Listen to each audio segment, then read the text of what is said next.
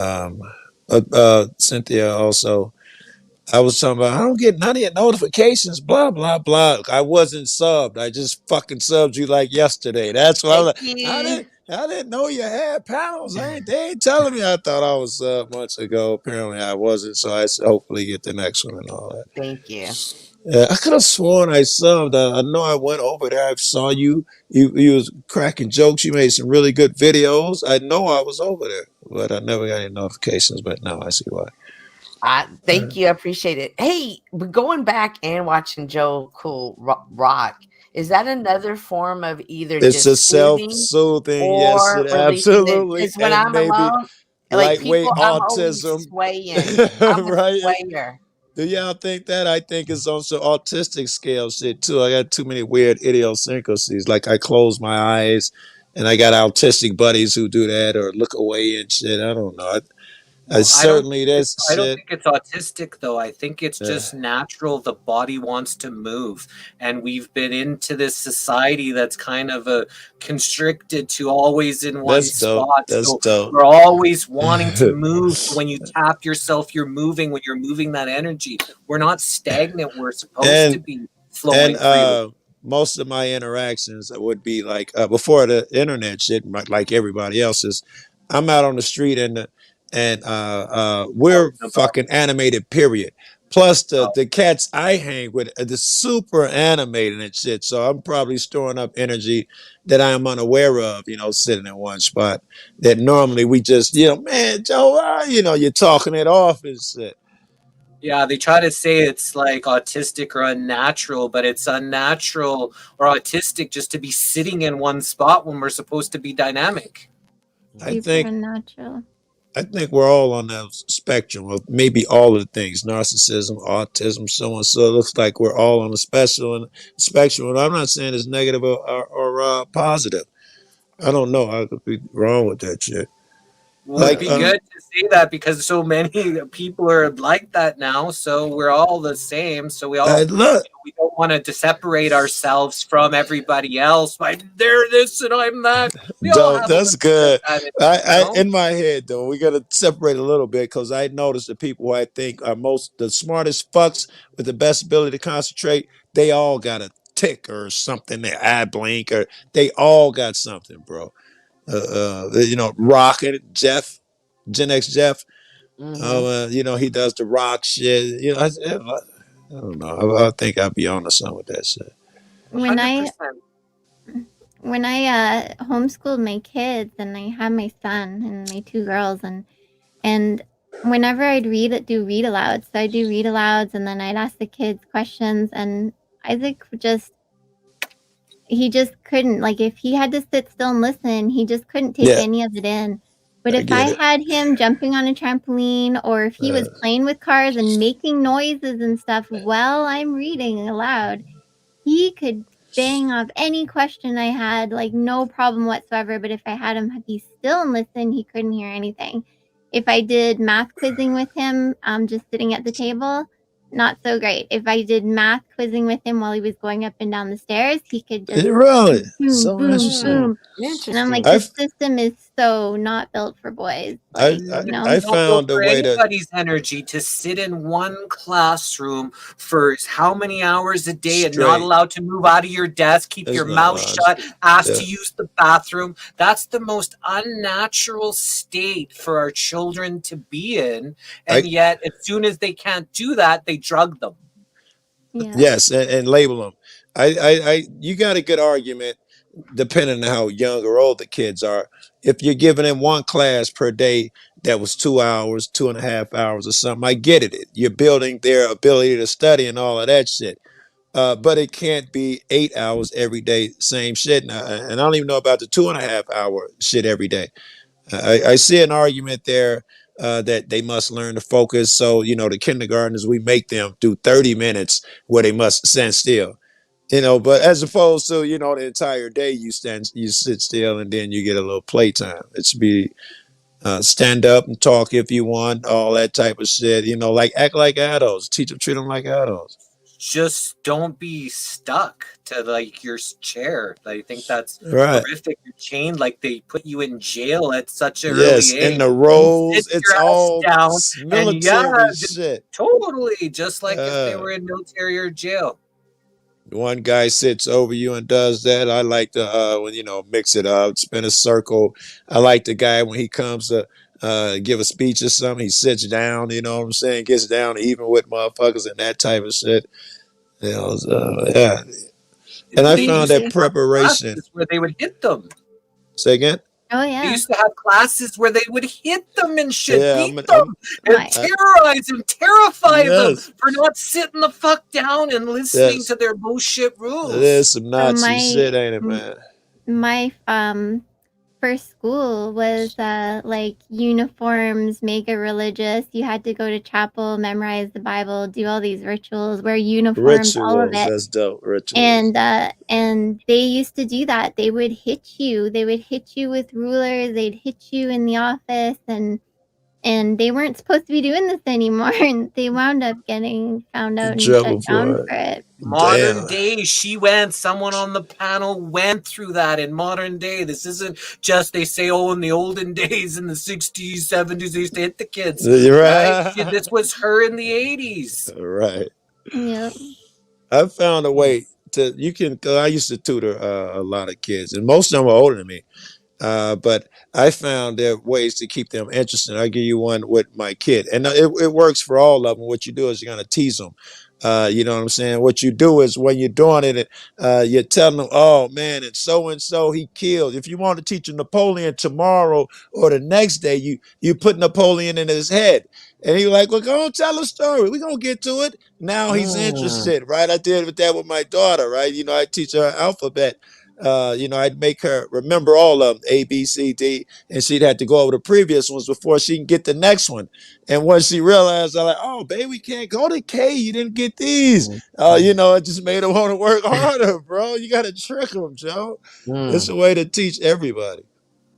But see, if they let them experience the things they were interested in and allowed the minds to go to stuff that what do you want to learn and do today? There's time for focus time. There's time for meditation time. There's time for exercise time. There is time for that focus, but pick what you want to choose opposed to what the tell us that we have to memorize, and most of it's nonsense and even lies. If some guy has an interest in, I don't know, in something mechanical, this guy has an interest in something natural, this guy in flowers or something, you got to make room to let him explore that interest. He may or may not stay with it, but introduce him to as much shit as possible, museums, all of that shit. Lots of options. Give them the options to choose what they want to do. We've never been able to do this shit. This is so dumb. Now we got this type of shit, Zoom type shit, right? StreamYard type shit. So I was, when I always used to reimagine this, I used to think you'd have to bring in some really special teachers for these guys. It still would help you, and that's what you still should do. But you'd be an idiot not to benefit from this cold teacher. He can teach motherfuckers all over the fucking place. Pick a day and spend 15 minutes with these motherfuckers and hours with these guys. And that cold teacher is now in my fucking neighborhood, which would have never occurred because it's just scary as fuck. Yes, that's a feasibility now. Captain, I forgot your name, but my God, you're quiet. Peter. Show him the bracelet, Jesse. Okay, so this is Peter's bracelet. He was on the missing link, and he sent us these bracelets. So they're medical alert bracelets, just in case you pass out. They're not going to inject you with anything beyond your will, what they might want to inject you. So this helps people. Wait, that's dope. I used to be allergic to penicillin. I used to have one of those, but I outgrew it. Yeah, same thing except for the new bullshit. I was about to ask you, are you guys saying They don't necessarily have something, an allergic reaction or something. You just don't want to put shit in you, and that's how you gonna let them know. Totally. If it's I'd on be all you, right. and if it's on you when they come, if they ask to take it off, they have to put it into your record and into your file that you do not want to accept this. It helps you remember in a case that you're ill to make sure that you tell them right away, especially they're going to ask you what's on your wrist, or don't take it off. I need this on me to make sure nobody injects me with shit. Yeah, and if they do take it off in hospital, they'll put it in a bag, right, with your wallet and your jewelry and your watch. And then when you leave the hospital, you'll just say, "Well, where's my medical alert bracelet? My medical alert bracelet." And then at that point, you can ask them, "Did you inject me with this nonsense?" You know, and if they did, then then you've got a statement right there, right, to say that no, I didn't consent to this. Right. Yes, you absolutely have a "I did not consent" statement. It's in your plastic bag with your wallet. Like course of action, if they actually did, you could be pissed. Right. Yeah. So and I put it on every morning. It's just sort of like it's an inspiration thing that I'm still fighting, resisting. So I put on my bracelet every day, and I don't know. It's just, it helps me get through the day and helps me to remind myself that I'm on the right side of history. Peter, tell me more. All right, about what other right side of history are you on? Well, that we love humanity. We love each other.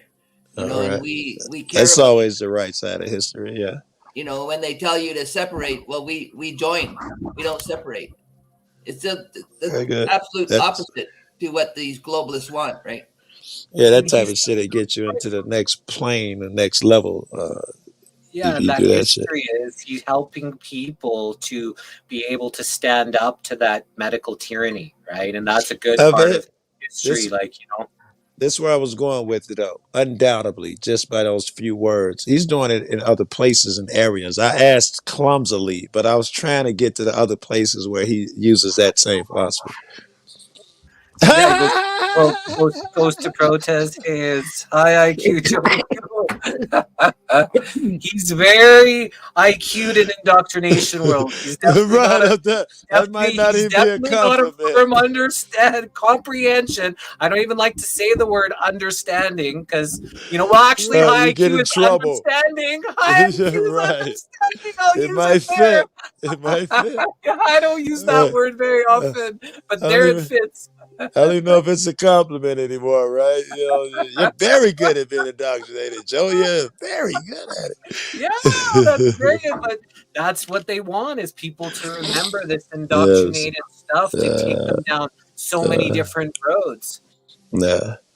As an adult, I worry about that indoctrination shit less because my old man was a really big liar. I learned early on that everything he told me was a fucking lie, and you had to question everything. So I've been on that path and getting in trouble my whole life with the teachers. I ask too many questions, you get in trouble, to confront them too much and get in trouble. Same way now. By now, I guess I'm trying to say I've sussed out everything. I don't even trust motherfuckers no more. Sneaking out the back door with a bag full of presents every time I come home. Fatty. I was a big questioner too at home in school, and it was one of the things the teachers would get annoyed of and stuff. But I'm like, I had lots of freaking questions. Like, I just never stopped asking questions. And I used to embarrass a lot of them, when I tell them they're wrong from a kid. Oh, they would hate you the rest of the year, bro. I made enemies. When I inherited my buddy's 3 kids, he died a month before his 3rd one was born. I at 6.5 months is when I met him, and they were in foster care, and I helped his baby mama, his girlfriend, since they were young to get the kids back, and then I helped raise them, right? And when he was, started talking, he asked everything, and I just answered him, and I just answered every question, so he wouldn't stop asking questions. So anytime he went over for sleepovers, like my sister and her boyfriends, he's like, "How come he doesn't stop asking questions?" It's because I don't stop answering them. It doesn't. They said they did a study to find out what was it, genius, your parents having genius kids. They were trying to see was it genetic or something else. And they attributed it most to those genius parents include their kids in on everything. It's natural. Most parents, get away from that. It's hot. No, they'd be working on some type of astrophysics shit way over the kid head, and they would not push the kid away. They would explain it to the nth degree. That was the difference between people who had intelligence kids with the ones who would spend time and explain with shit that a kid probably didn't even, that most of us would be like, I did that with my kid. It was some quantum physics came up, and I went and talked about it. I'm like, it's just, complicated. I tell you, no. I had to find a way to tell quantum physics to a 6-year-old or something as best I could. But I love that about her, bro. So no, do your best. In the 90s, when computers started to become prevalent everywhere, they said that human intelligence was doubling every single day. So imagine from the 90s to now how astronomically intelligent the shorties are. The new generations get more and more intelligent. And that's hence why this, programming, this matrix, why it's, so programmed in to be dumb. I would say they have the ability and abilities we didn't have, especially in this age of the computer, blah, blah, blah, blah, blah. But because they've all the programming is the same way they put presidential candidates, they put TikTok, so and so, all shit choices in front of you, generally speaking, and it teaches them to be dumb and not know the difference between a state, country, continent, blah, blah, blah. So I agree in some metric, they probably are smarter, but they couldn't pass a test that me and you would have crushed in our era. They don't stand a chance at the same fucking test that we took. Don't let it be. Don't put geography on there. They're doomed. Most kids nowadays can't name 3 countries and shit like that. This is really horrible. Totally. And just welcome all of the 93 people that are here with us live. We have the StreamYards link posted if you want to come hang out and chat, say hi. It's an open panel, and we're just gonna we like this to be able to talk with our friends and just share vibrations. We want to keep it as high vibration as possible. Watch some of the buzzwords if we're going to say some of the last 4 years stuff, and just speak as freely as you want. A place to feel safe and just be who you are. If you're wondering, you can't see the people on here that are on Rumble and a few other places. So yeah. There's 71 on Rumble right now. Are there 2 different YouTubes? Because I see YouTube. I did. So High Vibe Love Tribe was what we started with. We wanted to have people there, but we only were having around 6 people there. So then we just, after we started, just this panel, more people up here, then we just added the missing link live to get more people on YouTube. Gotcha. So that's when the number, if you saw it, jumped, is because we just added that stream to it. I just couldn't figure out. I was like, how come I can't see the comments? I could see them here, but you ain't noticed that when he's doing the missing link. I mean, like, where are these fucking comments? I figured it out a long time ago, but I used to, what the fuck? I didn't see that. And then he'll say, the numbers. I figured it out. I had a friend I'm going to invite over here too. I think she got the right vibration and all that shit. She's intellectual, and I hope she don't hear this, but in my opinion, she's not built for the tougher rooms, right? I'd feel safe bringing her over here. I think she'd flourish in here, blah, blah, blah, blah. But don't say that, I don't want to hear it, especially with the HAT word. It's just like, that's good she hears it, because otherwise you don't say it. I would never say anything that was important for the person, or that I could say it to somebody's face. I know she's sensitive as fuck, man. She got a little of that jack shit where she takes shit. You're not allowed to have your opinion about her. it becomes, why are you lying on me? No, that's just my opinion. I think you're being emotional right now. You're setting forth a narrative. She got a little of that in her, right? She's a little sensitive. So, I want her to have a good fucking start here. And she's the loveliest fuck in the world, right? She'll go back in the stream and she'll watch it like this. If I tell her, and she'll go back and see what we talked about, and you know what I'm saying, and be as kind and polite. She's like really sweet and leave way too long messages because that's how she is. Uh, and she needs a place, right? She's been beat up, and that works against her to her detriment. That sensitivity, you know how it is in these streets. So a lot of other friends that we had, she tried to go in there and be nice, and she ended up getting her ass tore off, and she's too sensitive about it. Some troll tearing her ass off, and she's way too inquisitive. But why do you say that? She's trying to explain herself to a troll that's trying to fuck you over, and that shit drives her crazy. She ain't built for these streets. And so she's a bit of a hermit, and that's an understatement. But I think she's fucking incredible, bro. So this is a good place because, there's a lot of craziness around, and we have to have protected, sacred spaces where people can come and not have to worry about getting attacked and things. And that's what the High Vibe Love Tribe is about, is creating that sacred, safe space that, we want to keep it as high vibration as possible. I told my girl, after I was cleaning my bong, I was like, oh, fuck, Jesse, text me earlier, blah, blah, blah. And I was telling him, telling him about you. And then, because she know about you, Cat. So I was like, yeah, the cat I was telling you about, the girlfriend, blah, blah, blah. And like, yeah, and they got a really cool room, just nice. And I'm like, oh, fuck. I'm the worst nigga in there. I'm the biggest threat to fucking up the vibrations, probably me.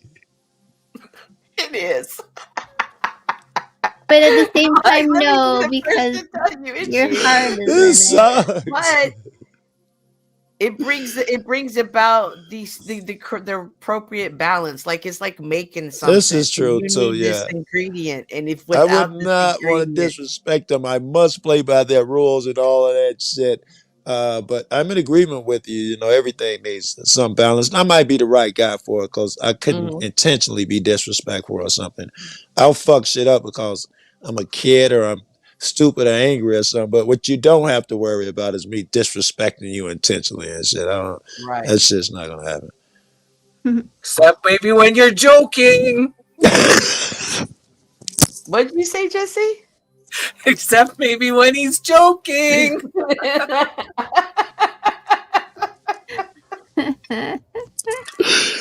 Oh, I also told her that today too. I was like, you remember about the joke?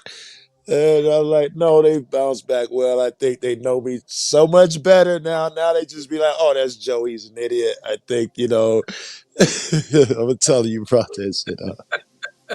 I told you you're going to keep remembering that forever. That'd be a good thing because I'm way too loose with my shit. Everybody been telling me that all my life, bro. All my life. And anytime we can have a situation where we can all laugh so much about it, it's what a cool way to always just lighten the mood if it ever needs to be lightened. Yes, yeah. And that's cool about, I don't know, what is that word? Unconditional love shit. The closer when you hang with God's kids and shit like that, you get that forgiving shit. That's that's what it is. You can be a bonehead and you're still going to be loved and accepted. Even if you get yelled at, you'll be all right tomorrow. it's still with love. Still with love when you was getting yelled at, right? Yeah. Yeah. All right. I just clean this motherfucker out. Let me put this motherfucker to use, man. I'd be able to alcohol treatment. Put ice cold water in there. This bong should hit pretty fucking. Hey, what percentage of alcohol do you use? Because I was watching somebody and he said that if you don't use 99% alcohol, you're not using anything that will actually really get it clean. But I felt that I do get it clean with my little 70%, but it's not as clean as what he gets. I wonder what percentage I'm using, because I have to really shake the shit around. This is like 3 chambers and shit and small valves. It's really difficult to clean this motherfucker. But I also it helps. I get like long Q-tips and shit and rub against the wall. Perhaps if my shit was a higher concentrate of alcohol, I wouldn't have to take that final step. I don't know. I'll check. It doesn't matter if it's 3%, it's still going to clean it. 70% is going to clean it. It's just that if it's 99%, it's just going to maybe save and just maybe do it a little faster, maybe get a little bit thorough, right? Because it's a higher percentage, right? But it's still going to clean it with 70. It's still going to clean it with 3% hydrogen peroxide, right? Any kind of that stuff, that cleansing stuff you're going to put through. You got to remember. This is why alcohol works and some other shit may not. It ain't just a matter of cleaning. It's like you need shit that gets sticker. Like if you pull a sticker off of something, your substance need to be like that, because the weed makes everything sticky and tarry. Oh wait, hang on. So you need cutters. See? And so you need something like Dawn or something that's gonna, like Goo Gone, whatever cuts sticker residue would work good in these fucks. And alcohol is good at that. Whenever I take my sticker off the window or something, I use alcohol. It comes off WD-40, all that bullshit. Does lots of heat work? Because I know when I'm taking stickers off of things, it's logical. I haven't seen people try it, but it's logical. And I wish I'd have thought of it, because my guy does dabs, so he always has to keep a torch. That I could have loosened it up and then put the alcohol in there and got it off. Because some of them in them chambers, I just couldn't get the shit to come off. And I understand, because, you hit this motherfucker a few times, it's just like tar. There's got to be something you could do with this shit there. My goodness, I feel like I'll be throwing away all the good shit, bro. I learned one thing by accident, and that's oil of oregano, because one time, like, the top broke on an oil of oregano and it tipped over. It's like one of those rubber squeeze tops, and it melted some of the black rubber, and I was like, what the hey? And then so I couldn't use it anymore, but I was like, I had this tar from putting up drywall in a room across a white door that I couldn't get off. And so I went and just tried some of this oil of oregano, and it totally took it off like nothing. So you could try oil of oregano. And that's logical, right? Because this is how we'd have done shit before. Now we've become to, if you want medication, you go to the store and it's in a pill. If you want something, it's in a spray bottle or so and so. But those same ingredients we probably used for the last few thousand years to do it ourselves. And we've been trained that it's better if we go here and do it. So my mom's from down south. She's got a home remedy for every fucking thing. Oh, we're going to get some witch hazel and some earwax. We're going to mix something together. She's country as fuck, bro. That's me too. I love that stuff. Have you ever tried the vinegar and put some baking soda in it, and then just letting it that reaction make may clean things with a little more naturally? Yes, she thinks vinegar cleans everything under the sun, and she's a big proponent of it. If you leave your clothes too long in the in the washing machine and they sour, that's her solution. I learned that from her. And Windex gets out carpet stains in the carpet.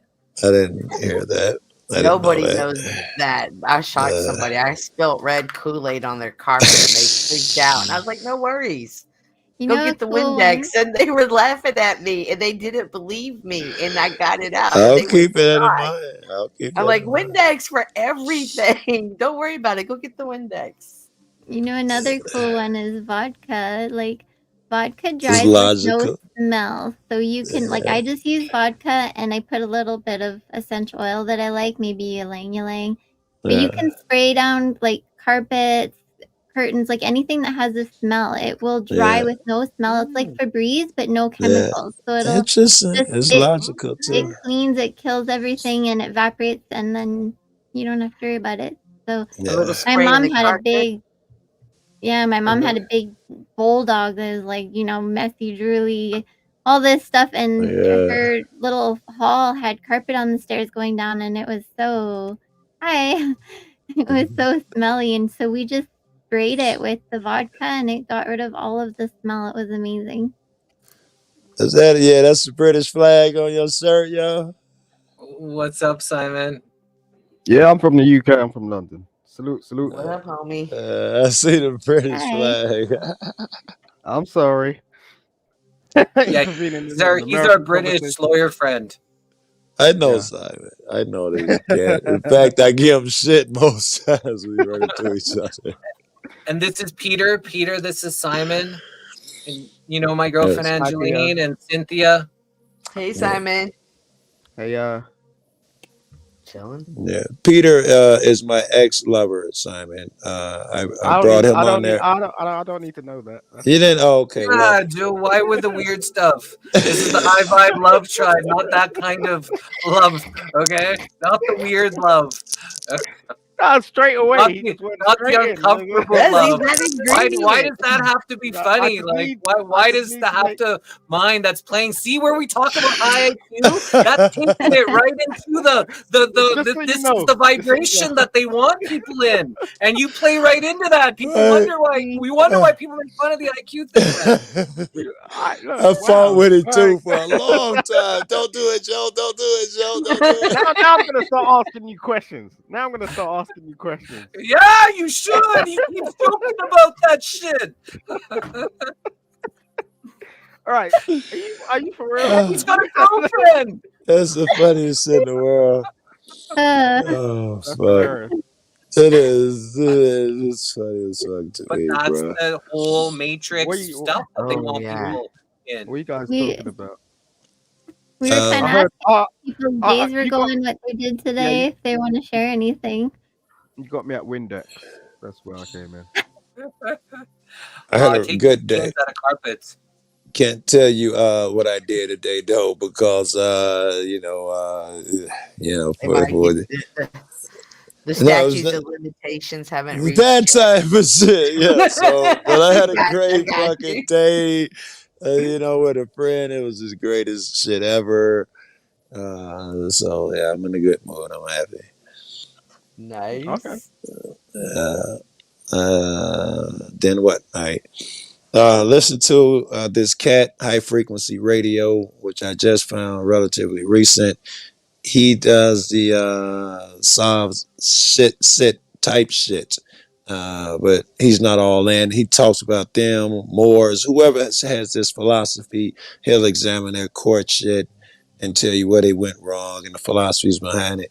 And he's the greatest shit about him is he can communicate with a layman like me. Like when the wizard may know these things, we can't communicate them. So it's damn near worthless if you can't.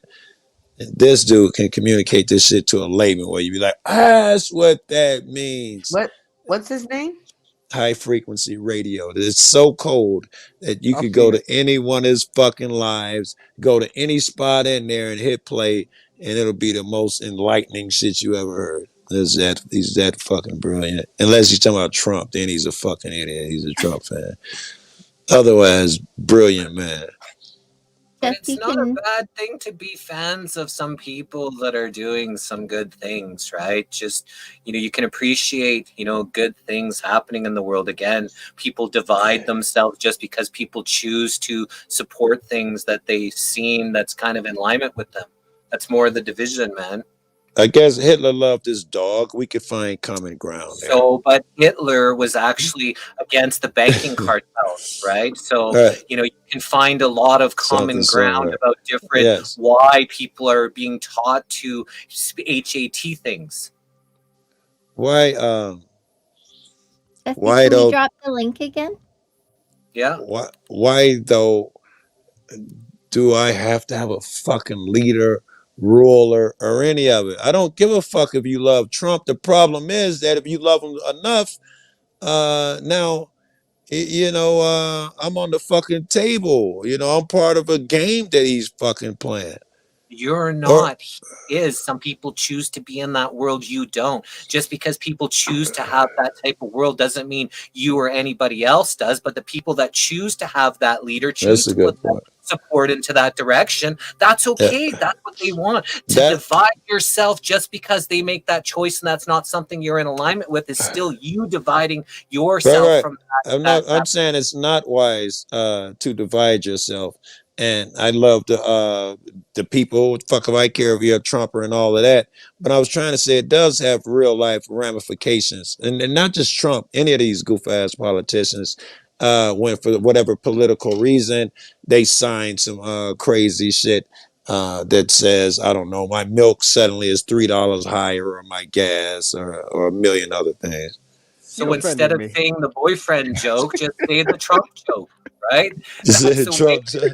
Yeah, make them, that's a Trumpy, right? Make it into a joke, right? To get them thinking about how and why. Why do you keep calling me a Trumpy? Because you're voting for a leader. We don't need leaders. It's a good trust me, I jab motherfuckers with Trump all the time. You need to justify that last statement and retract. Jesse. I don't know what's do something. Yeah, you forgot it already. And this is the thing. Yeah, by the time my mouth stopped moving, I'll probably forget what the fuck I said. That's why he hits the bong again. Right.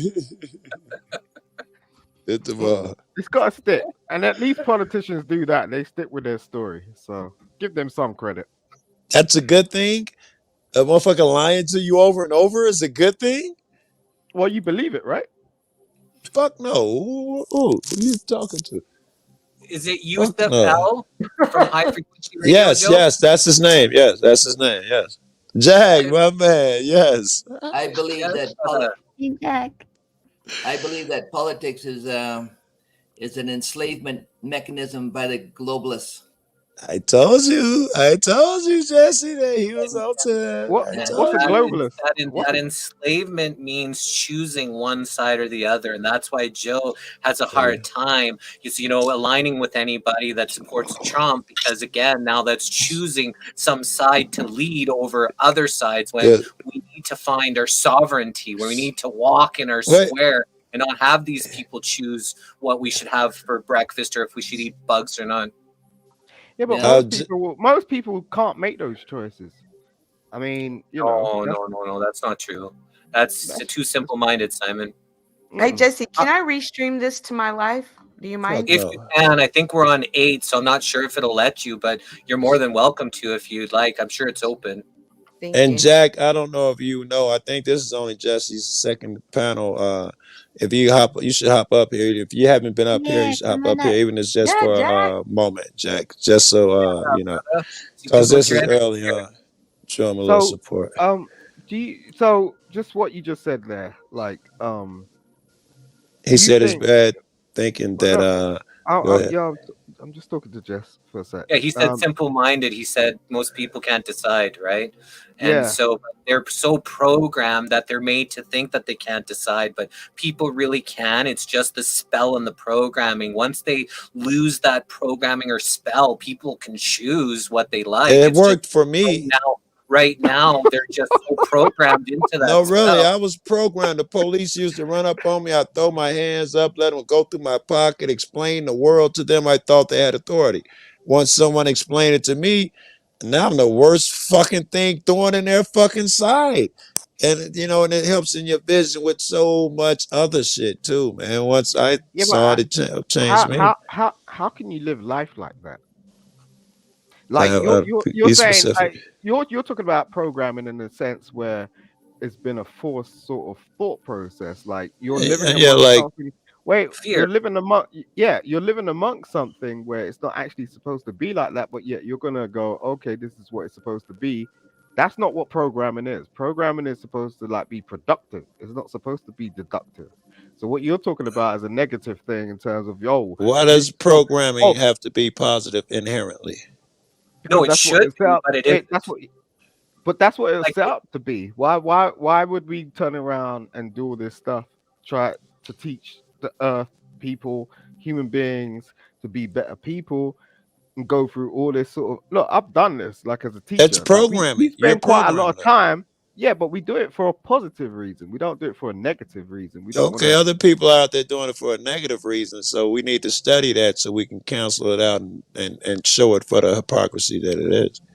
So we interviewed Jason Christoph, and he's a self-sabotage coach. And part of the programming is for people to sabotage themselves. So if you're living in a sabotage yourself state, that's that programming. You're not going to excel like you should because they have you sucked into consumerism, technology, and all the other things that have you in that programming right from sitting in a classroom when you have a bunch of energy to shut your mouth. You can't even go use the washroom on your free thought if you need it. You got to lift your hand and ask. It takes people away from their unnatural state, and right from there the whole vibration of programming, accelerated through the media, accelerated through marketing, accelerated through music, accelerated through movies, just hammers it into people that it's hard for people to see and say that they've been programmed. It's because the ego doesn't want to let them tell them. Exactly. You saw John Travolta when he go buys a car or whoever, they go through this. They use a credit card or whatever thing. If my car breaks down, you call the mechanic, call so and so. Whatever it is, you've been programmed to follow a certain set of procedures to get a thing done, and you don't even know it. You know, like shit, got a pothole. I got to call so and so. Call the alderman. That's what you've been programmed to do. You've never thought for yourself, what would I do if there's a fucking hole in the middle of the street or any of these things? If I have to, what do for self, right? Why would I call the police when I can get my buddies? We can get this drunk thrown off the property. Why would I call the police? You always think, oh, call 911. There's a trespasser. They taught you all that.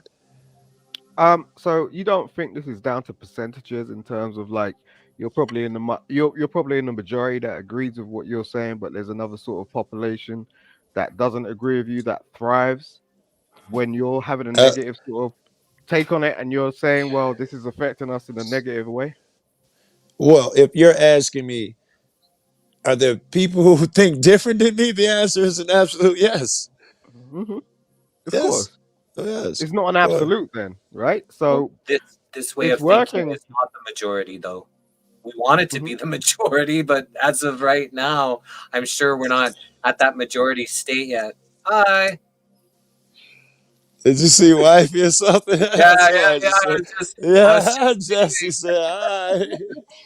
Suddenly became interested. Yeah, no, but it's true. I mean, I just think hey, what's up, Jack? I think here we go. Here, yeah. Salute, sir. Look at the big smile. I always like to see Jack. Yeah, I'm just saying, like, we always do this thing where it's like, oh, there's like we're in a negative sort of situation where in fact, you know, many people are benefiting from it. Now, if you're not benefiting from it, how can you benefit from it? That's what the mind state should be, rather than sort of like, oh, you know, I've suffered from this, that, whatnot. When you're saying you should take full advantage of it, is what you're saying, yeah? Do join every government program possible, take advantage of what's out here. Mm-hmm. Exactly. That's what it's there for, right? That's what it's there for. The beast. It's not. It's doing the opposite of what it's there for. It's the actual beast that keeps feeding and feeding and feeding and getting bigger and restricting people's freedoms and feeding and getting bigger. It's not doing what it's supposed to. All right. So if what you're saying is true, as an actual factual, how come, like, in terms of the statistics, in terms of like global wealth, that figure does not change? Where, you know, I think it's a mind state. It's like the same people that are in this elite sort of situation, which we keep sort of referring to, does not shift. What does that got to do with what Jesse is talking about? That it's a horrible so and so. And it has shifted, so you're wrong. They've actually got more of a slice of the pie. The rich get richer. The whole entire world, say, had maybe 50 to 70% of it. Now it's gone down to now it's gone down by half at least. They keep controlling, they keep feeding, and they do it. The gap gets bigger between the rich and the poor. How is this a good thing? All right. Yeah, this is like a cradle to the grave type conversation. How does the gap get like larger between the rich and the poor when the more niggas like you participate into it? It grows. Wait. You see what just happened there? You got a black man calling another black man a nigger. Yeah, on I a don't panel. like that word too much. So please, Joe, I know that's one of your words. That nigga trolling. Fuck what he talking about. But please hear that's a hard word for me to hear. Thank you. Well, that's a hard word for me to change, man. That might be a deal breaker. I know, Fuck that nigga trolling ass. All you have to do is just do that respectful thing. Just know that we just try not to say that word. Fuck you, bro. Fuck this shit. He think it's funny. Fuck you. I think it's funny because it just demonstrates when you're talking about something that is supposed to be progressive, you're regressive because you're talking to somebody who is potentially in a position to do something and you get antagonized about it straight away. It's just, it's a bit touchy because I ain't been here before. I want to regress into my own feelings and do this. Yeah. It's like, no. That's when you're dealing with sensitive people. They see it as regression. They take offense to a word like that. If I say a cat and you take offense to it, I'm not responsible for you, bro. If you take offense to that shit, I'm sorry. I can't be responsible for that shit. You know I meant no fucking offense. And because you told Jesse, oh, I'm offended and he reacted, nigga, you get no break from me, bro. All right. How are you doing, Jack? Did you do anything good today? Oh, I don't know. Yes, I did. Today's another. I saw a little good at least, but go ahead. I got a little good that you did today, but go ahead. What'd you do good today? I talked to my mother today. Very good. I think the panel went pretty well. We had you and Margot made a little at the end. That was impressive. Yeah, your arch enemy, you know. And with that, I reflected and I learned some things about myself with Margot today. I'm going to grow from that. I like that shit Paul said about her being your biggest teacher. Woo, woo, woo, woo. I love that type of shit. She's been interesting. But then somehow I still found ways to offend a few people today too. So I think I'm Imagine that. I don't think there's a way around it. Just remember, Jack, it's that balance. It's the balance. That's dope, son. It's not important. Yeah. Paul said something like, you need to learn patience. So I don't know if he said God, but maybe she's here to teach you the patience that you need to learn or something along those lines. And it rings of what Sent is saying, what just said, with it's that balance. It does seem like you need both sides. It sucks, it's torturous and all of that shit. But God, I hate to think of it, but that may be true, man. The trying times balance you, and that's what make you better in the good times. You don't realize how good is until you know the depths of bad. It sucks, but it might be true. Yeah, I mean, maybe people bring on bad times on themselves. Like we do. We're not in wartime at the moment. We're in peacetime. So be in peace.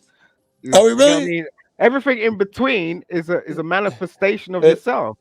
I'm hooked on are we at wartime? I'm not so sure we're not at war. We might be bombing 3 different countries right now, paying for 2 or 3 more countries to be bombed. I'm not so sure. We've been at war 90-something% since the inception of this country. That's what we do here. I think it was like 15 or 17 years in the last 250 years that USA hasn't been at war. Has not been at war. We're up over 90%. Yeah, 95 or 98%, whatever it is, it's been at war. But what Simon is saying is that just because the military contractors are selling their, money, selling their weapons to create this, false illusion of capital, bombing the shit out of people, doesn't mean you're at war. Doesn't mean he's at war. Doesn't mean Jack's at war. That's what he meant. I'm in agreement with him. These idiots that are at war is not us. And I'm doing the opposite. When people decide, hey, we're not going to put our taxes towards you idiots that are doing shit that isn't us. We don't want to support you, and when more and more people do that, the less they'll be allowed to, sell those bombs and do those horrific things and do the thou shalt not kill. Speaking of Trump, do we know if Trump is going to give Israel money? Has he spoken on that? You know, like Biden, just any money they need to kill motherfuckers, Biden just give it to them. I'm wondering what Trump's stance is on that. I'd be impressed if he's like, no, fuck that. I'd be impressed with him. It'd be a good look. It would be, yeah. So going back to, sorry, Jack. No, please go ahead, Cynthia. Going back to what Simon was saying, like we are at war, and y'all agree, but how many of us are at war with ourselves? Earlier, Jesse and we were talking about now more than ever, he's seeing a greater awakening of people than he has in the last 30 years. So how many of us are at war with ourselves? If you're an adult, every one of you, if you're an adult. Facts. That's all you do is try to, it's your whole life is trying to better yourself. I honestly believe that everything going on outside of us is a reflection of the things that are going on inside of us. Like, that's it. Which is why we really got to get ourselves in peace here so that we can figure out how to move in alignment with Angelina, I said this same thing earlier, and I added a step and I said, and it's really fucked up because I think we're all joined somehow. And therefore, I'm not just putting out positive or negative for myself, but the unit as a whole. So enough of putting out negativity. We got a really shitty world, and how does my one little self now, you know? Ooh, we don't have a shitty world. The world is beautiful, man. Jesus Christ, this is the thing. Simon. It's like this goes as the glass half empty or is it half full? And I like that, Simon. Well, really, you got to say it's both, but I am talking about the shitty aspects of it right now. Of course, there's beauty. There's beauty here. Respect, man. This guy's antagonizing me. I need to take a breather. The Yeah, world is beautiful. It's a beautiful place. Have you been to Niagara Falls? Have you traveled across the ocean? This is a false argument. Go on holiday? Here. Look, come on, bro. Like, I'm not arguing that the world is not beautiful. I live in Colorado. Should I send you pictures of the sunrise that I work up to? That is not my argument. Why are you arguing that? I'm not. It's not what I'm saying. I'm talking about the shitty aspects. Clearly, I'm talking about the shitty aspects. No, I think he's disingenuous. You're right. All right, I'll shut up. Let him get you off your balance.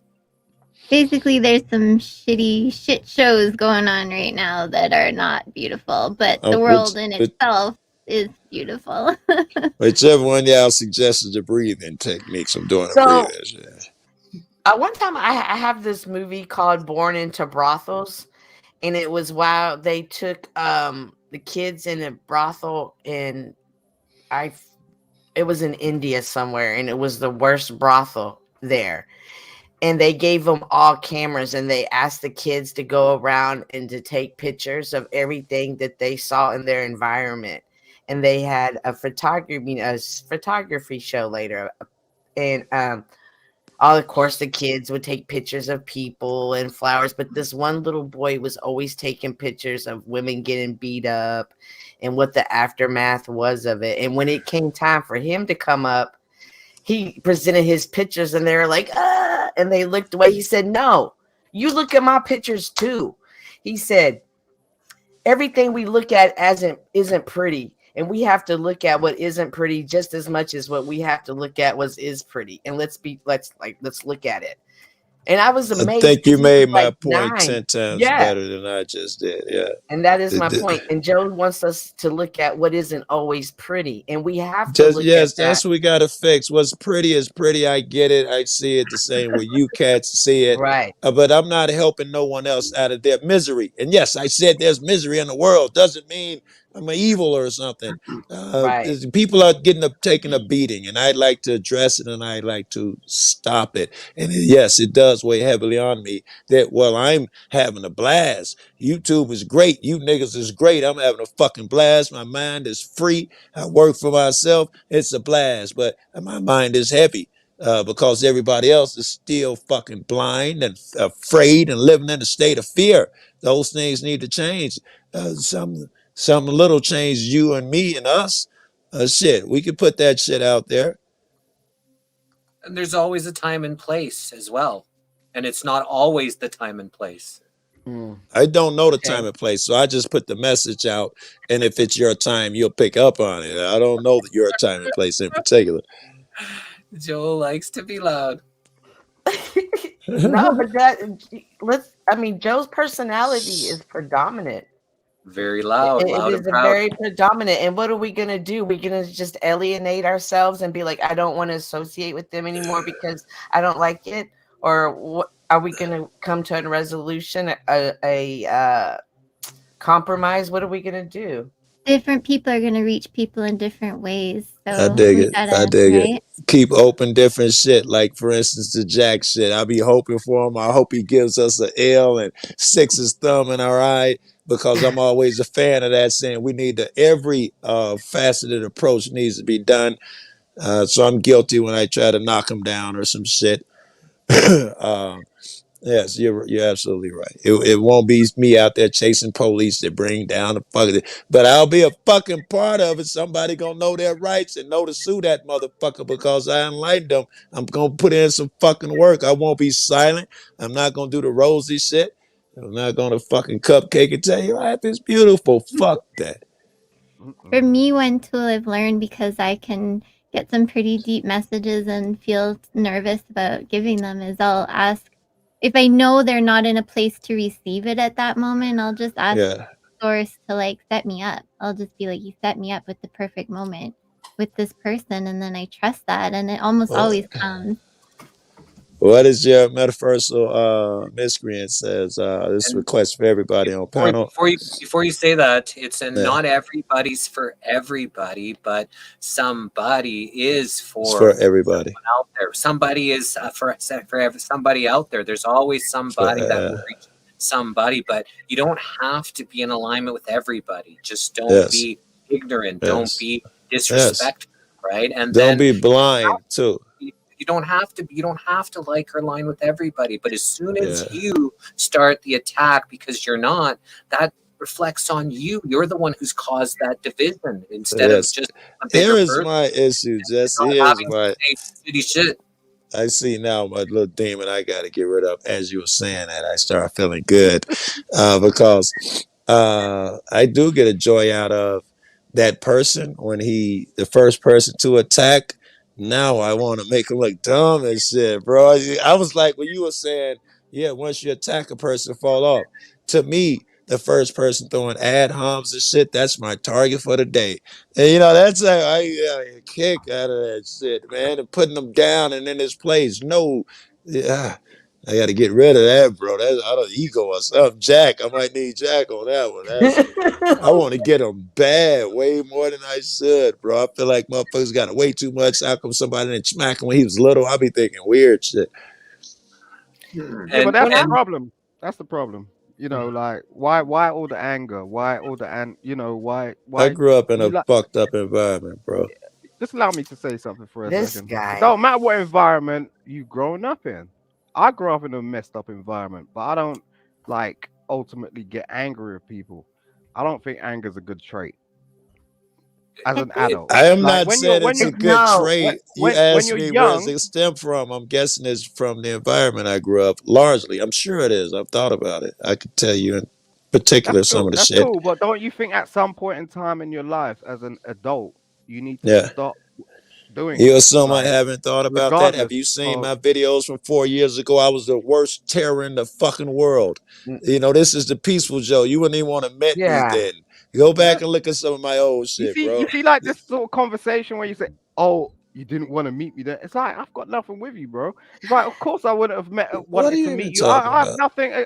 I'm just trying to make a point that I was more aggressive then than now. I wasn't trying to go heavy. Of course, but everybody was. And everybody's evolving, right? And that's, we have to have that. I'm doing really good, man. I tried to bump that motherfucker about 5 years ago. Joe's point, 5 years ago, he wasn't so nice to talk to as he is now because he was a lot more abrasive. He was a lot more pissed off. He would have seen so much shit that he was coming out with, guns a-blazing most of the time. That shit was horrible, bro. My options were a lot harder to be around. And a lot of these philosophies so was I. I'm just saying, so was I. And a lot of these philosophies is my first time hearing them. A lot of them, all these different communities and philosophies and solve shit, truth for shit, and all of that shit. So it's like I'm trying to do some type of advanced class. I don't expect to be as advanced as motherfuckers have been doing this for 20 fucking years. But I'm kicking ass. I already feel like I'll give you fucking Jesse and Guru. They got me on some shit. But most of you motherfuckers, I'm in your ass, and I only been doing this for 4 years, man. Joe, Shit. do we really need Joe, that side of the fence talk? But I could even give testimony to how sitting on panels with Joe, and I don't think we've sat on maybe 25 panels together, and just that growth in that short amount of time of him being corrected. But there's a different way when you're going to correct somebody. How are you going to approach them? Just like we were talking earlier, everybody reaches somebody, and then meeting the different communities, he's meeting different, along with coming with different thoughts and ideas, you're meeting different personalities. And my community, by the way, my way of communication is very effective. I was a peacemaker. I could always go into neighborhoods and cross boundaries that other gang motherfuckers could not do. I was always seen as, that guy is charming and charismatic and all of that bullshit. My shit flies a lot better in my community than it does out here. That's for damn sure. I could see it.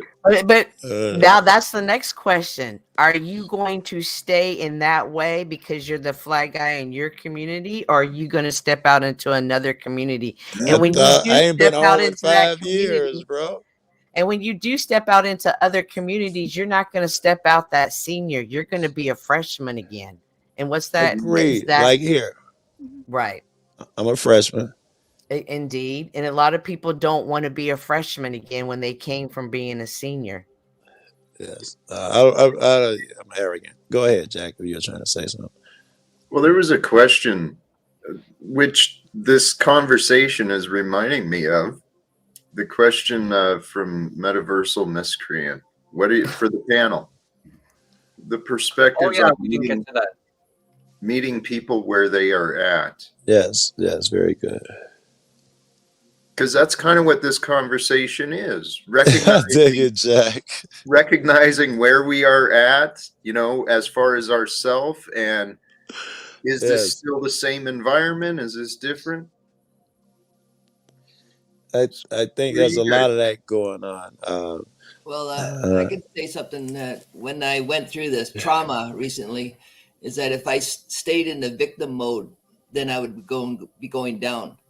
But it was up to me to take a hold and realize I was thinking that I'm a victim. So, poor me. Then I do the drugs and I do this and do that, and then I get hooked on addictions and here and there because poor me. This happened to me. Why did this happen to me? So what happened to me was that eventually I turned around and I started helping people. Instead of me asking for help, I started helping people. And then I gradually got out of the victim mode, and I started becoming very, very happy. And I learned how to forgive and things like that. It's totally awesome. I dig it. It makes you healthy. When you give something away, that's when you get more. You got to give shit away to get it. I totally agree with that shit, bro. That can work both ways, though. Sincerely, there's people. I was looking at myself. I used to overextend myself trying to help others. Yeah. I needed help. I wasn't asking for help, and I wasn't really doing anything to help myself. Yeah, that's true. So that can work both ways. That's interesting. Yeah, that's exactly right. Yeah. Some people don't know how to ask for help because it's seen as a weakness, or you're what kind of man asks for help? You should be able to handle it, and if not, figure it out. So some people don't even know how to ask, or they don't even know they need help. It's not just a man thing. It's both man and women. They don't want to be seen as weak, so it's hard for them to ask for help. It's worse for men because a woman can go talk to her best friend. Guy can't say shit when he's in trouble. You keep it to yourself. A woman can go talk to 8 motherfuckers, and apparently is healthier for them than it is for us. That's a misdemeanor because, I've got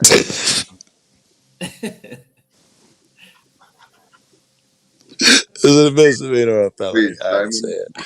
What were you saying? You got to be strong to ask for help. Weak people are the ones that can't ask for help. That's the inversion that people have been programmed, that it's actually weak when it's actually strong, because we're stronger in units and teams when people are working together and helping each other. That's strength, not weakness. But somehow the ego makes it think it's weakness. It's logical. Actually, me too, that's a trauma response, to feel that you don't have resources and that nobody will help you, or that you can't ask for help. Those people that kind of isolate themselves, it really is kind of a trauma response. They feel alone. Yeah.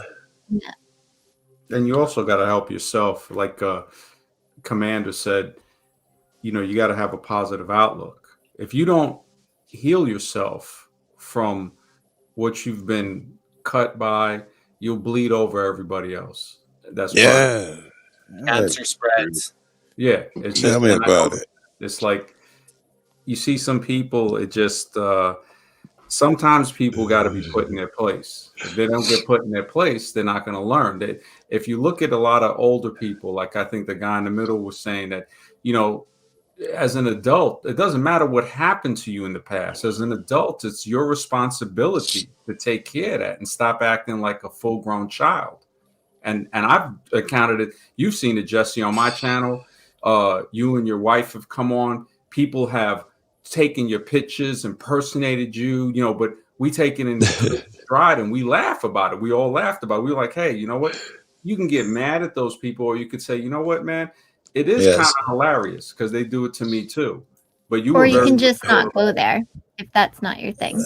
That's an option too. I think it's a funny thing. If you can't laugh at yourself, how can you really laugh at other people, man? You know, you that doesn't excuse things though either, right? But everybody's got a humor, right? Some people may find that funny and some others may not. Just because they don't find it funny doesn't mean there's something wrong with them. They're just different. Oh, absolutely great. They look at those things. How you respond says a lot about your character. When somebody criticizes you, how you respond says a lot about your character. It tests your character to see how you respond.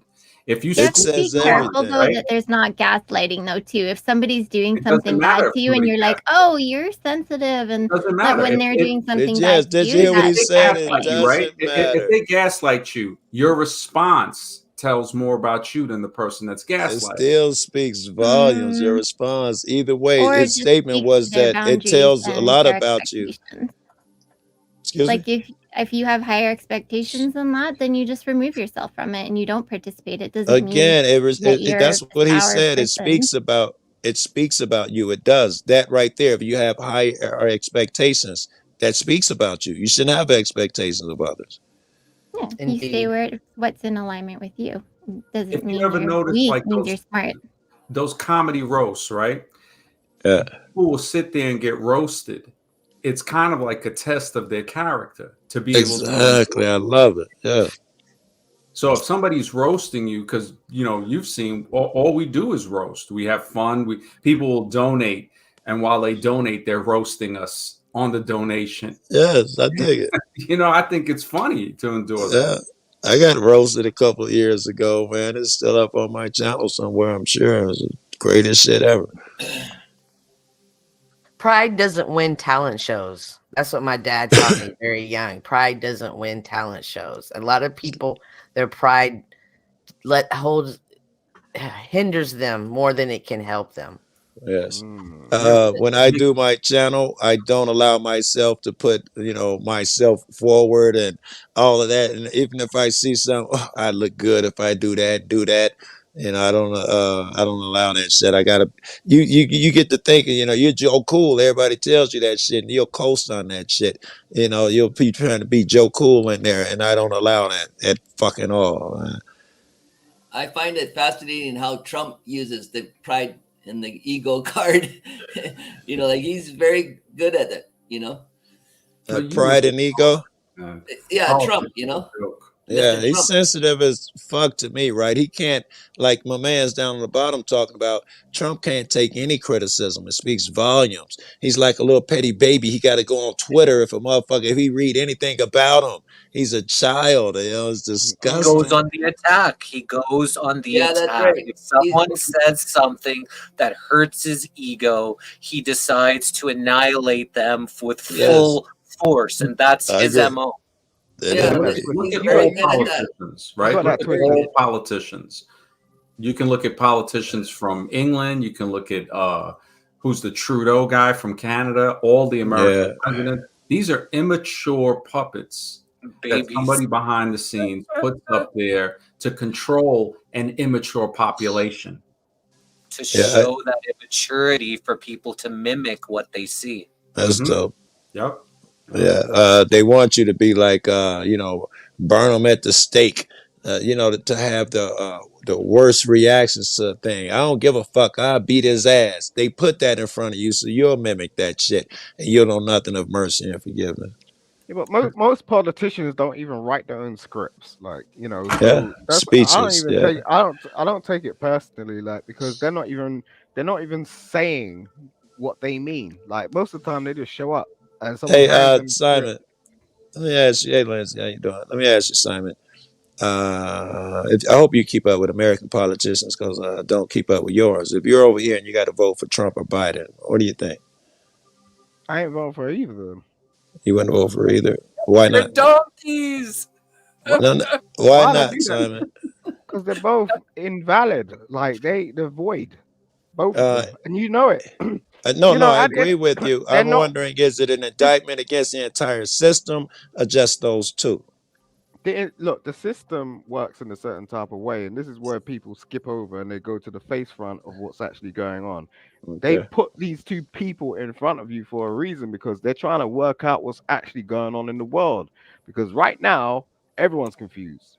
So they're trying to work out in the background, how can we get the best person to step up maybe in the next 5, 4, maybe 10 years, because it is that confused right now. Like there's stuff going on.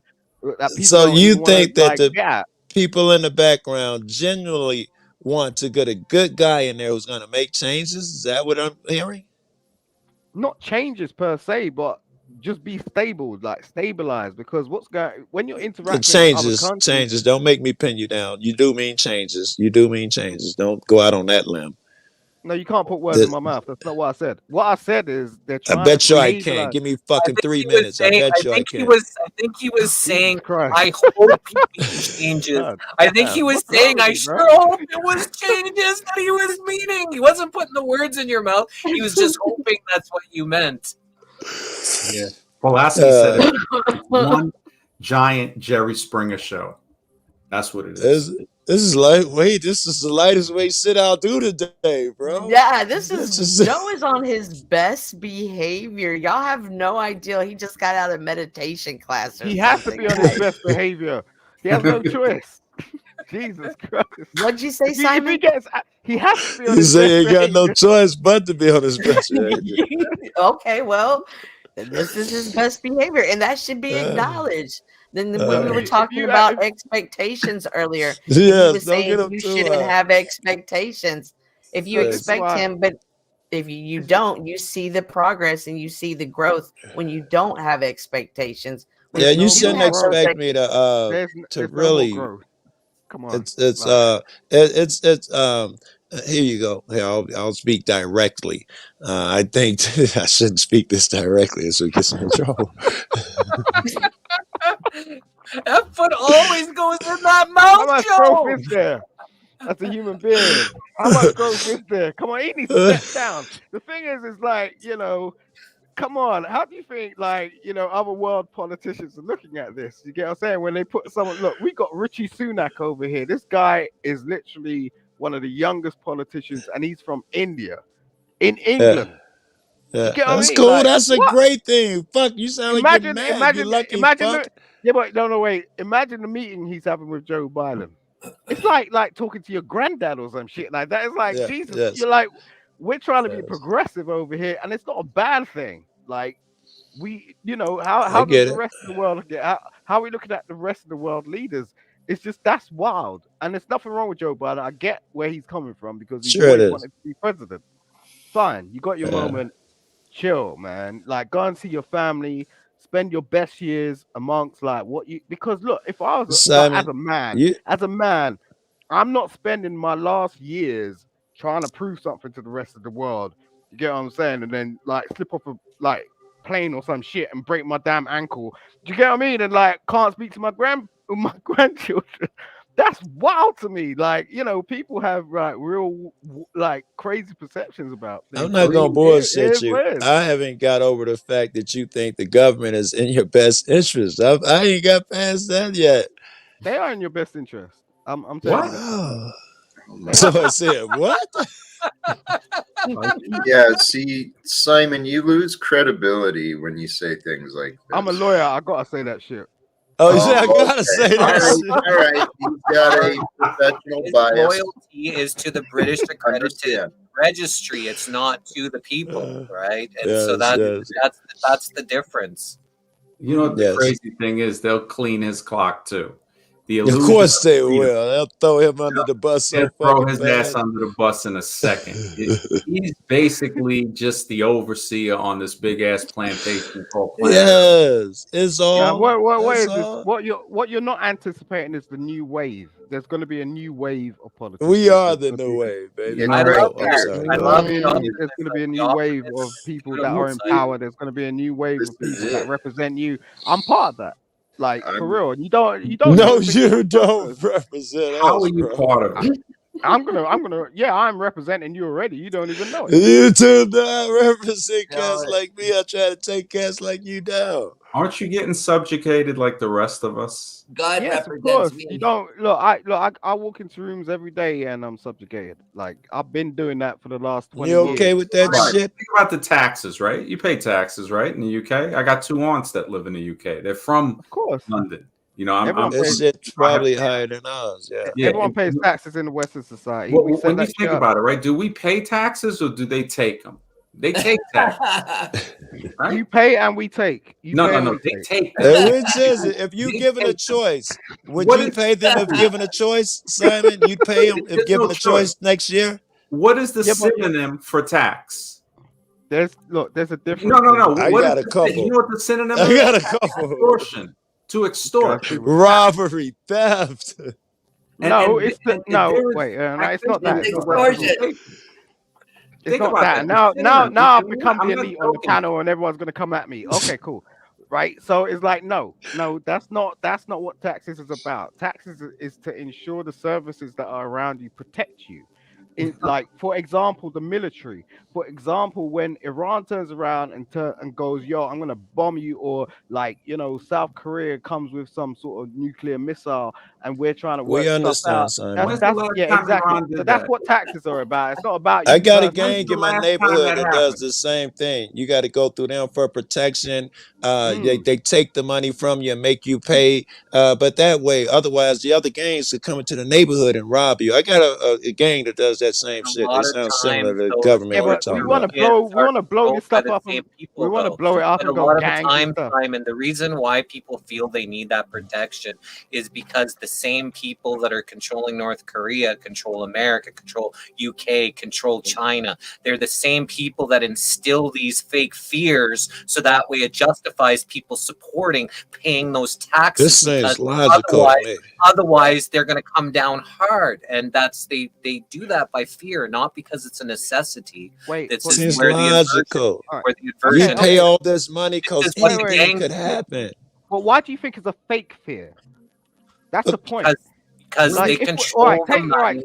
They control the bombs. If they didn't make the bombs, there wouldn't be any wars. When's the last time you've seen an Iranian, Simon? Wait a sec. If it's a fake no. When's the last time you've seen an Iranian in Britain? You haven't, right? No, we have. We have lots of Iranians. Have they bombed your country while they're there? Has the North Koreans been there? There's been terrorist attacks. When's the last? No, it wasn't by Iranians, right? Yes, it was. Really? Yes, it was. Really? Yes. But is that what they told you? Cite the event. What event did that happen with? Iranians attacking London. Listen. Anyway, what I was saying is, take away the taxes. Stop paying if that's what you want to do. You can't stop paying. If you can stop paying the taxes, unilaterally, the army to come after you. You can also go, yo, we're all people. Stop paying. Taxes is not a choice, Simon. You're a lawyer. You should know that. No, look. It is not a choice. If people actually banded together as a community, fuck around and stop paying them and watch what happens. No. I'm just saying, stop paying them and watch what happens, man. You can change your status and your status. It is actually a choice for Max. To pay the tax. Try to change your choice. Try to do that, Commander, and see what happens. That's what I'm saying. If you really think can change your status. Is a choice, right? You're insane to pay it if you didn't have to pay it. The reason we pay is out of fear. All right. So what do you think people like Google do? And I pay the taxes because I know the situation. When you're talking about like, it will come for that ass if you don't pay it.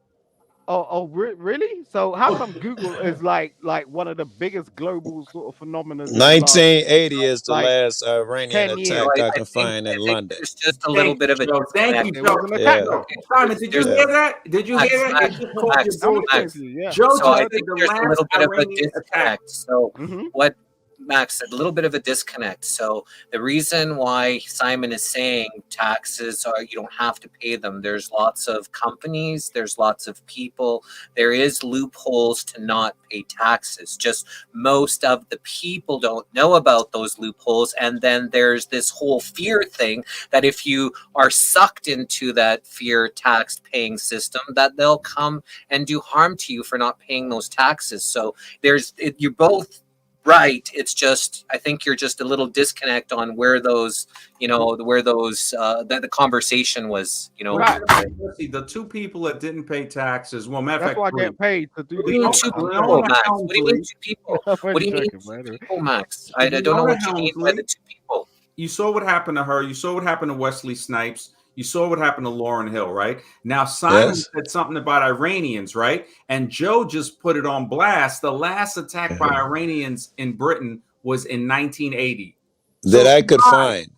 The others were threats and shit like that. I haven't heard anything. If Muslims, Iranian or different type of Muslims, and they're Judeans as well, they haven't attacked anything in Britain in the last 40 years. Yeah, but he just pulled it up.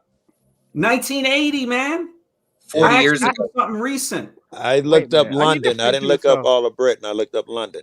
They have a regime in Iran that's not speaking for the. I thought Britain. Wait. Britain. People of Iranian people are not part of the regime that they have. It's a difference. No, well, Iran has definitely got some totalitarian stuff going on there. But I understand where Simon's coming from because he's a lawyer. It makes sense. Just look. Basic stuff, okay? Just break it down, bread and butter stuff. Do you get what I mean? It's like he pulled it up. I didn't tell him to bring it up. You said it never went down, ever. That's what you said. Oh no! Stop. When is the last time that you? That's what he said. You see, you just like a lawyer, you twisting somebody's words. Just like a lawyer. Just like a freaking lawyer, you twisting. I am a lawyer. Words. I'm not. You can rewind this screen. Hey Simon. Hey Simon. So Joe. Go ahead. Hey Simon, are you a Freemason? Why are you saying that?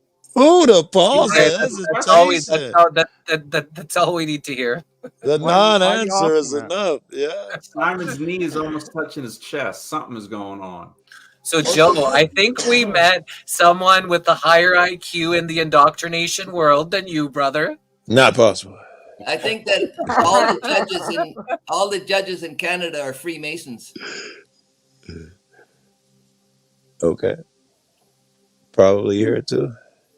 With Canada, the US. I would say so. Yeah. Why do people have issues with Freemasons anyway? What is that all about? I mean, what is that all about for real? Well, Freemasons build governments and they defend governments, whether they're good or bad.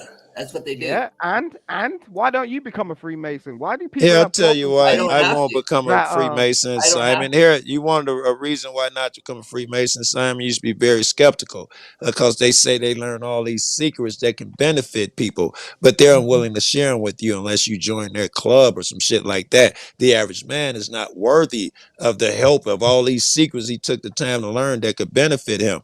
Why the fuck would I want to join that fucking society that says when I learn something good, I can't share it with anyone except the five niggas who taught me. When was the last time you looked up Freemasons and how to join the Freemasons? I got buddies that used to try to recruit me endlessly I'm before I talking to started you cop right watching. now. Like, when was the last time you looked up how to join the Freemasons and how to become a Freemason? Probably a month and a half. This is the I'd thing. say This maybe is a the thing month with ago. Yeah. A lot of them go through the Catholic Church. That's how they get recruited. When you never answered the question, are you a Freemason, Simon? I don't need to answer that question. Are you gay? You don't need to answer Every that, man right? deserves his own his non-answer was his non-answer was I'm with Jesse. Yeah, but it's his been non-answer was his answer. So he did answer the question. Just because it wasn't of your liking, he answered it the way he wanted to. You And see now what? And he's dodged it 2 or 3 times by now. Ain't no sense in we squeezing. move He's on. dodged it 2 or 3 matter. times. Yeah. So why would you want to force someone to answer something that doesn't want to answer? We don't. I'm not forcing him. I'm asking him why he didn't answer. Does that sound like forcing him? We're good. We move on, brother. Right? Sounds like you're over interested. That's what it No, sounds I'm just asking you why you didn't answer the question. Because most lawyers, and magically that turned into, hey, you're forcing them.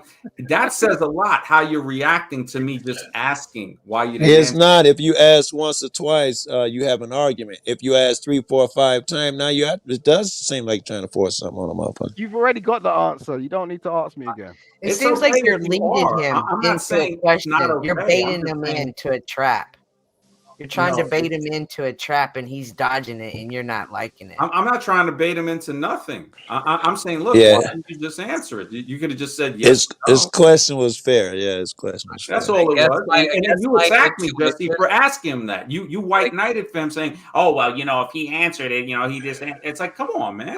Jesse was right. If you beat him my over the head with it. But I guess my intuition got my answer right away. So when people keep asking him the question and he's not answering the question, then we move on, and that's it. I didn't keep asking it, man. I asked it twice, and then when that was a third, and he asked him in a third time, right? And then I think it was like three times it was asked. But anyways, we don't have to. We can move on from Yes. that. Yeah. I don't think he's gonna. Well, clearly by now we know he's not gonna fucking answer. But these secret societies are basically the major problems that we have is because they're not. When you look at the matrix of how they're doing this, it obviously the missing links are those secret societies. Just because you're not in. Wait, well, why do you say that? Because that's kind of interesting. Because all of the power for people are skull and bones. All the judges are masons. All these secret societies do seem to hold some power. The fucking Bohemian Grove, all that shit. It does seem to be something to what he's saying. Those seem to be the most powerful people. Caused the manufactured wars between countries. Yeah, that's right. I know that. Where people think it's actually real, justified. We need to give them more money for tanks, bombs, and guns because we have to be afraid of the people that they go in their underwear parties underground, sleep in coffins, and drink blood and shit together, right? Yeah, that's why you're funding it. You're funding it. You're funding it. But that's how the new generation I'm not funding it anymore, uncover that these secret things are maybe not as beneficial as people think they are. I hope you're right. What do you think, Jack? I'm going to expose it. Well, isn't there a place in London, in England, called the House of Lords? Hold on. I was asking Jack. This is why I'm so adamant about ending legal secrets. Because the secret societies, the mobster mentality, it's taken over the governments. Yeah. And they're in bed with the corporations. The corporations and governments, they have their power because of the bankers. It's all this big Ponzi scheme. That's right. It's exactly right. Yeah. Max, what were you saying? No, that's all right. Ponzi schemes are illegal.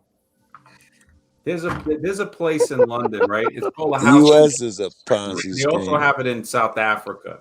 And when you look at that, like how we have the Senate and the House of Representatives, right? Yeah. Michael Tellinger made a good point. When you go into these places in England and in South Africa, basically he was saying, you're saying, yes, my lord, yes, my lord. You know, the House of Lords. These people lord over. It's calling themselves lords. Yeah, that's heavy. Yeah. Blow me with that shit. It's crazy. Isn't that crazy? It's like black men calling themselves kings. It's like, what do you mean? It's Is like, there a house that of crazy? kings? Come on, Simon. We already know you're gonna twist it up. So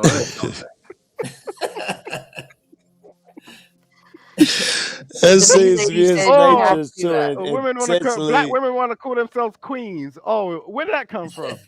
What's it derived from? We ain't talking about that, man. Yeah, we're the source. You yeah, really are a lawyer. You don't got a lawyer here, man. You blame us don't for need to damn be a lawyer right now. You could just be a contestant on The Price is Right. Yeah, I can work at McDonald's, and then what you gonna say? What are you talking about, bro?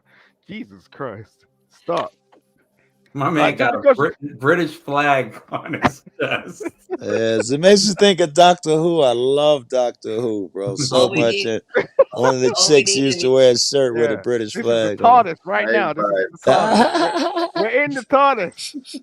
All we need in here is a tax collector now. Time traveling. Peter, what's a good question for the panel? Oh, I bought this box and it has all different questions in here. So sometimes when people pull one out, let's do a question. Okay. So would you like to be proudest of your accomplishments or your character? Pride is the biggest sin. That's easy. I would say character, definitely. It's not and a lot of your accomplishments are a part of your character. It's together, anyway, right? So definitely character. Yeah, that's not a difficult one. Yeah. Okay. No, I'd rather my accomplishments. Ooh. I passed up a good joke there, cause go ahead. But your accomplishments is your character, right? Well, it would. I guess that's true. The accomplishment would reflect the character. But let him go off first. Let him go off, Jesse. Let's see where he was going to go with that shit. I mean, this is where I'm at right now. My reputation is soiled, and so I learned that, reputation. Your behavior is your character, man. Doesn't really matter. Your character. Your accomplishment, what you accomplish. Your behavior is your character, man. But a lot of times your behavior, relates to your accomplishments because, it's all hand in hand. Again, it's a loaded question. That's an it's loaded. Satisfied. Don't mean we shouldn't answer it. It's a good question. Yes, it's loaded. I hope they're all loaded and they make me think. The Bible says a good name is better than riches and gold. Pride is the worst sin. I think they're answering that doors question that money never will. Riches Respect and gold can open doors that money can't open. Riches and gold represent the accomplishment, and the other one represents the first one, whatever it is. A good name represents your character. A good name is better than riches and gold. Simon, this question. Oh, go ahead, Angeline.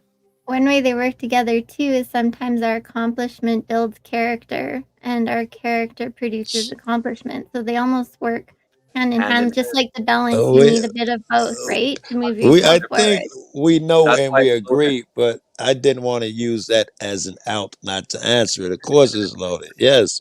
And of course they're tied and blah, blah, blah. But it's so revealing. If we let motherfuckers answer, it's revealing as fuck. You can't say that's a loaded question. Let's move on. No, let niggas stumble. That's how you learn shit. Simon, this question comes from Sharon on our Facebook, and she says, the bar is a private society, aka secret society. What's your thoughts on that? I think people have a misinterpretation about secret societies. There are private societies. It's like going to a members club or golf club or your social club. You drink blood and kill babies. Look, I don't go to stripper clubs, nigga. Like at the end of the day, like people There's do that this word. You didn't like it when. Wait, I'm sorry. And now you're. I can't believe you You called me that, bro. You can't bitch about We're trying to have a good Well, conversation up here. You want to go low? I'm He sorry. is Believe that. backpedaling on the unicycle, juggling excuses, straight out of the circus. Thank you for catching that one, Jesse. I hear it so much. I want to let it flow. It's not a your side, Joe. It's a total, side of the word. When my daughter came home and she was using that word, I said, no, not around me. I go, if you want to do that around your friends, all the thing, but it bothers me, right? I've hung out with a lot of people who are dark skinned, and I don't get it because it came from a derogatory word, and then they make it into something that's okay, and then they start using it everywhere. It just bothers me, and that's been personal. This is confusing. Is that what I'll tell you it is? something. It's I'll tell you something. The only reason why I use it is Whoa. because Hold on, Simon. give me Hold on. no, Someone, I started wait, talking. you're going to stray, but you're going to stray. Hold on. No, I'm not Someone going to stray. How said do you it's know a that? derogatory term. Who said that? No, I was relating to Not Chris you, Rock. Simon. Someone said Not you. I did. I that said is a. that. It was started as that. Oh, I And, thought you said it was and, not. and what Jesse said makes sense because I've had a lot of debates about this on my show with my co-hosts. And it was basically Tupac and the rap that put it in as a term of endearment. No, it's not. It's like women calling themselves bitches. That is not a term of endearment. That's brainwashing 101. Wait. Don't give me the N-word. It's stupidity. You got to It's zombie. give me. Listen, give me arguments. Don't just give me emotion. Just trust me, bro. I'm not giving you emotion. Wait, hold on. Give me proof. I'm going to give you proof that it is not derogatory. When I said come in here and say, Jesse, that's my nigga. No, anyone think that? Wait. Anyone think that was derogatory, man? Anyone think I was being derogatory, Joe Jesse? You remind me of Candyman. No, of course not. There is proof. You have feelings. Candyman from the horror movie. I don't know why, but right? Don't Joe remind me of Candy? I could be a light-skinned Candyman. I go for that. Another confusing word like that. Another confusing word like that is the word gypsy, which means outcast. It's not even their original name. They're Roma, and because I'm gypsy or Roma or whatever, and it's just a normal name. It's even considered cool now to be the gypsy or have gypsy clothes or like whatever. hippie, but it means the outcast, and it's just one of those weird things, right? If the Egyptians that were casted out of Egypt, and they call them gypsies. Look, most of the time, the only people that have a problem with, like, when people use words that they're not familiar with, is when they're not in that community. Like, I have no problem with my brother over here saying that word. Okay, now Max might. No, look, I don't have a problem. I'm just saying it's a direct. Like if I called you my bitch, how would you feel, Simon? Yo, you my bitch, man. I don't care. Well, no, but what I'm saying, it's not a respectable thing to do, man. When we listen, you sound like an old lady. Yes. It's like, this is on, man. Let me get a speech I was going to give earlier. You're not, I can't say that because not all lawyers are bad, but I already know I can't. What do it? No, stick to what you're talking about. Look, yeah. Let me give you some of that. Let me give you Let me give you a little bit on that. What we're talking about, shit. It's always it won't. Hold on. It won't be the word. It's not going to be the word. It'll be the intent behind it, right? It won't be the word itself. And this is what I was about to say earlier that I said put my foot in my mouth. I'm gonna change it a little bit. But cats like you, and I mean all of you cats, are pompous. I don't say it, but every time you tell me and correct me and tell me about my word uses, it is arrogance. It is entitlement. You don't like to be it is no. Listen to the point, you don't like bro. To be corrected. Please listen to the point. I'm not just. I don't just talk for the sake of talking. I really don't.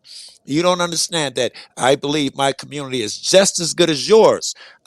Just I have my shows of respect. I blah blah blah. But then you come into your community, and mine is not good enough. All that stuff you preach about, let people be themselves. No, you think you can say my word is wrong or derogatory, like your It is shit is better, derogatory. and I should curb to you. And that's I'm what not I'm saying saying. curb to me. I'm saying have some morals, But Joe, just because some people see it as derogatory and others don't, it's okay that different people see it. It's just having respect for around the conversation where you're at. If you're around a whole bunch of people that just have that word just saying like it's just normal, compared to people that maybe not take, think it comes from an offensive place, right? We have to also be in the room around, right? It's always, what's being said at what Watch time. whoever baking the cake in the background. Watch your microphone. You know what? The first time I heard my child swear, I was like, don't do that. But then I thought about it, and I was like, she's gonna end up swearing anyway. Now, what do? Do you say don't swear and try to stop it? Knowing, wait, just let me talk for a second, bro. Just chill. Explain it. Do you say don't swear, knowing that they're gonna swear anyway behind your back, or do you say swear in front of me because I want to know that you're actually swearing? It better be a third fucking option, because that's gotta not be a third right. option. Thank you. Where's that third option? They're telling them it's politically incorrect. You're being politically correct and see. No, we're not. This is the whole thing about how we're managed as people. It's like you want to turn around and go, okay, I want to manage you. Look, I want we to tell got you how Ray to Liotta speak. up in the house, man. No, I'm just saying that's how it is, right? It's cool. I'll listen to you, but I'm just saying, like, how you about gotta be you careful. talk to them about why it's not good to swear? How about that third option right there, Simon? Because you're telling somebody else how to be. You're telling somebody else how to be when you tell them don't explaining swear. it to them, Cynthia. You're saying, hey, you know what? I'm not telling you don't swear. I'm not telling you swear in front of me. I'm explaining to you why you might not want to do that. Because but they're not interested. Why do I want to hear what why do you feel so why do you want to say tell me something like what that? to Well, do? you're one of those people, Cynthia. You one of those people. When you try to correct you get an attitude.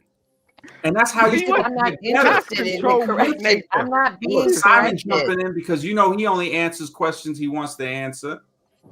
That you're a control freak, Max. That's what it is. Hey, Flo, this is the silver guy I was telling you about last night. Max. Here we go. The silver guy. This is him. You still butthurt, right? Okay. Quiet, everybody. Quiet, everybody. 3 deep breaths. Let's all take 3 deep breaths together. In through the nose, out through the mouth. If you gotta say kumbaya, you gotta do while we're doing this. But let's take some deep breaths. Jesus.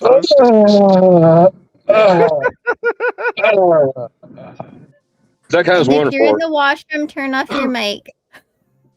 Yo, Teddy Spaghetti is hilarious. Well, I'm done. How about you guys? Was that good for you? That was good for me. Feel much better, yeah. I would be curious to hear the reasoning why it is bad to cuss, if you can do it quickly or briefly. It's dark energy, lower consciousness. Okay, so we're gonna. If I cuss at a tree, I mean, maybe you don't want to engage this debate. The energy is your interpretation. You place it on the word. Words are just sounds. They don't have intrinsically any value, good or bad. It's what's placed on them. There's certainly logic there. Time and place for everything. Really? Then how about if somebody told you a dumbass? You're my dumbass. Is that okay?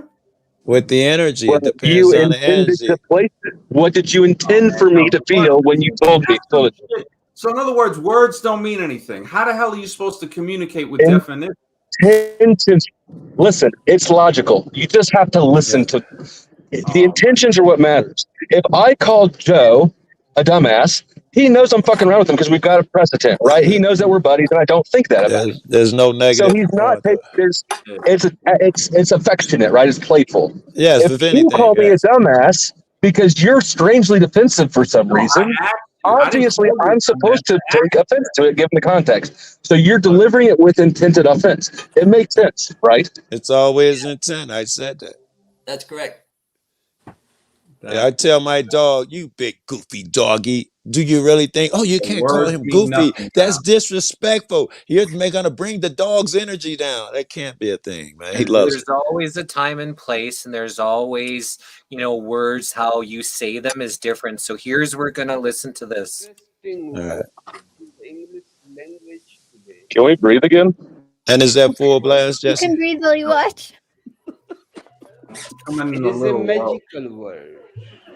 That was smooth. Just by its sound, it can describe pain, pleasure, hate, and love. In language, it falls into many grammatical categories. It can be used as a verb. Maybe we can speed it up like a little bit. Sure.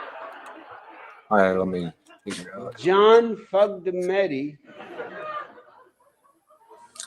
and intransitive, Mary was fucked by John. Is this the Carlin skit? And as a noun, No. Is this that Shil Sadayahaguru or whatever his name is? It can be used as an adjective. Mary is fucking beautiful. As you can see, there are not many words with the versatility of fuck. Besides the sexual meaning, there are also the following uses. Ignorance, fucked if I know. Trouble, I guess I'm fucked now. Fraud, I got fucked at the used car lot. Aggression, fuck you. Displeasure, what the fuck is going on here? Difficulty, I can't understand this fucking job. Incompetence, he is a fuck off. Suspicion, what the fuck are you doing? Enjoyment, I had a fucking good time. Request, get the fuck out of here. Hostility, I am going to knock your fucking head off. Greeting, how the fuck are you? Apathy, who gives a fuck? Innovation, get a bigger fucking hammer. Surprise. So it doesn't mean it has to be derogatory. It's how you say things when you say them and appropriate, right? With a lot of... It does. Did you watch the whole lecture? Because I saw this 10 years ago. And if you look at the context that he's talking about with this, he's saying that fuck became in that way because God is dead. So if you watch this whole lecture, I've studied Osho for many, many years. And what he's saying here is that is why fuck is used in so many different ways. So basically what you're doing is you're proving your earlier point that the N-word is a derogatory word. And when you have people that change it and twist it and say, oh no, they're the ones that are full of shit trying to twist the language where nothing has any meaning anymore. Again, I'm not sure you gave proof. You're just giving an opinion, I think. Come on. No, Can I, you didn't Jesse, give can I, proof. What are you talking about, man? Jesse, can I shed some light on this one? Yeah, okay. Say DK. What's up, brother? What's going on? So we're talking about the word fuck, right? Right now we are. Well, we're talking about derogatory words and how some could be and it was the N-word that we started with. Yeah. Was it the N-word that we started with? Yeah. The debate is the N-word. Let me I'll explain both of those. So the N-word is basically derived from a scientific term. There's Negroid, Caucasoid, Mongoloid, and I forgot the fourth one. So those are all scientific terms of haplogroups. So that's like been turned into a bastardized word that are now being used like as a derogatory term. The word fuck came about in England when basically some guys were running this was before there was electricity, so guys were running what you would call like a brothel or a whorehouse at night under fire because there was no electricity. So they were doing this and collecting a bunch of money until the king found out about it, and he's like, what the fuck? Well, pun intended. He's like, wait a minute. So these guys are making money and not paying any tax. They're just basically doing it at night, so no one sees. Fornication under consent of the king. Yes, it's fornication under control of the king. To the Vikings with FOK. If you look it up, that's where that comes from. The word. Who's got that whistling teapot shit in the background? Yeah, sounds like somebody's got some sleep noises with wolves on or something. But yeah, so that's where that comes from. It's not a derogatory term necessarily at all. It just has to do with a tax. It's the name of a tax. The tax. I'm more interested in the first one you said. I like that one better. The word started off just meaning. Hold on. It just started off meaning a darker complected person, and then people co-opted to mean a negative term, and we took it back. So who's right or wrong now, Max? Because people who use that word twisted it. Now? Oh, okay. Yes. Listen, Negroid, Mongoloid, and Caucasoid are false terms. Those are based on the evolutionary theory, which we know is not scientific at all. And that's the basis of racism, because it's to classify not all people who are put into that category are the same types of people. And they use that to classify all. Yeah, that whistle shit's a little bit irritating. I would disagree. That comes from evolutionary theory. Whistles or something? No, shut up, Max. It's not me. You blowing whistles again? No, shut up. Jesse, you don't hear muting people till it might be Jesse's computer. Is it making that noise again, Jesse? Maybe? No, I have a meditation going on in the background. Like an air siren. Maybe that's what it is. It sounds like some meditation stuff. Yeah, it's some healing frequencies that are in the background. I don't know if that's what you're talking about, but I don't hear any teapot. It sounds like a fan or something, like a computer fan maybe or something. Sounds like the words that have frequencies can have different meanings to different people. Whether it soothes some people, it seems to drive some people mad. Kind of like the frequency of a word. Yeah, man. Who wants to change the subject? Could also this is an interesting topic if people punk is a fantastic example, right? Because it's a music genre. It's, I don't know, whatever. We can change it. Yeah, Flo, how's it going? In prison, you're getting stabbed, right? In prison, it means something totally different than if you're like at a record store. So, I don't know. The whole thing seems just so plainly obvious that I mean, context is everything, right? Context is everything. People give meaning to things. Meaning doesn't exist outside of people. Right, I agreed, and then they give a false. Then they be like, "I was just asking a question," or "It's just a word." It's insincere. I think context and intent is every fucking thing. I don't even have to listen to shit come out of your mouth. I know what you mean.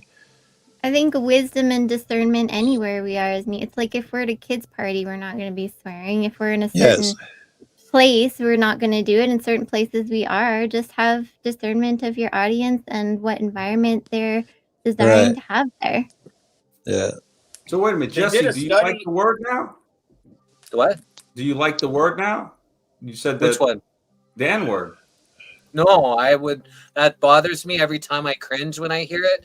And people say whatever they say, so I don't say much, but it's just one of those words. Like, I don't like when people say HE, a double hockey stick. There's, certain vibrational words that I don't say them in my vocabulary because I don't want to give energy to things that I think have a dark connotation to it. So, God damn it! Is the one I don't waver on that. But what Max just said was, it helped me with about that word because they're desensitizing people to words, making them okay. So that way, when people say them, they're giving energy to maybe these negative connotation words as probably not the best things to give energy to. So that's I'm not sure that's really a real thing. I think you have it backwards. Thank you, Jesse. Why do you think they got us? Why do you think they got us saying hello to each other as a greeting? And good morning. Hey, your morning when you wake up. Yeah. Morning is awake. another wake as morning. Of course, there's lots of spell words in the spelling, and then people say them and give energy towards them. There's also intent behind it. So, you know, if you're not intending to say it the way those words are, but I choose for myself to not give power to vibrational words that I see on a darker wave scale, let me ask you or a this. lower vibrational, a little lower vibrational. Both of you guys, Max and Jesse, if the word here, we're gonna just say puck, like hockey puck with a P. The word is puck. Over here, it means it's some type of racial slur. Over here, some guy on some island somewhere, to them, it's dinner. That's what they call dinner, puck. Are you telling me that that word that over here means something horrible when every time they're at dinner and they say, "Did you get the puck ready, baby?" Somehow some negative energy because the word is attuned to a certain frequency fucked with them? Yes, I would say yes. Okay. I don't think the universe cares about your intent as much as like it's just real. So whatever frequency you're putting out, whether you're aware that it's negative or not, you're putting it out, you know? So that's why they created all these languages that are full of spells, because we're placing spells on ourselves and each other and our loved ones without even knowing about what we're doing. So where's the cheat key then for the calibration? I want to calibrate these words then. If the words are stronger than the people saying them, how do we calibrate these so we're not accidentally saying dirt instead of soil or yeah. Well, yeah, I mean, right? English is supposedly like a phonetic inversion of a Proto-Hebrew. So we're like, imagine playing a record backwards, which is known like to I understand the big picture concepts. I've heard them before, but they're specifically not useful because they're just that vague. I think you said we got to learn like ancient Hebrew or something. This is like the old Tower of Babel story where they got us all speaking these different languages, so we're not in unison anymore. When you take away being's telepathic ability where you cannot lie, then all of a sudden you have to use speech where lies are possible. So all the other rest of the animal kingdom, they cannot lie to each other. They all have sounds that are indicative to that animal that they make, and that's it. There's no, they don't have the ability to lie to each other or tell each other, hey, yeah, go ahead and walk around that corner. There's food there, and then there's actually a predator there that eats them. Only we can lie. I'm not sure what that got to do with what Flo was talking about and words having frequencies. Well, I'm just saying that the reason we've been separated into all these different languages is just that, to separate us, so the meanings are lost and it's harder to communicate. So all the languages are like highly inverted, English being the worst. English is supposedly a phonetic inversion, meaning like if you were to record it and then play it backwards. So like a Proto-Hebrew or like an Aramaic that Yeshua spoke, English would be like a direct opposite of that. So if you played like Aramaic on a record and then played the record backwards, like to reveal the satanic messages, you'd Who's hear talking? English. Wow. So that's what. If I get up and I say, "Good morning, Jack. I'm going to get a cup of coffee." According to your theory, I could have cursed him 6 times in them 2 sentences. I mean, you could have placed all kinds of spells on him. What about motion? What does this motion mean universally? Thank goodness you're because if I'm shooting craps, it's different than if I'm just staring right at Simon. No, it's a curse all around, Flo. You can never do that motion without cursing people, apparently. Because so dice are bad. Yeah.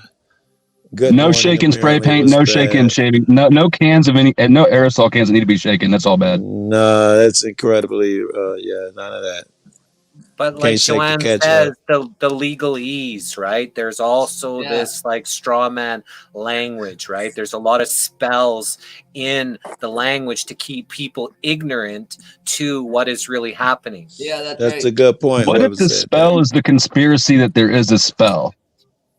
It's logical. Exactly. That's how you create power. You got to trick them to begin with. They have to agree to the spell for it to work. That is extremely logical. I mean, what I'm saying is, what if the spell is actually getting people distracted into the meanings of words, like whatever dude was just talking about? There was no specificity there. You could not do anything with it, right?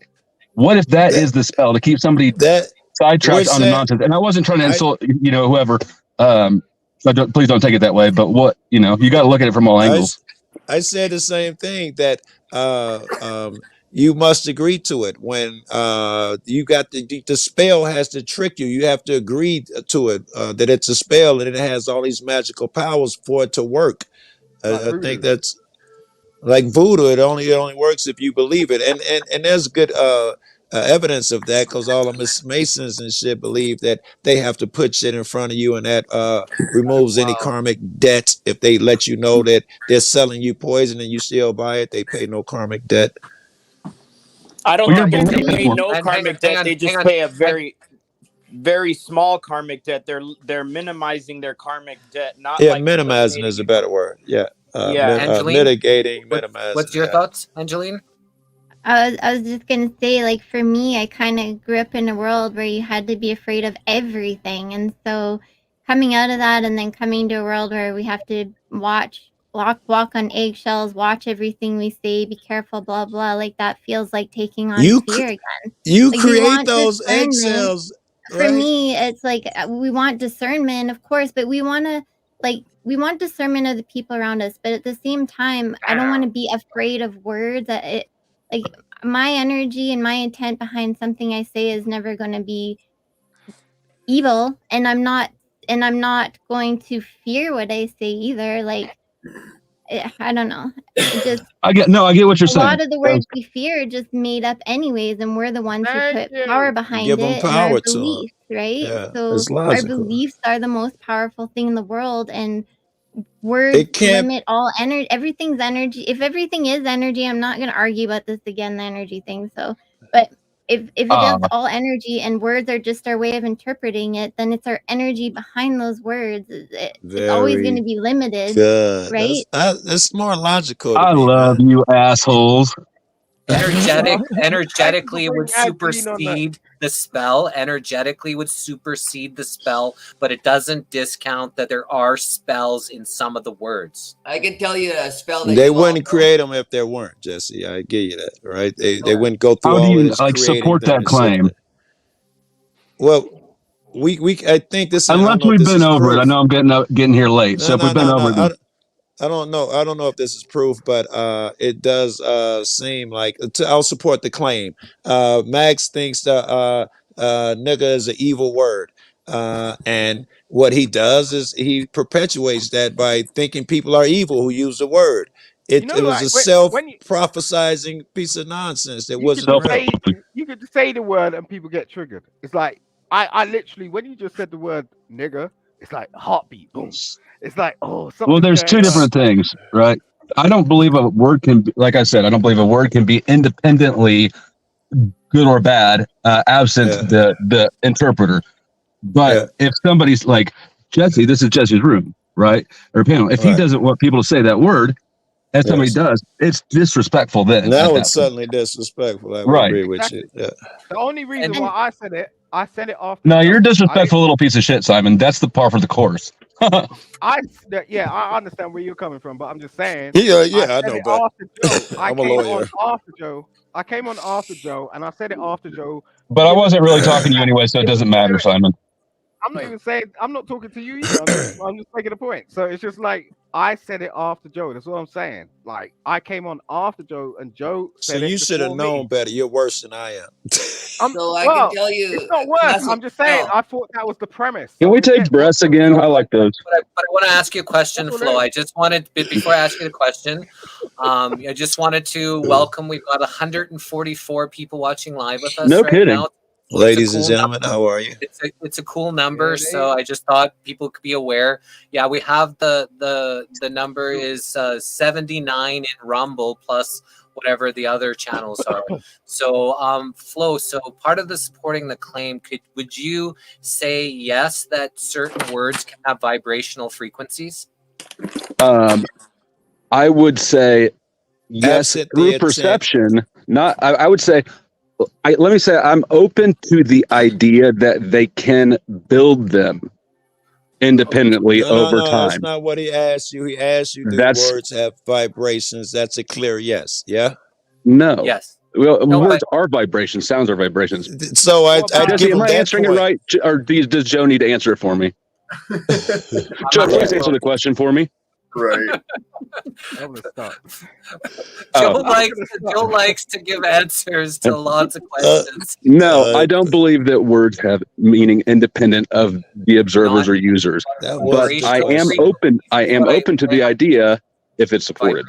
Vibrational frequencies, I asked. So if you're taking a word like Yeshua, does that not have a certain vibrational frequency? So when that word is spoken, that vibration is felt differently by how people relate to that frequency of that word, but there is an actual frequency to going out. different words, especially words that are being used around the world very often. If I throw a rock at a cliff face, it has much different effect than if I throw a rock at a pane of glass. So you would agree that when that rock hits, vibrations come off as a sound. There's an impact, but the effect of the impact is not even similar, not even comparable. You didn't answer the question though, bro. I mean, Jesus Christ. I like the word Jesus example. Well, I mean, because the question forces me into a paradigm, right? Where that's not the point. You gotta answer. You gotta be okay. Sorry, Jesse. Rephrase it one more time without the top right corner helping. I'll shut up too. Certain words have different vibrational frequencies. So when they're said, different people can respond to those words differently depending on how they relate their vibrational frequency to that word. So different words, do they have different vibrational frequencies? The same frequency can have different receptions. Is that what you're asking me? I'm talking about the word being said. The word itself does not have the same effect. The frequency isn't the same on all observers. Maybe I'm retarded right now. I don't know. No, I agree. You can say the word, but your intention behind it is going to determine. Like, I could be like, "Fuck." I could be like, "What the fuck?" Even though it's the same word, it was the frequency and the tone that I used. 100%. How you said it, where you said it. The different words can have different frequencies. And if you're texting, sometimes people get that off because you're saying it different than the frequency you meant it. So when you send that text, sometimes there's miscommunication because people don't perceive that different frequency. Yeah, these globalists, they use these spells, right? Like Klaus Schwab, he says, "You will own nothing and be happy." And that's a spell on the whole of the world, right? And if you consent to that, then you're going to absorb that spell. How high was the love tribe tonight? Well, do you need to believe in a black magician's spells in order for them to work, or do you need to believe in Satanism for Satanism to be real? Christ. Black magician? What's the difference between a black magician and a white magician? What are you talking about? He's saying that's racist. Whether or not they can say the N word. Yeah, Simon, what's the difference? The difference would be what you're doing with it. Do you want me to answer that question about the black magic and white magic? The trick's different. Could you ask yourself a rhetorical question? The difference between white magic and black magic is what you're doing with it. If you intend to help people and bring forth good things with it, then it would be white magic. If you're intending to bring forth harm and stuff like that, then it would be considered, dark magic. Wow, that's Nazi talk. I'd love to use hell as an example because I thought that was it actually wasn't a word. Hell was a made-up word, right? It has a bunch of negative energy behind it because of all the shows and movies and all the things the nightmares they preach to people and whatever that hell is. But the actual word wasn't made up till later. So my question is, are we giving power to it by being afraid of it? Watch your mics, guys. We could just... You have something going on with your mic. I muted you, DK. You have some weird shit when you're moving around. So when you want to talk, unmute yourself, or if you stop moving around or whatever, it's just a little bit hard on the ears. yeah, I guess I was just using hell as an example because are we giving the power to the word by being so afraid of it and making it a big deal and making it all these things that it's not and putting it in movies and all this and fearing It's it? logical. We're the That why one would they giving go it through the this power. effort if we did not give it Yeah. the power? Why would they invest But if so we much in don't putting it in fear front the of us? word and we know the truth about it, that takes away its power, right? It's It's like, logical. It's logical. I don't know. There's lots of words like that. Even, I don't know. Yeah. Even moist. Moist Like sucks as a word. Are you I mean, not Trump. Oh no, I'm just that's a messing around. horrible word too. Trudeau. Trudeau's Some fucked people up speak word. moistly, he says. Yeah, it's hilarious. He says in a conference, it's like when the whole thing was going on with the lockdowns and all that. He says people have to stay away from each other because they speak moistly. It was Oh my hilarious. fucking god. Yeah. So here in Canada, it's a Okay, big who's joke when cringier, you him say or that. Biden? Biden. That's I don't what I know. thought you were referring to when you said Different it. cringe. Yeah, it's hard to which one is shittier. Yeah. It's pretty bad. I can't get over this Trump shit. I'm actually getting enthusiastic. I damn it want to register to vote. I don't care either way. If he wins, it's going to be the greatest shit show ever, which I've been hoping for all this time. But then I just thought if he loses, the Democrats are going to lose their mind, and that'll be entertaining. You know, it's going to be great no matter what happens. I'm sure. It will be. I have the hopes and dreams that we can find better solutions before the election happens. Damn, we ain't got long. I realize. I like optimism. I think this is the year. It's time. I thought it was going to be last year, and actually I thought it was going to be the year before, but I'm pretty sure it's this year. So,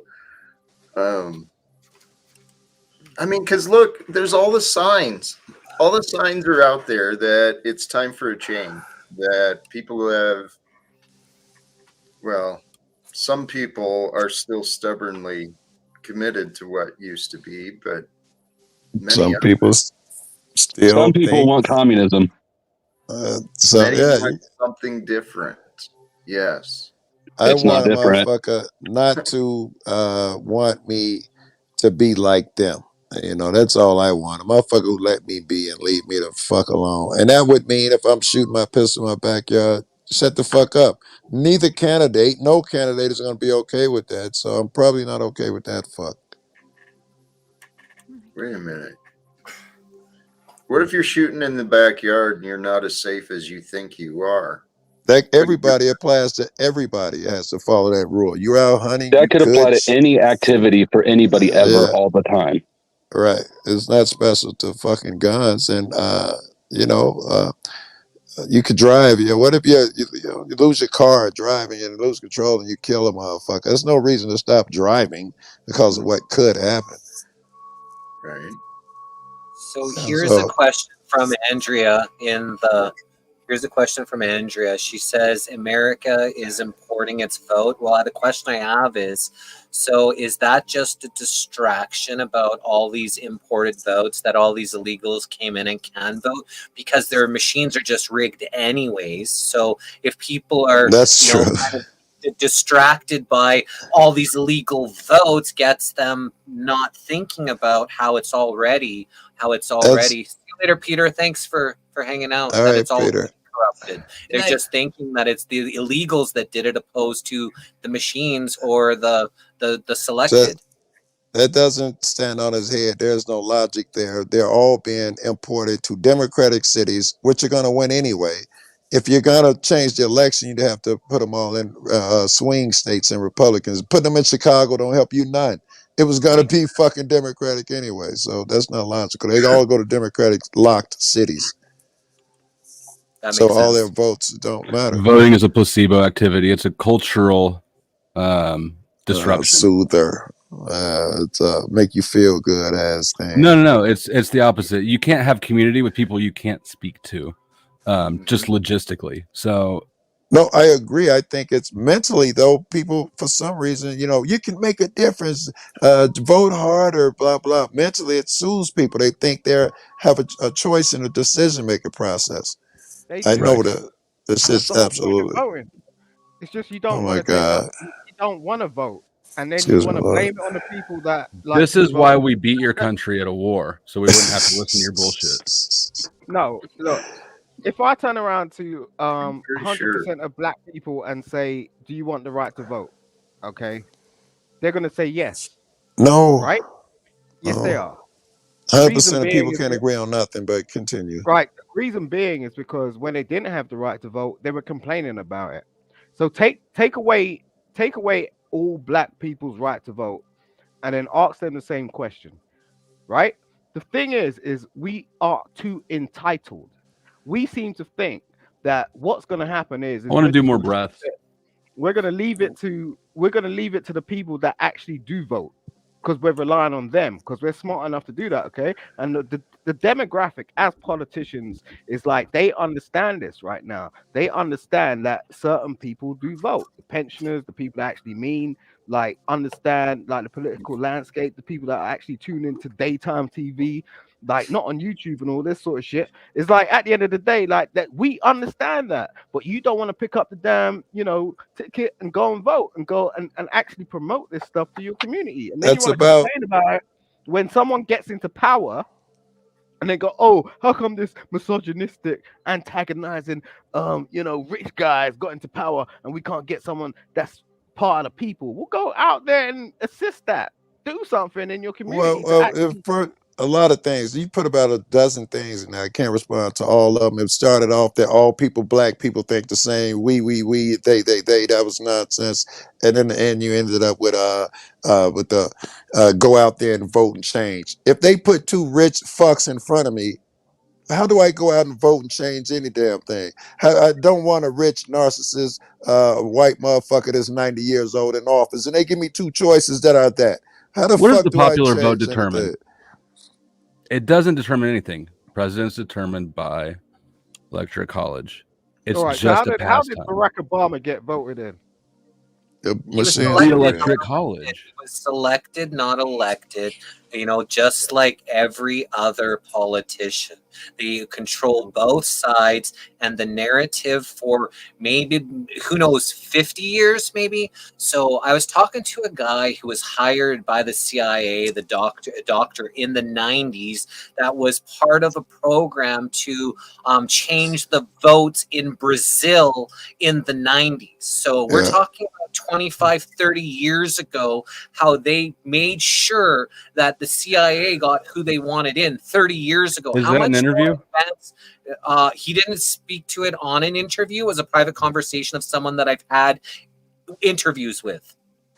and I've heard separate sources. I'm sure than Jesse, because they're older than that. How they when they want someone in office, they go over there and take the vote, and even in brutal ways. Like I can remember one small place, the people voted by handprint. And they went out there and cut off a bunch of hands of the opposition, and everybody was afraid to vote. And that's how the Americans got their guy in office. CIA did that. So you saying the CIA got Barack Obama into the office? Is that what you're saying? Of No, course, I he comes from wasn't. a CIA background and family. He's had CIA handlers, so 100%, yeah, they did. Yeah, well, I wasn't coming on CIA at Yeah, but all. okay. So votes don't. You're saying votes and people do not have a voice. They like the whole Yeah. voting system It's the makes no illusion sense. of Yes, choice that that's the they illusion have of in choice. Very order to good. keep people So at each other, opposed to working together to stop all the corruption that's happening. It's an so what's the illusion point? of choice. What's the point in the voting system? The polling stations, everyone that's employed to Bread and actually circus. count It's Give the a vote. circus. people, to All give that Yes, sort of people to give people the feeling that they made a difference with their vote, even though they didn't. Once you have that, yes, my vote counted, all of us came together, even though it didn't matter, people get that, feeling. Now they're divided from that other person who voted the other way. There's lots of reasons why they're having these votes to make it look like it and matters. And studies show that if you make a person hopeful, even if it's a slave, they're more productive. The more hope you can instill.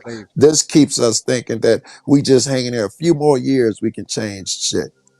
Look, I'm telling you. Have you ever ran for counselor? Have you ever been like even experimented to find out if this is actually true what you're talking about? Because I've been an What activist. experiments do you think you need to run to understand how the legal system works, or the because government system works? It literally tells you how it works, who decides what things, and who's beholden to what. It's all right there. Ultimately, all of them answer to the Fed.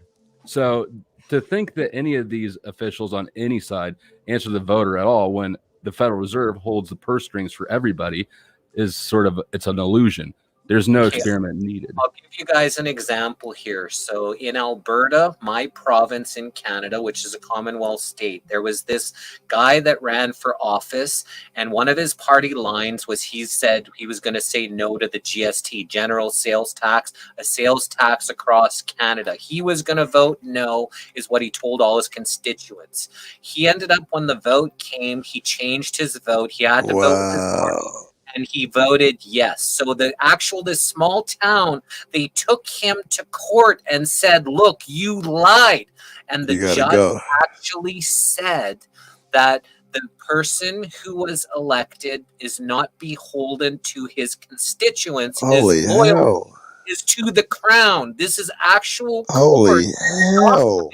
That it wasn't, that doesn't matter what the constituents say. And this actually, a judge spoke this out loud. That's blatant in your face shit. Yeah, you guys are slaves. You guys have fuck all say. And, you know, we give you the illusion of choice. Yes, they're saying it's an illusion. Pride on that your guy won or that you can bash the other side. And this is happening for many years. I don't know if it's the beginning of time. I haven't been around since then, but I know at least 50 years the voting has all been selected and not elected. No, we do have choice. It's just people don't know how to navigate the system. We can't understand it for you, Simon. We can only explain it to you. I'm not. We do have choice. We get two candidates every year to choose from. You're not doing it correctly. You want to always just go, oh, we're defeated. You have a defeatist attitude, a defeatist metabolism, and a defeatist mentality in terms of how you operate and walk around life. And you want to turn around and say everyone's wrong. Oh my God! Yeah. You got any facts? You're doing a feeling shit again. It's about not wasting your time. Nah, you don't. Look, people don't have a capacity to actually understand the gravity of the people that came before you, that laid down these laws and put this stuff before you. So you just time out. You're like, oh, I'm gonna get to a point, and like, wait. When you say people don't have the capacity, you meant us. Can you explain to us commoners what? Yes, is that what you're saying? saying? Down to our level. And Okay. I was curious. Simon. So the people, like, we're not looking at it in a defeatist attitude, because the people do have the power. So when people bind together, when millions of people bind down on City Hall and say, you guys are out, we do have the power. It's not the power through voting, because when the systems are actually corrupted, the machines votes, it's rigged. They have both of those sides, are owned by the same bankers. That again is that illusion of choice. We do have the power, of course we do, and that's when people actually stop the division between the left and the right, the blue and the red, and look that there's a small set of people that have been manipulated and pulling the strings. They're going to be easily outed. And I think that's where you're right. We do have power. We don't not have a defeatist attitude. I've never thought that's all we talk about is changing the system. However, when we go out and do that and all the people get together and say we want to make a change, there will be a huge number of people that says the way you make a change is stop burning down Burger Kings, Joe. Yes. So you're right, Simon. We do have the power. It's just right now, because the voting system has been so corrupted, that it's hard to have faith in a system that we know that there's been lies, cheating, deception, stealing, and then both sides are controlled by the same people. The media are controlled by the same people. The lobbyists, the big corporations, the banks, those are all the same people controlling both sides. They got you dancing on left to right foot. Yeah, I don't believe you, but anyway, I'll listen. That's awesome. That's cool. That's just because you can't comprehend the profundity of the knowledge that was laid before you. That's fair. No, wait, there's a different look. Look, both sides of the fence right here, live on broadcast. Okay, both sides of the fence. I'm telling you, I'm a black man in the UK. Trust me, bro. I've come across the most obscure conversations and Does that make me blacker than you? Because maybe, I don't know. Like I'm just saying, like we need a ruling on this. Let him finish. I want to hear his point. Say your point, Simon. Right. So thank you very much, sir. I'm just saying, like, we have this. For me, it doesn't benefit us to continue to have a berated conversation about how the system is not benefiting us when the system Who's is berating right. who? Maybe Stop it was talking, bro. I'm Stop sorry. talking. Yeah. Look, when the system is right in front of our faces and everything is laid out to enable you to actually get in that system and make a change. The problem is most of us don't want to do it. We're trying to go up like, oh, we're the people. We're going to go up against the politicians and all, the lawyers, the doctors, and anyone that's actually been in this situation where they may be potentially corrupt. I don't disagree with that. But if you take, at least 40% of people, let's say everyone on the panel that had a disagreement, who were intellectually capable of actually getting into the system and then counteracting it that way, that's when you're going to make a change. You're not going to make a change. You did not hear Jesse's. You're talking again when I'm talking. Stop, bro. I'm sorry, you've been going for a while. Yeah, filibuster. So you can't remember any damn thing. I didn't get the point. I didn't get the point either, Simon. So he was just trying to say that the point that you were trying to make. I wasn't catching it either. Yeah, because he's not making me talk. He's too quick to interrupt, and this is the problem with black people in particular. You're short-sighted. Stop talking. Like when someone else is talking. Like that's a skill. Filibuster. Look, you see what he just did? Jesus Christ! That's just. God damn. This is why I don't get on with black people in general. But anyway, carry on interrupting me. I'm gonna try and land this plane because I'm trying to make sense of this. I'm saying what we do is we do it invertedly. We're going, okay, like, yes, the audio's coming out. Look, what I'm saying thought this was a love tribe. What are we doing here? We always try to go outside in, where it's like, oh, we have all our grievances. We see this problem, fine. Okay, we want a problem solved, fine, cool. We want to, but then it turns into an attack. And then you're going, oh, there's this system. It's like we want to attack the people that are in the system. You can't attack them. They're already there. Like, get involved. Like, do something. Come together as people. Work harmoniously. Cooperate, collaborate. Get your act together. And then infiltrate the system from within. You can't turn around all day long and start talking some nonsense. Oh, they're doing this, they're doing that. That's nonsensical. It's not going to work. Can I assume the plane has landed now? Here we go again. Look. We have a. You just can't hold it all day, Simon. Really? I got it, Simon. I got that, Simon. Yes. I heard what you were making your point there. So yes, Joe. Yeah, I wanted to say that you obviously didn't hear Jesse's story. Anyone, do you have to come on panel? I don't even know who that number is. Girl, it distracted me. If anyone to get in the system, in order for you to become a senator who is powerful, it only happens if you agree with everyone and you vote with everything they vote for, and these type of things. You join with all these motherfuckers. Oh, exiled. Okay, he must be watching or something in the chat or something. I don't know. But the only way you get in that system if you agree to all of their fucking rules. You have no say so once you get to that fucking point, which is why you can't become a president and change fucking things. You can't become a senator and change things because you need everyone to vote. There's only fucking one vote difference, left versus right. And you need to follow what everyone else follows. You never make it as an independent mind in this place. Yeah, but right? That's weak. It is what it is. Okay, let's put it to some cops to keep it simple then. The cop who wants to go in and change the system.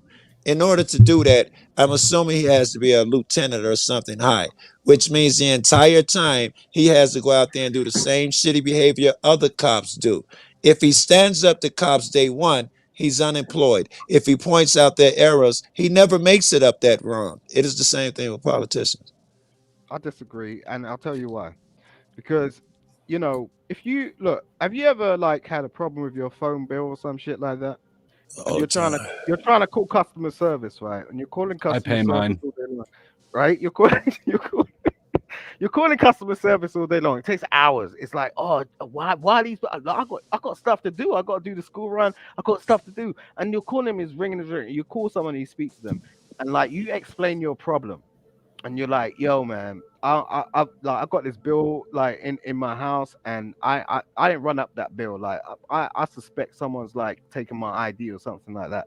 And they're like, okay, sir. And then they give you the answer you don't want to hear. Versus like you ring back and then like you get somebody and they actually provide you with a solution. This is politics. It's like it's horses for courses. Like what you just said is so stupid. I refuse to believe it's in good faith. No, you can't. I'm just saying you can't. Doesn't have anything to do with anything. It does have anything to do with what I said about how you have to join the system and be corrupt to be powerful. You said I'm going to prove why it's not, and you went off on a tangent that just totally took it to somewhere else. It's disingenuous. I agree with fucking Flo. You're not trying to even stay there. You're trying to go take the conversation where it's comfortable for you. It's nonsense, bro. It's not comfortable. Three deep breaths, everybody. 3 deep breaths. Anson, how are you doing? Welcome to the panel here. Started off High Vibe Love Tribe. We're kind of missing Linky. We just kind of sharing our thoughts about the what's government going on. right now. What's your thoughts on this conversation? Well, that's it, man. Like, enjoying your watching your interviews now and again. And they're good. Yeah, I just noticed that you got on the live stream thing, and I just been watching Sovereign Soul, so I just popped on over to see what the vibe is. Sovereign's live. I need to go over there and argue with them for a little while. Awesome. So, well, welcome. Thank you for coming up and sharing your energy with us. Yeah, man.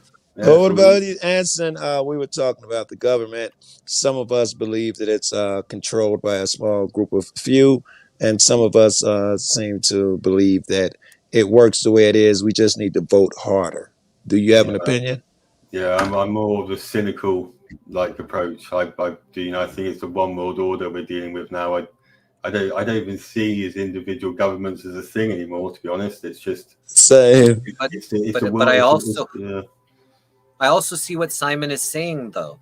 It takes participation, and everybody's got to get involved in order for things to change, right? So I get that. But on the other side, participating in a corrupt system that's already rigged, it's hard for people to want to participate in a rigged game.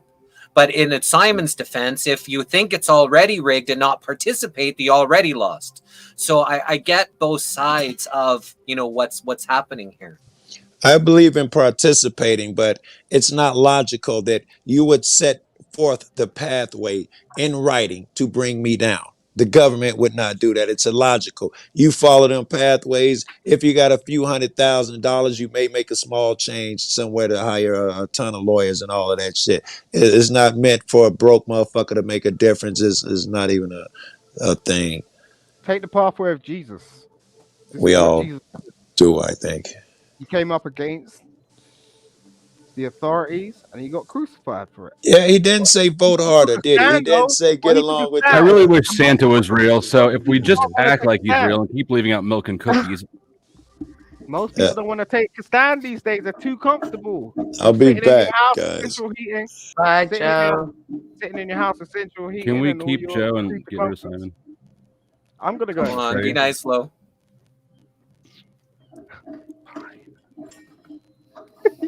I'm gonna go in a sec. Cynthia, what's your thoughts? Well, I like that Joe brought up the Bible, because the Bible does talk about this, and this is something we have talked about in my Sunday school class, because it does say just to honor your leaders and not to pray for them. And so that is, some people are like, how can we pray for such and so because they did da da da da. But then you have to just realize they're there in that position, and you just have to honor that position. So that's kind of always my viewpoint. Like, I don't agree or disagree. Like, I know things are bad, that things are crazy. It does appear to be that it's rigged. It does. A secret society does appear to be in play and in control. But I have to believe that there's something bigger and greater. And that's what I believe in. It's us. Another thing too is this is kind of hard to explain, but the praying is not. I honestly believe praying, sure, it's for them, but it's for us too, because it aligns our vibration and our views and opens us up to new things. Like if we go to the point where we change our own vibration so that we allow in new ideas or new direction, we can get somewhere further than where we were stuck. All right. I mean, peace. Thank you for having me up. I gotta go. Hey, Simon, do you have a page? Because you had some interesting things I wouldn't mind building on one day. But you're just Jesse. Are you going to put all of our links in the description box? Yes. Can you put them in the chat, in the back chat, you guys? Yeah, like make sure to sub to me, please, Simon. I'm gonna put it in the back chat. Wait a sec. Let me see if I can find it. If you Google my name, you should be able to find it because I'm the only one. Okay. But let me. Thank you, Simon. Thank you. I mean, like, it's been a real interesting conversation, and jar breath. I don't usually. I'm not usually able to participate because you're interviewing a lot of the time, so I sort of log into that, and I don't know how you do that. To be fair, I can't interview those. I don't know. You're in the thousands. I mean, that's breathtaking in itself. But I'm just saying, salute to you. All credit. I'm gonna stay in touch. Angeline, Jack, Cynthia, and Flow State. You know what's going on. I'll see if I can post a thing in the chat before I bounce out. But yeah, just Google Simon Hectic. I got you. I just subbed. I just subscribed. Okay. And thank you, Simon. It's always good to have, ideas and energy from different perspectives. We really appreciate that, right? So, thank you for all that you shared tonight. Do this again, though, man, because I know you do your interviews and stuff, but it's, it was really interesting. Thank you. Salute. Have a good day, good evening, good afternoon. Take care. Bye. Peace and love. Blessings. All right. Bye. Anson, how you doing?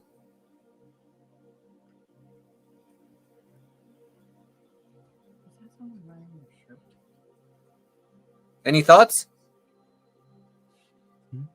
Your mic is off. Are you on mute, maybe? Because we can't hear you. Hi, Katie. Flo, I copied and pasted that in the comments. Does that work? You guys are all in there now? Or... Oh, I don't know how the links transferred, but I do this on all my streams, so I know everybody's handles right off the top of my head. Because we've all been at the psychiatric hospital, apparently. Mm-hmm. Holy cows. It is High Vibe Sunday night, and what's some interesting conversations.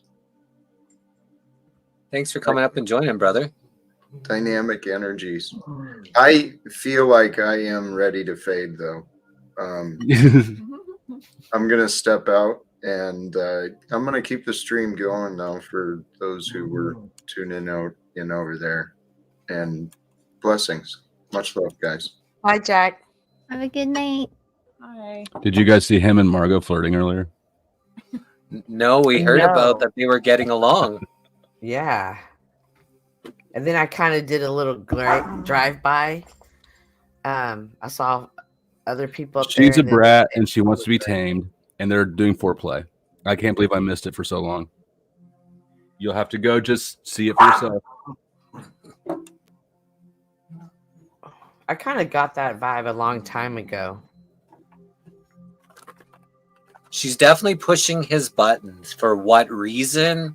Why, I still don't know, right? So, hopefully for, positive, and they're going to get some good out of it. But, it seems like she's been an, antithesis to him for for a lot of his journey since he's kind of stopped drinking. But nobody bothers chasing around somebody that persistently. He thinks that she may be hired, right? Like, so who knows why she's done what she's done and why it keeps continuing by on. Who? Like, he's got he was saying a security company, or I don't know, somebody that, you know, because we're talking about the Postal Service, right? So they're a big organization. So if someone's coming in and can disrupt things there by the way they treated him, then it's actually a bigger deal than just one employee. Correct. Everyone knows that the Postal Service doesn't treat their employees well. And actually, for government agencies like that, it actually ends up being a net perk if they get sued. Like police misconduct, that just ends up in bigger budgets next year for the misconduct lawsuit fund. So it's sort of a...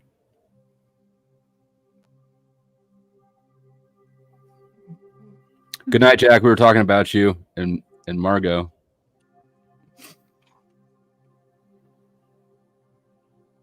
Wow. Well, thank you all for joining. We still got a lot of people still hanging out here. We've got 78 in Rumble and then 61 on those other ones. So thanks for joining and hanging out.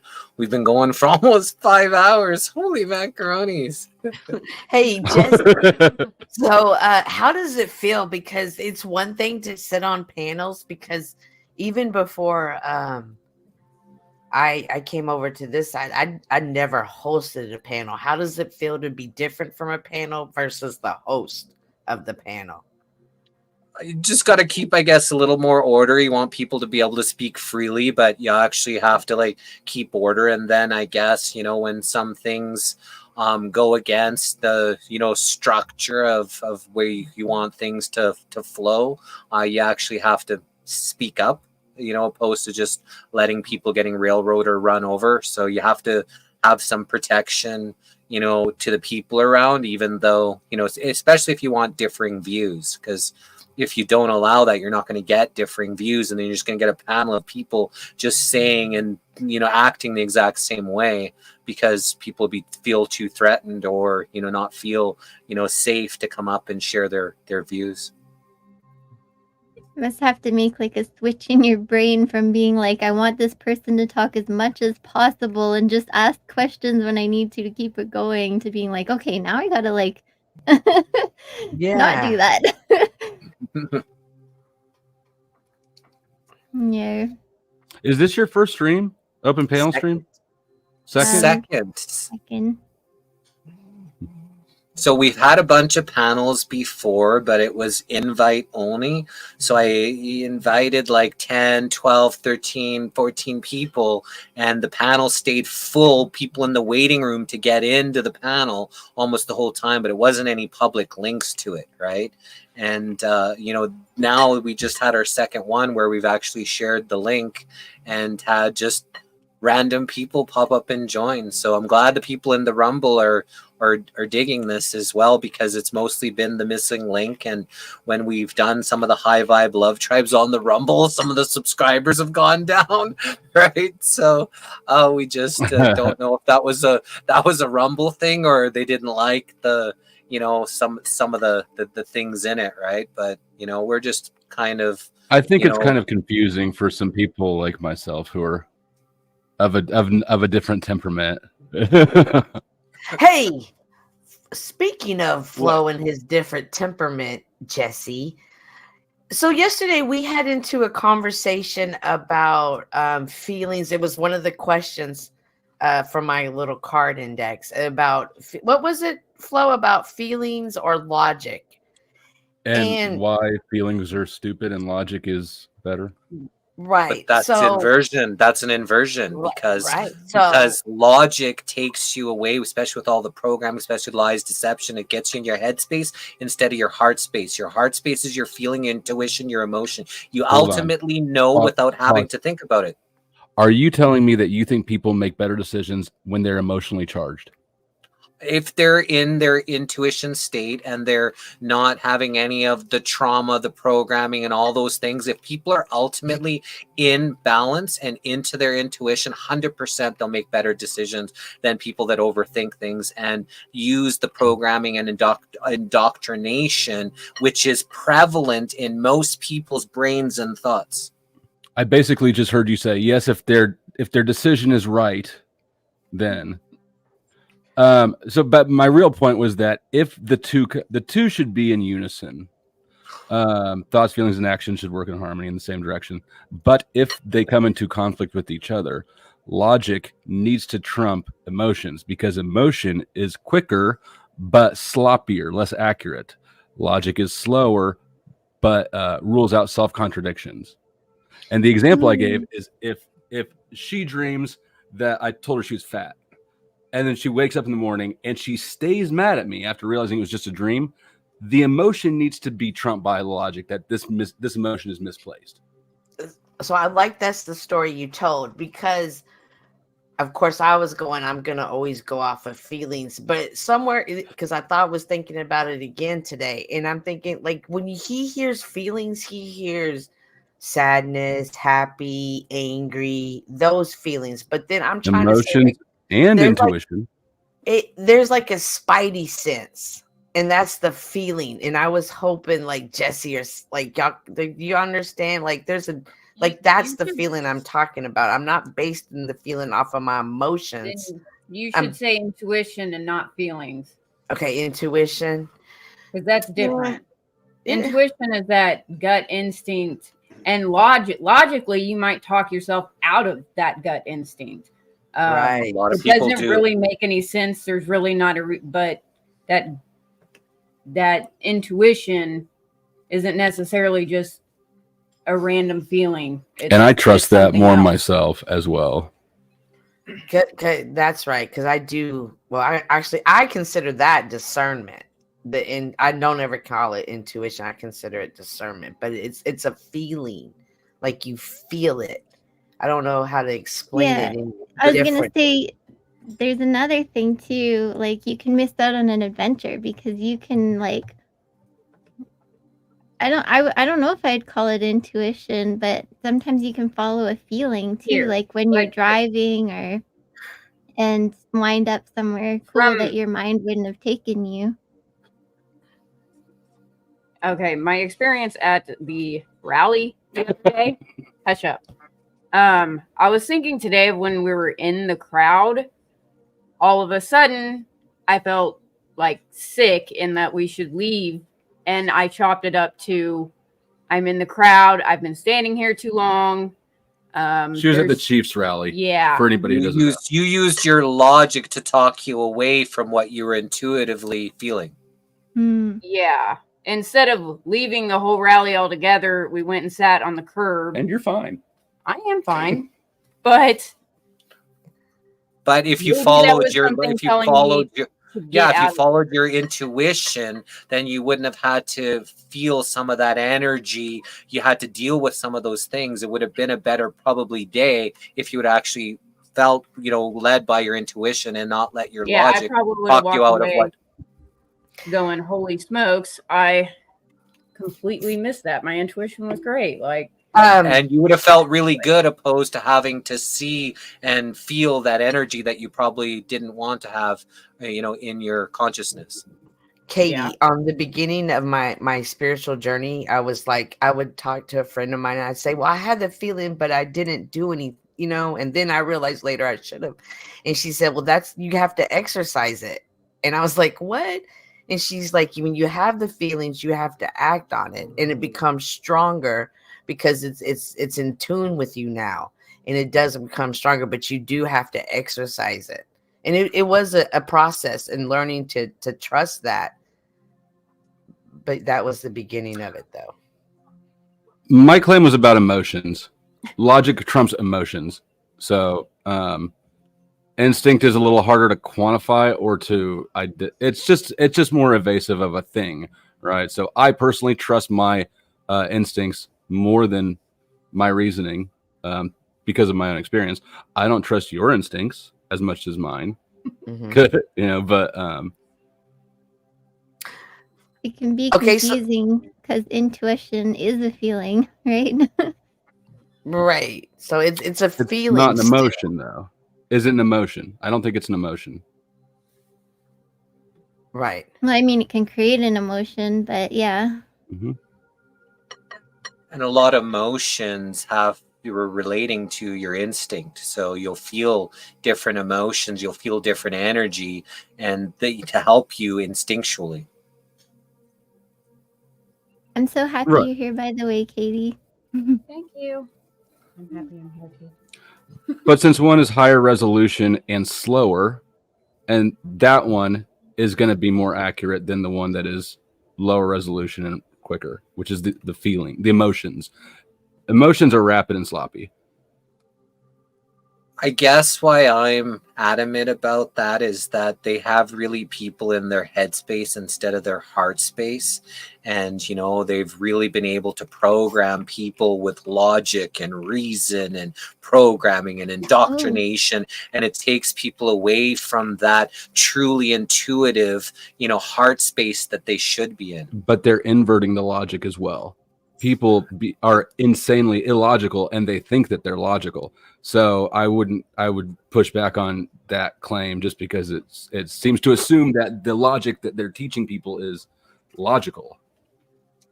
And again, that's why the inversion takes precedent, that a lot of people are inverted in their programming to believing that they're right when it's just that inversion programming. And to logically, they make sense and they will, do things that maybe they wouldn't do because they've logically, made it okay. So we need more rigid power structures so people don't have to use either. Emotions are just energy, right? So when there's like emotions that don't feel good, it's definitely better to make decisions outside of that.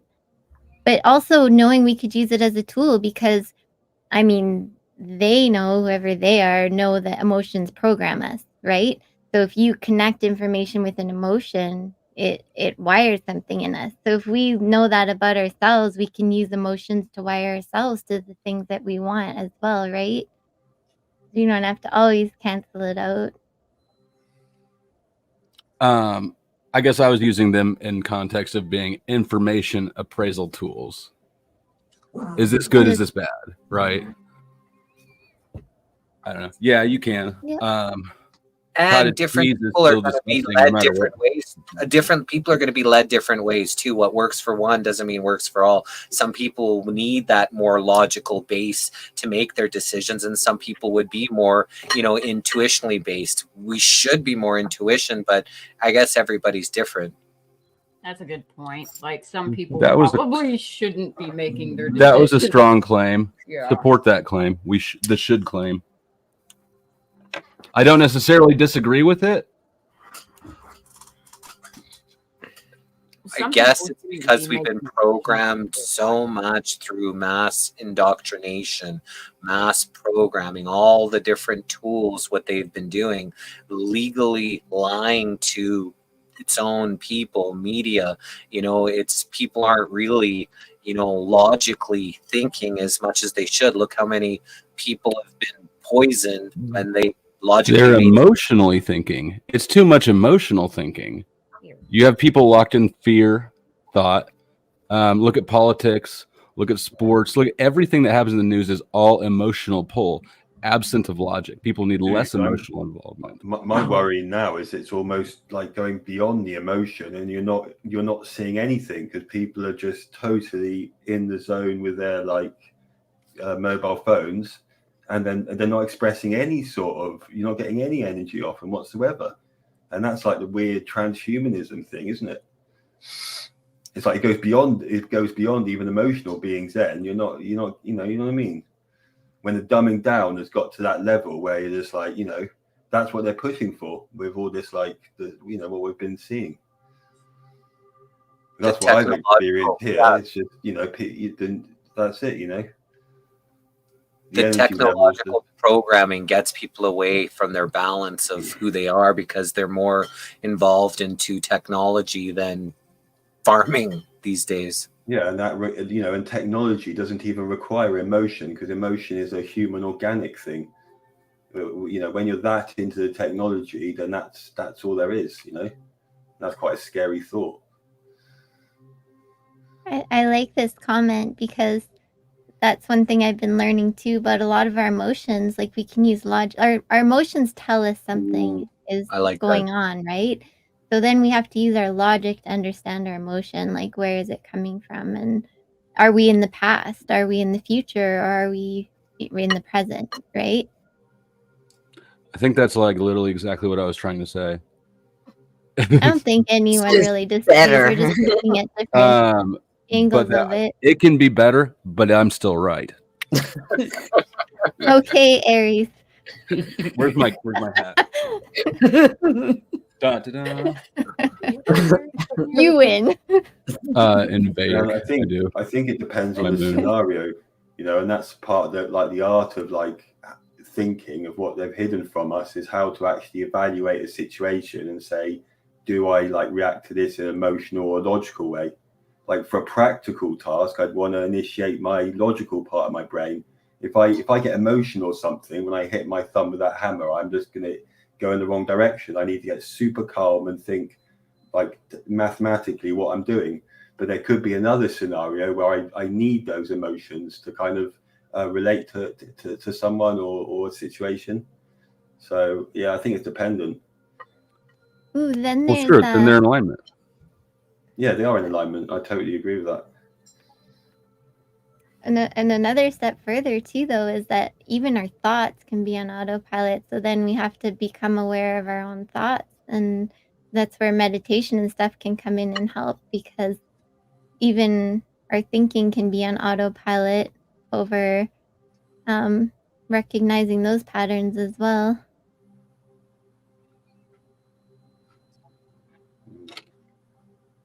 Meditation for the win. Yeah, meditation I think would be the ultimate aim. We learned a tapping. Yeah, that's right, Flo. I win. I'm an Aries too, by the way. We learned a tapping the hat and the scepter.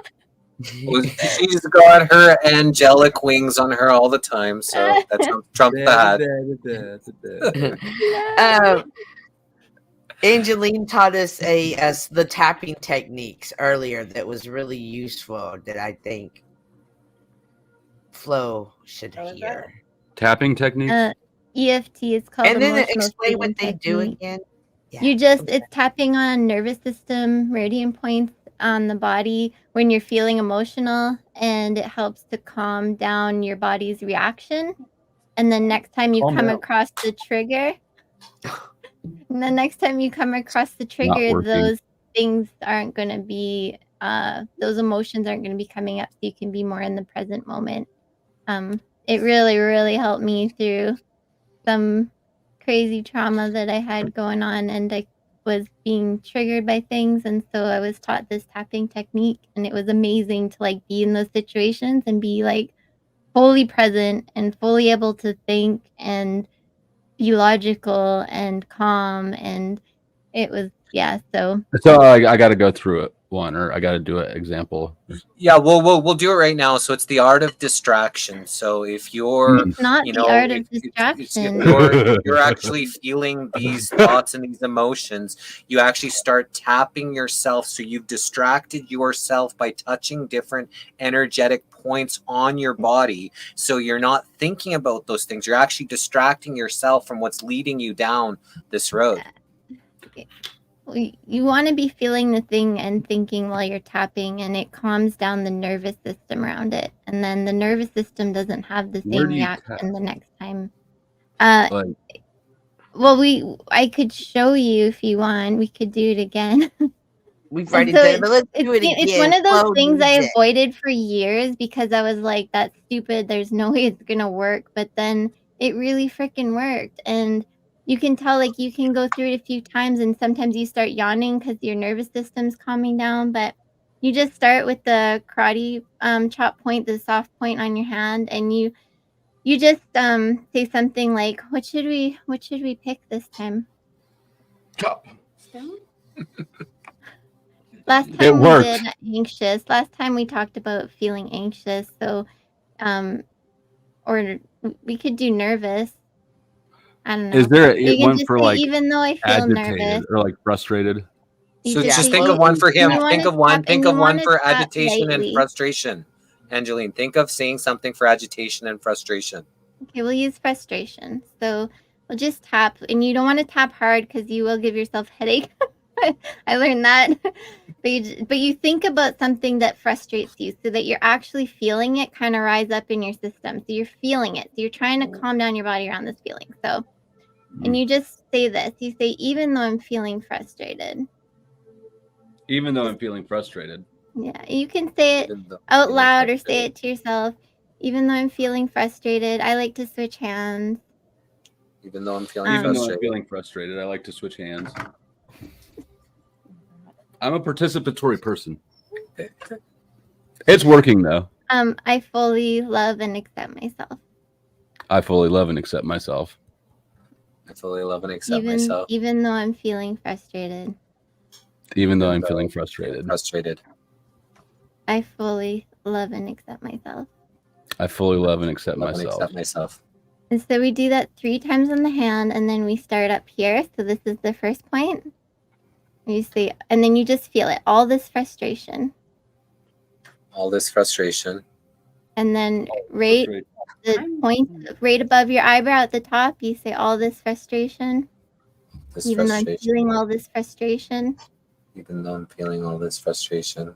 And then the outer bone on the corner of the eye. And you can look up a lot of these videos too. Even though I feel this frustration. Even though I feel this frustration. And then there's the bone under the eye. You promise you're not fucking with me. I'm not. I know. It's weird. And then there's this point right under the nose.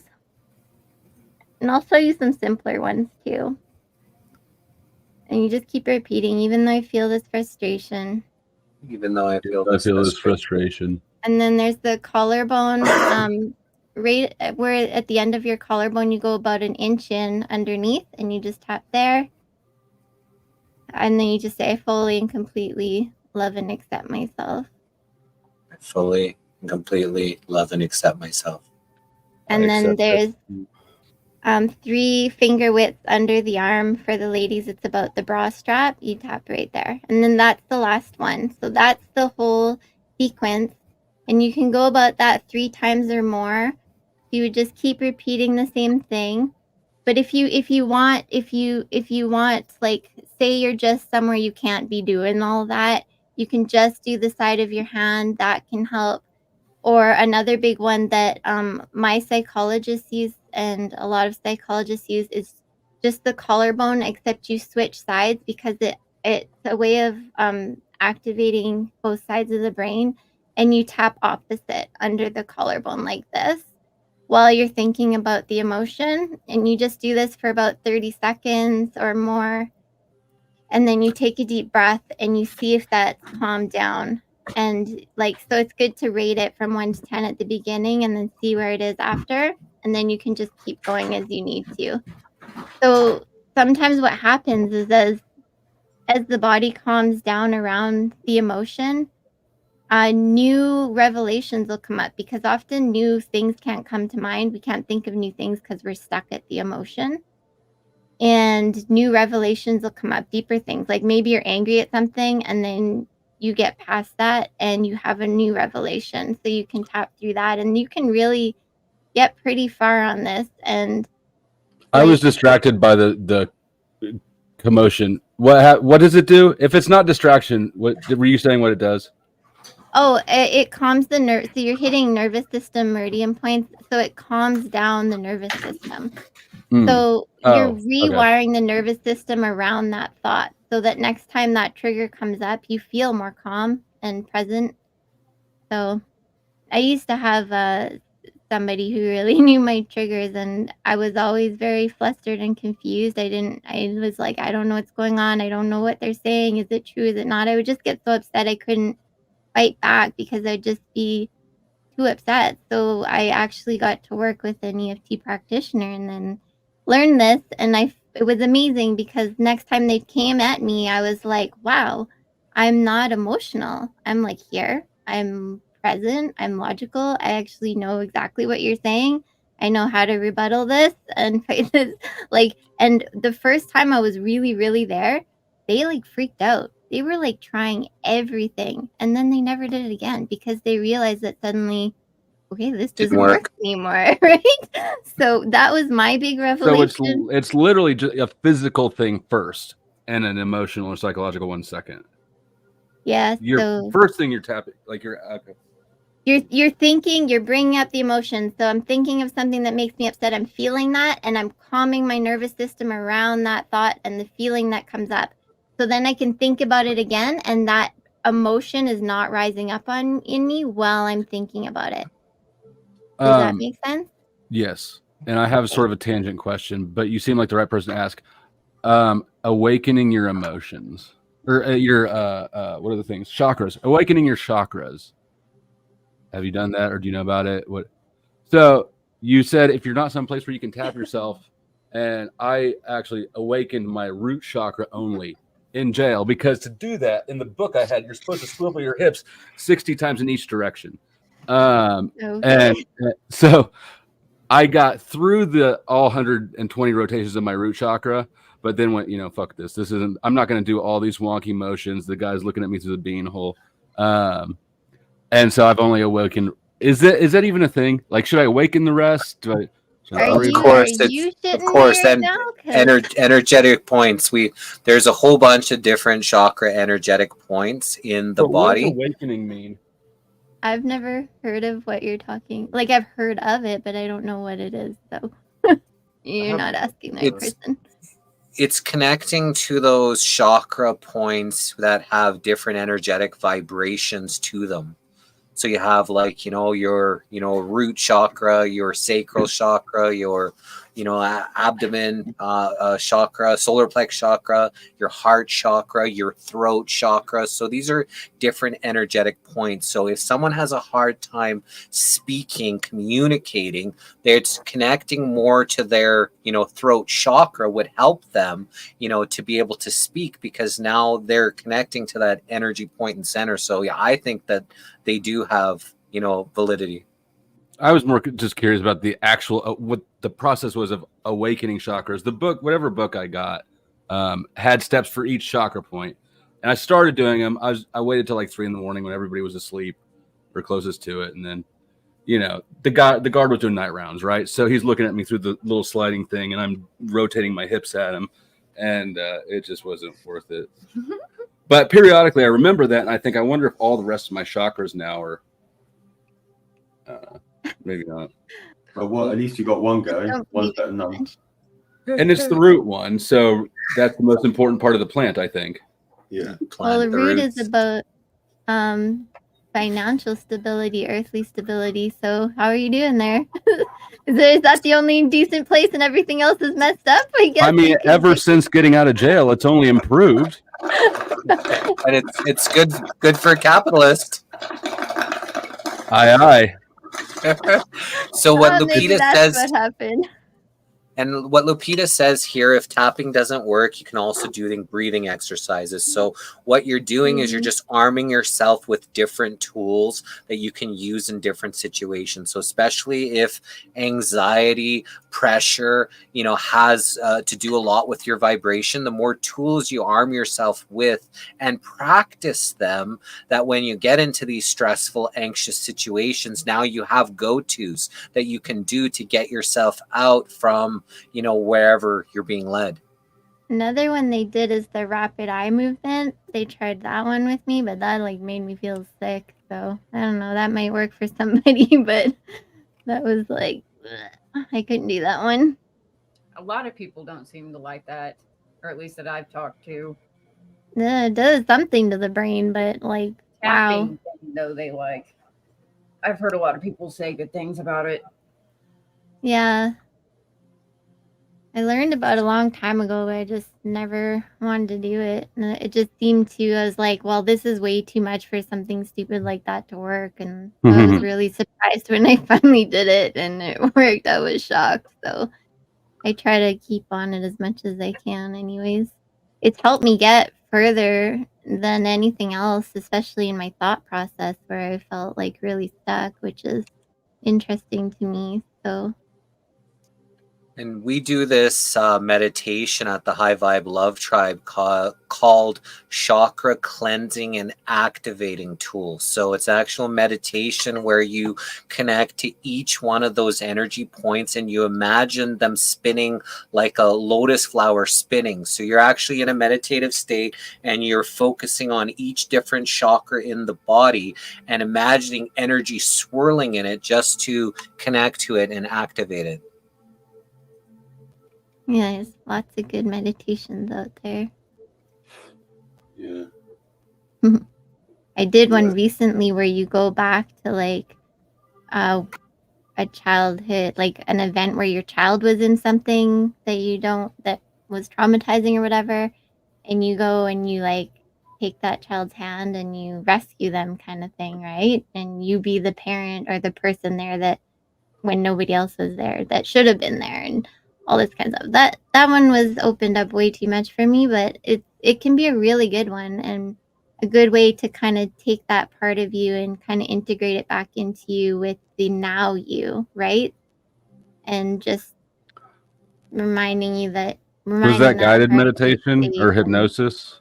Or it was a guided meditation I found. I found a couple of good ones like that. They can be heavy. If anyone goes into anything heavy, it's like just remembering the basics of regrounding back, like there's the naming the 5 things in the room. So to bring yourself back if something gets intense is you name 5 things you can see, you name something you can smell, name something you can hear, name something you can touch, taste, you put something in your mouth you can taste, and you bring all the senses back to bring you back to the here and now. If something gets really intense, or you can stomp your feet and say left, right, it's just bringing your brain and your thoughts back here. So if anyone ever gets into something really intense, if they're feeling a lot and they can't get themselves back here, those are kind of important tools to know. I have like a little kit for anxiety attacks with like those hot hearts and the hot cinnamon gum and sour candies. Yeah, my psychologist gave me this little baggie of sour candies, and I was like, "What?" I was having like this racing in the mall. I don't know why that happens to me there, but I have a lot of scar tissue and memory loss and stuff, and so sometimes my body starts acting up from triggers and I don't know what they are, but I can tell my body's acting up, and the problem is I wind up blacking out a lot and it really sucks. Then I just black out and then I wake up and it sucks. So when I notice these things come on, I've been trying these new things, and she gave me this bag of sour candies, and I don't even really like them, but I put it in my mouth, and this thing was so freaking hard as a rock. I could not even bite a piece off of it, and I was like, "What the heck? What is wrong with this?" Are they warheads? But it worked. Did she give you warheads? Did she give you warheads? I don't know. They Warheads? were like The sour candies? Warthogs? No, they're like warheads. They look like peas or something with a little ring and a. You should get warheads. They're delicious. I'm thinking I might regret that. I'm pretty sensitive to taste stuff, so is it really sour? Well, do you want to have anxiety or do you want to fix the Or anxiety? do I want to be shocked the frig out of so that I'm snapping out of it? Maybe. I'll consider it. They're really, but they're only sour for like a moment. It's like 30 seconds of really sour and then it goes sweet. So it's not like prolonged. Lindsay's asking this. So the reason I know about what happened is because it wound up going to court when I was 8, and when it got found out, and my mom actually like threatened the people that did it in the hallway, and then they wound up coming into the court because I was so small at the time. They were like putting me up on yellow books just so I could see over the testimony thing, and my phone books. My mom was out there when they were measuring me up. They were out there being like, my mom was like, "Do you want to see her up there telling them everything? Blah blah blah blah. Do you want to see her tell it?" Like, right? She freaked the shit out of them because they didn't know what I knew. So they went in and they admitted everything to the judge. And it was so confusing for me because I had severe memory loss, but it was a freaking godsend because I would have been up there and I would have been like so confused, right? Because so much had gone on. So there was a lot of mind that's how I wound manipulation. up. That's how I wound up knowing. And then I also talked to one of the abusers later. One of them is dead now, and they also told me things like, "Oh, it started when the first time I changed your bum as a baby and things like that." And so I didn't realize the depth of how far it went, and I still don't know all of it. I'm starting to realize some of the flashes I had and whatever that were real and whatnot. But I wound up having some, as weird as it is, I wound up having some brain damage from it, like different parts of the brain grow bigger and some are smaller, like the ability to, the parts that calm you, the amygdala, that all that kind of stuff. I don't know. She showed me on the thing and just some of the scar tissue and stuff like that. So I really had to learn a lot of shit to kind of figure out what the fuck was up with me and what was going on. So that's why I've become kind of good at some of this stuff, and it's still growing to this day. It's just interesting. I learned to meditate in jail, of course, where you have to, right? It's the only place that you can get away from all of your best buddies. But I never would have believed how just sort of how significant it was, right? Well, quieting the mind again is important because then people can logically talk themselves out of their intuitive state. It's gaining control of our minds. Like right now, what I'm doing is I'm doing tapping in the morning because I wake up and I feel kind of rushing already. So I'll tap first just to calm myself down. I don't even think about anything. It's just to calm me down. And then I'll do the 15-minute silent meditation where I listen to my oil diffuser because it just blows air. And so I'll try to listen to that sound. And every time my thoughts go off, I try to bring it back to that sound. I just keep doing that. And at first it feels like freaking impossible because like every second my brain's off somewhere and I got to pull it up back. But you get better at it and better at it. And I notice the difference in my day. Like even just getting up and doing my everyday stuff, I'm like, I'm just doing it. I'm not feeling all this shit. I'm not overthinking things. I'm not like making lists I'm just here. And so even though I don't know what it's doing something. So it's helping. And also Absolutely. When you clear your brain out of the way, sometimes you can get those things that aren't from you, those ahas or those things from wherever, right? Well, you can just perceive everything. Like I had a counselor say, if you can do 15 minutes in the morning, you're golden. That was sort of the target. And just, I don't know. I never had anxiety, but anger was a thing. But it really wasn't after. Well, they say that you should meditate for 10 minutes a day. And if you don't have time, you should be doing it for an hour. What? Oh, I get it. Yeah, and I think, I don't think it's as simple as it's either you're, in this really deep state of meditation or you're just completely, in the everyday world. I think sometimes you can find yourself in a kind of, you're focusing on stuff, you're doing stuff, but you're also like using your imagination or planning the future or doing something else. And I think we are capable of using these different times. The mind and what we are is like really this complex thing that's been partly hidden from us. I don't think it's just this computer mental. I do believe it's like our thoughts come from like our being in this like in a like more profound way than that. We just don't quite understand it yet. Mm-hmm. I think it's definitely connected with the nervous system, and for that reason alone, I don't think it's purely to do with just the mental processes. To do with feelings as well. Agree. With me, a lot of my memory was held in my body.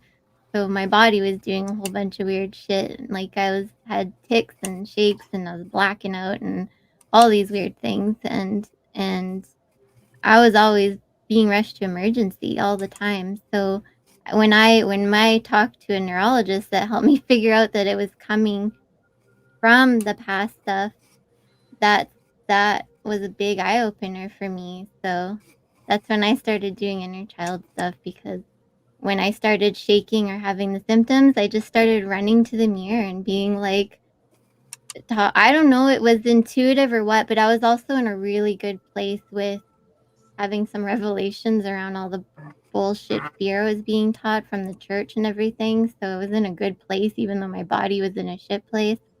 And I remember just running to the mirror and talking to that part of me and just being like, thank you for protecting me the only way you knew how.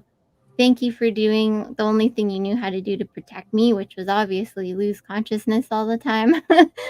So, Why won't they let us out of the said, jacket?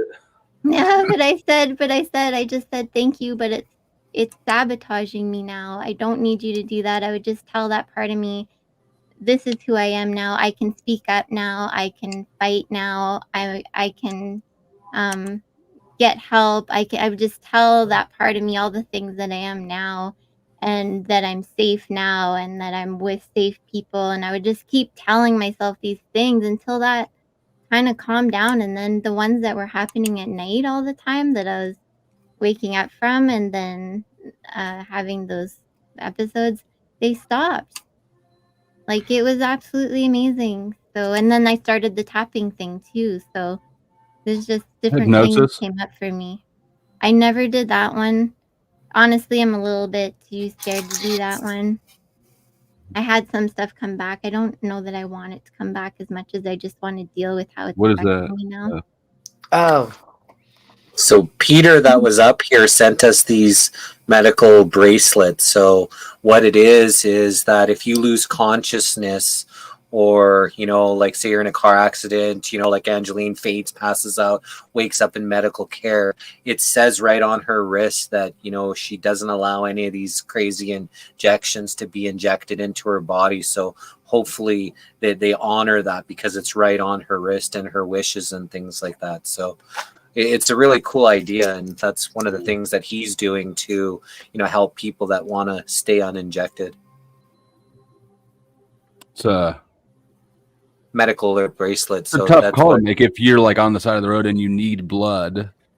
Not that it's saying specifically the, you know, these mandatory injections that they've been talking about. So it specific says that I don't want that.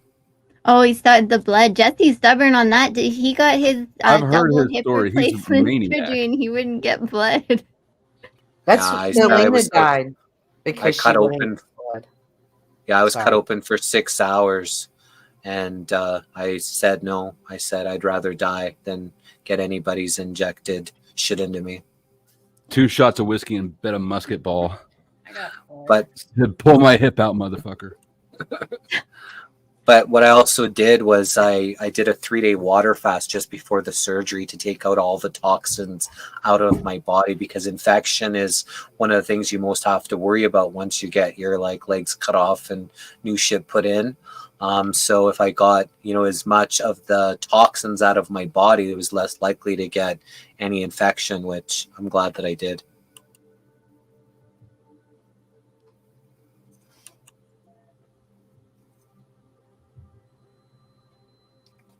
Yeah, life is amazing. Where's Jack? Jack left. He was looking beat. It was awesome he came up. Yeah. Yeah. You're so cute. So are you. Me? Thank you. So interesting. Next topic. Oh, let me do a question. Do you think our cuteness is awkward? Here. I copied that link. Flo put a link to is it a meditation or a song? No, it's a song. It was actually, so when I learned to meditate in jail, right? And it was I was in an 8-man cell. That's 24-hour lockdowns, and it was 24/7 fluorescent lighting. No window. You basically just trapped in a concrete box with 8 other dudes all the time. So learning to meditate in there with obviously no earbuds or anything. When I got out and I got moved to rehab, and my rehab counselor suggested that song, and I was able to lay down for the first time in a bed and listen to that song while I meditated. It was I don't know. It was wild. Okay, cool. I just put it in the comments. Yeah, it's like alpha wave. It's something to do with brainwaves. Okay, cool. I heard about like binaural beats and things like that too. I haven't learned a lot about it, but I see it a lot out there, listening to things at different frequencies and stuff, which is really interesting to me. Yeah, so I was curious about the hypnosis thing. Has anybody here been hypnotized? Because I don't think I would ever do it. I read a case about a coach who hypnotized his student for fun one day, and a week later, him and his girlfriend were in the car, and she said that he turned around and looked at her, and she could see nothing in his eyes, and he drove straight into a wall.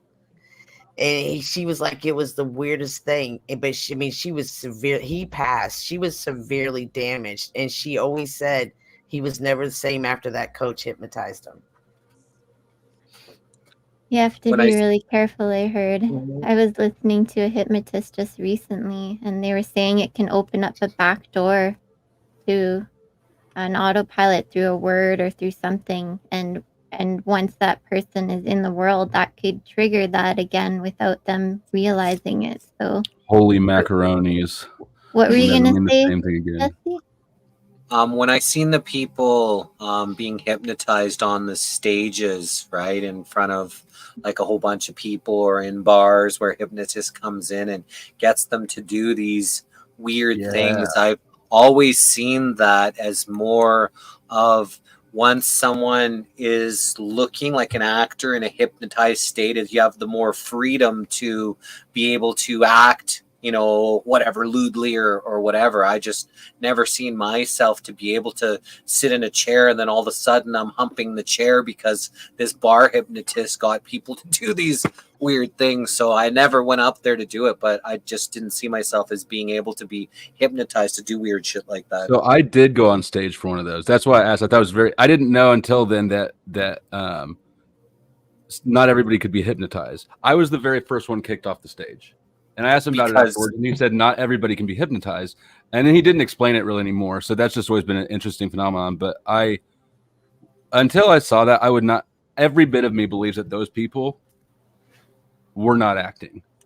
I just don't believe that you can have 3 people on stage in public faking orgasms that convincingly for that long. I don't. But I don't know. Just the fact that not everybody can be hypnotized was an interesting thing. Would it be more like the same thing of voodoo? If you don't believe that voodoo can affect you, it won't affect you. And if you do believe that, then same thing of the hypnotized. I don't think I can be hypnotized, so I'm more likely to not be able to hypnotize as someone who's maybe open and say, yeah, that's, I sure hope I don't get open to the idea of being hypnotized. So years later, I asked a different, actually who I met on YouTube, a hypnotist, sort of about that. And he's, because he mentioned something else that about was a third, maybe a fourth. Anyways, a huge proportion of people are walking around in a hypnotic state at any given time.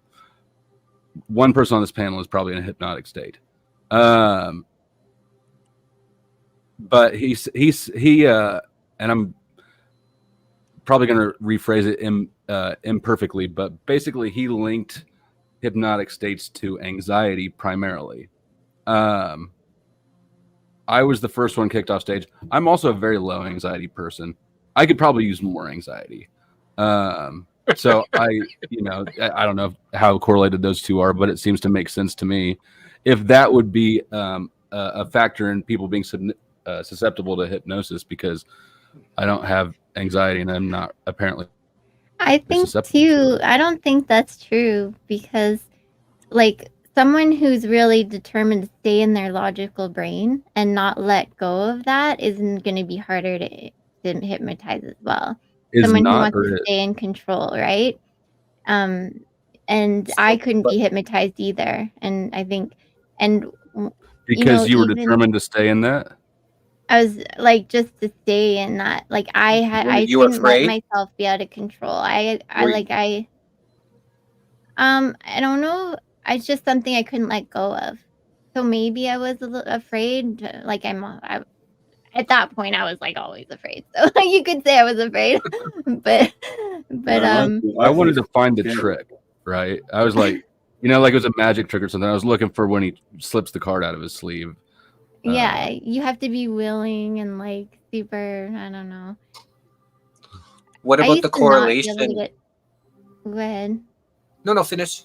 I used to not be able to get drunk because I'd be so afraid to be out of control, and I would, and so I would actually just get sick before I would get drunk, which I never understood what the point of alcohol was, and. And now I know. I didn't drink very long. I just, I turned the legal age and tried it for a year. Went to bars with my mom, which is silly, but I was always watching out for her and wanting to make sure she was safe. And I would drink, and I could drink a lot, and I wouldn't get drunk. It was the weirdest thing. I've sobered up in a hurry in situations. I know what you're talking about. Off of a lot of things too. A situation or anxiety or adrenaline or whatever will pull you out of that shit quickly. Yep.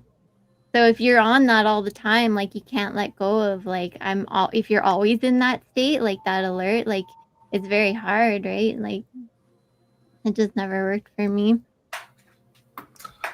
I wonder what the correlation is of people being able to hypnotize to them being traumatized. So the higher the traumatization, maybe more and less someone that has been traumatized a lot don't want and kind of like fight the hypnotization. Good chance. For my personal I think hypnotism, like the proper hypnotism where you give up, it's like, you give over your normal conscious will. That's like, I think you can either go there or you can't go there. Like you say, though, you can get like trance states in between. But I actually read a book on hypnotism like years ago, and they were saying that back in the day, they were doing like open surgery and stuff with the people just hypnotized without any painkillers, and it was like could do that and like stuff like this. So it's definitely a really powerful thing, and like for that reason should probably be like respected as well. Just use of like people that need it rather than like whatever. It's crazy. Try it. Yeah. And as crazy as it may sound, that pain is a lot in the mind. And an example is when I was like 7 or 8 years old, I was riding my bike and I just had a brand new Kuhara, had brand new 501 Levi's red tabs, was the cool jeans to have on, wore them for the first time. And someone had called me and I turned to look and my handlebars wrapped. I flew over my bike and I fell down. My jeans were ripped. I picked up my bike and noticed that I had a little, like blood and a little tear in my knee. And my buddy, and I don't even know, and I don't even feel this, and my buddy's pointing at my finger, and I don't even feel what's going on. My whole nail ripped right out of the socket. It was dangling by a little piece of skin. I saw a white little tube, like an actual little tiny tube in there. And as soon as I saw it, I freaked out. I didn't feel it. I just felt a little bit of throbbing. But, once I seen what it looked like, that was it. I like freaked the fuck out. Yeah. I know. That's hard. I know, man. No, the world is very like mental, but still, like the pain did hit you then, though, didn't it? that's when it was so excruciating that I didn't think I was going to make it through my, 7th grade or whatever, right? And that's, it was pretty crazy. So what they did was they cut it into a little sliver. They put the little sliver back in, and then it ended up growing back. And now you can't tell which pinky was like, ripped right out of its socket. And but we it was all got to this share long. the pain of that experience with you on a smaller scale. So I appreciate you sharing that with us. Thanks for helping me. Let me tell you about the time I bit through my lip and broke my nose. Yeah, we've all had a few accidents. Like,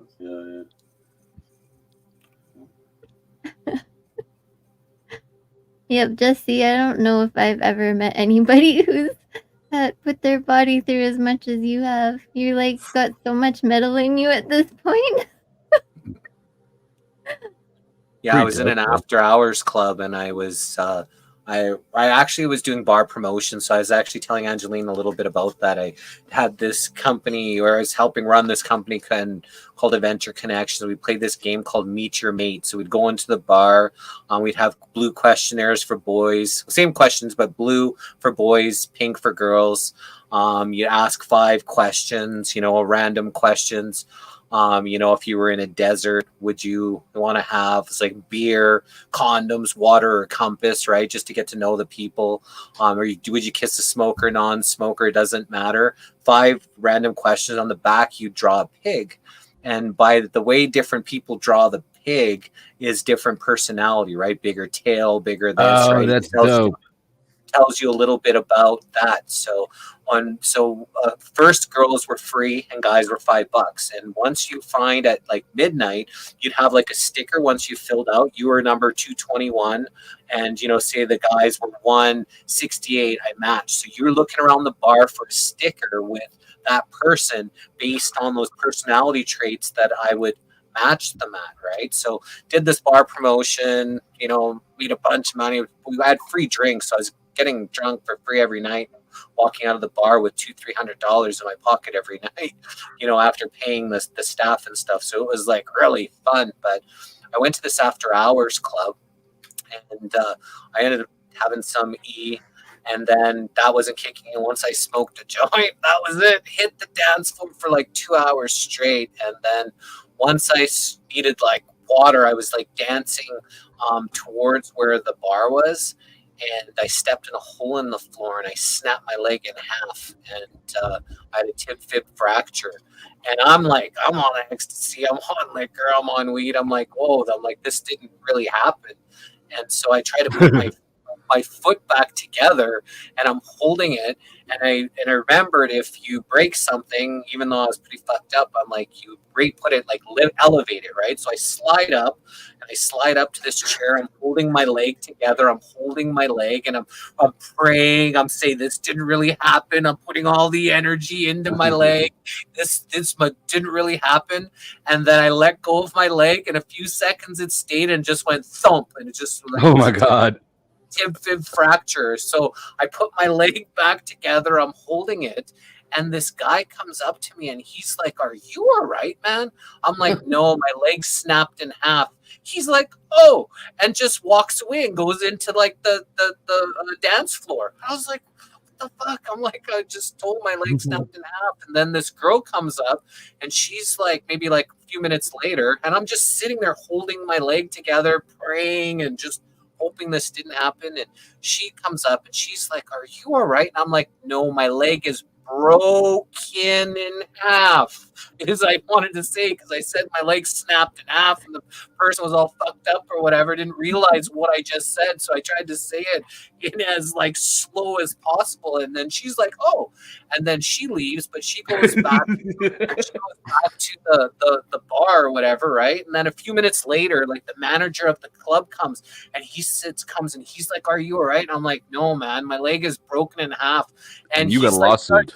He starts rubbing my back, and he's like, "Oh, you're gonna be okay. Would you like me to call an ambulance?" And I'm like, "Yeah." He's like, "Is there anything I can do?" I said, "Yeah, just." I said, he's like, "Is there anything else?" And I said, "Yeah, get a girl to rub my back instead of you." Is what I said to him. I thought it was just strange. Some random dude was rubbing my back, and whatchamacallit, so he gets an ambulance, and then I was like, oh, and can you get me some duct tape? I was gonna duct tape my leg together, right? So as I'm holding, because I'm holding, yeah, I was gonna duct tape it. As I'm holding my leg, I'm like, for quite a long time, and he comes back, and someone brought some duct tape, but by the You time didn't pass out.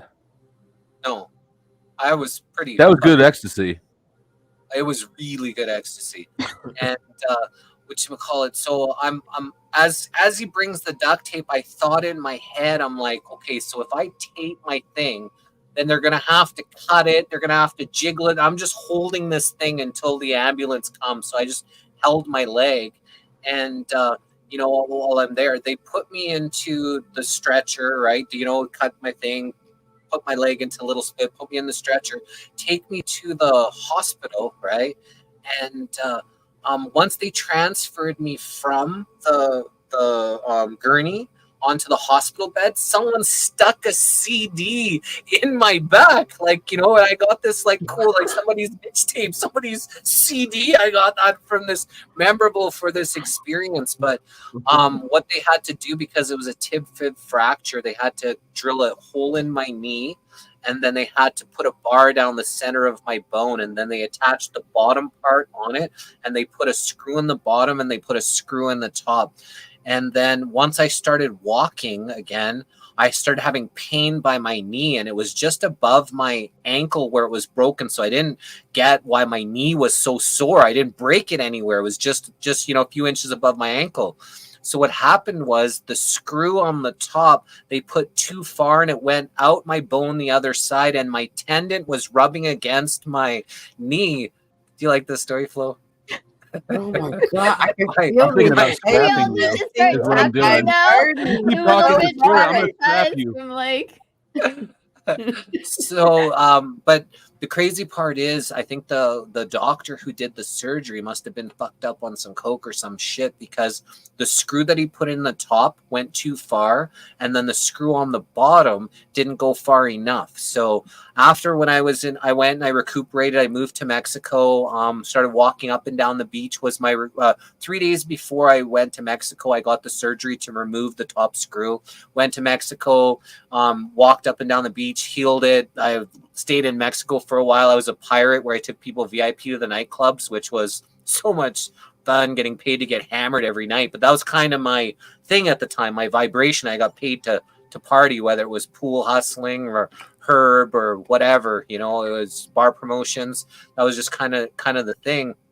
And then when I came back, I inherited my buddy's 3 kids. So I'm jungle gym now to 3 kids, and every time they were banging my ankle, my whole leg would get swollen, and I didn't know what the heck was going on. So the amount that the screw on the top didn't go far enough, the bottom one, or went too far, the bottom wasn't far enough. He fucked up on both screws, one not far enough and the other one. So then they had to remove the bottom screw, and I had some resident doctor to do it, and he was digging. I got my kids, the kids I inherited, right? So my buddy said if anything ever happened to him, that if I'd look out for his family. So while I was living in Mexico, he had killed himself, took too much pills and shit.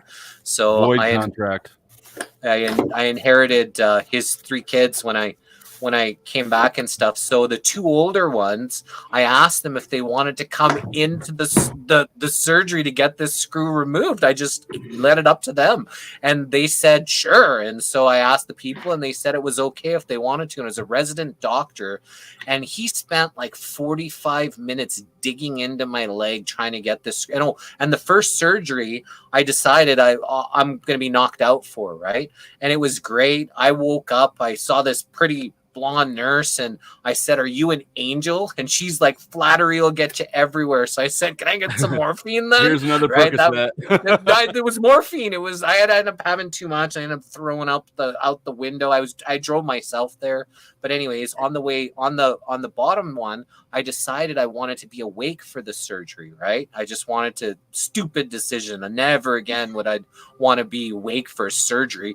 This resident doctor spent 40 person.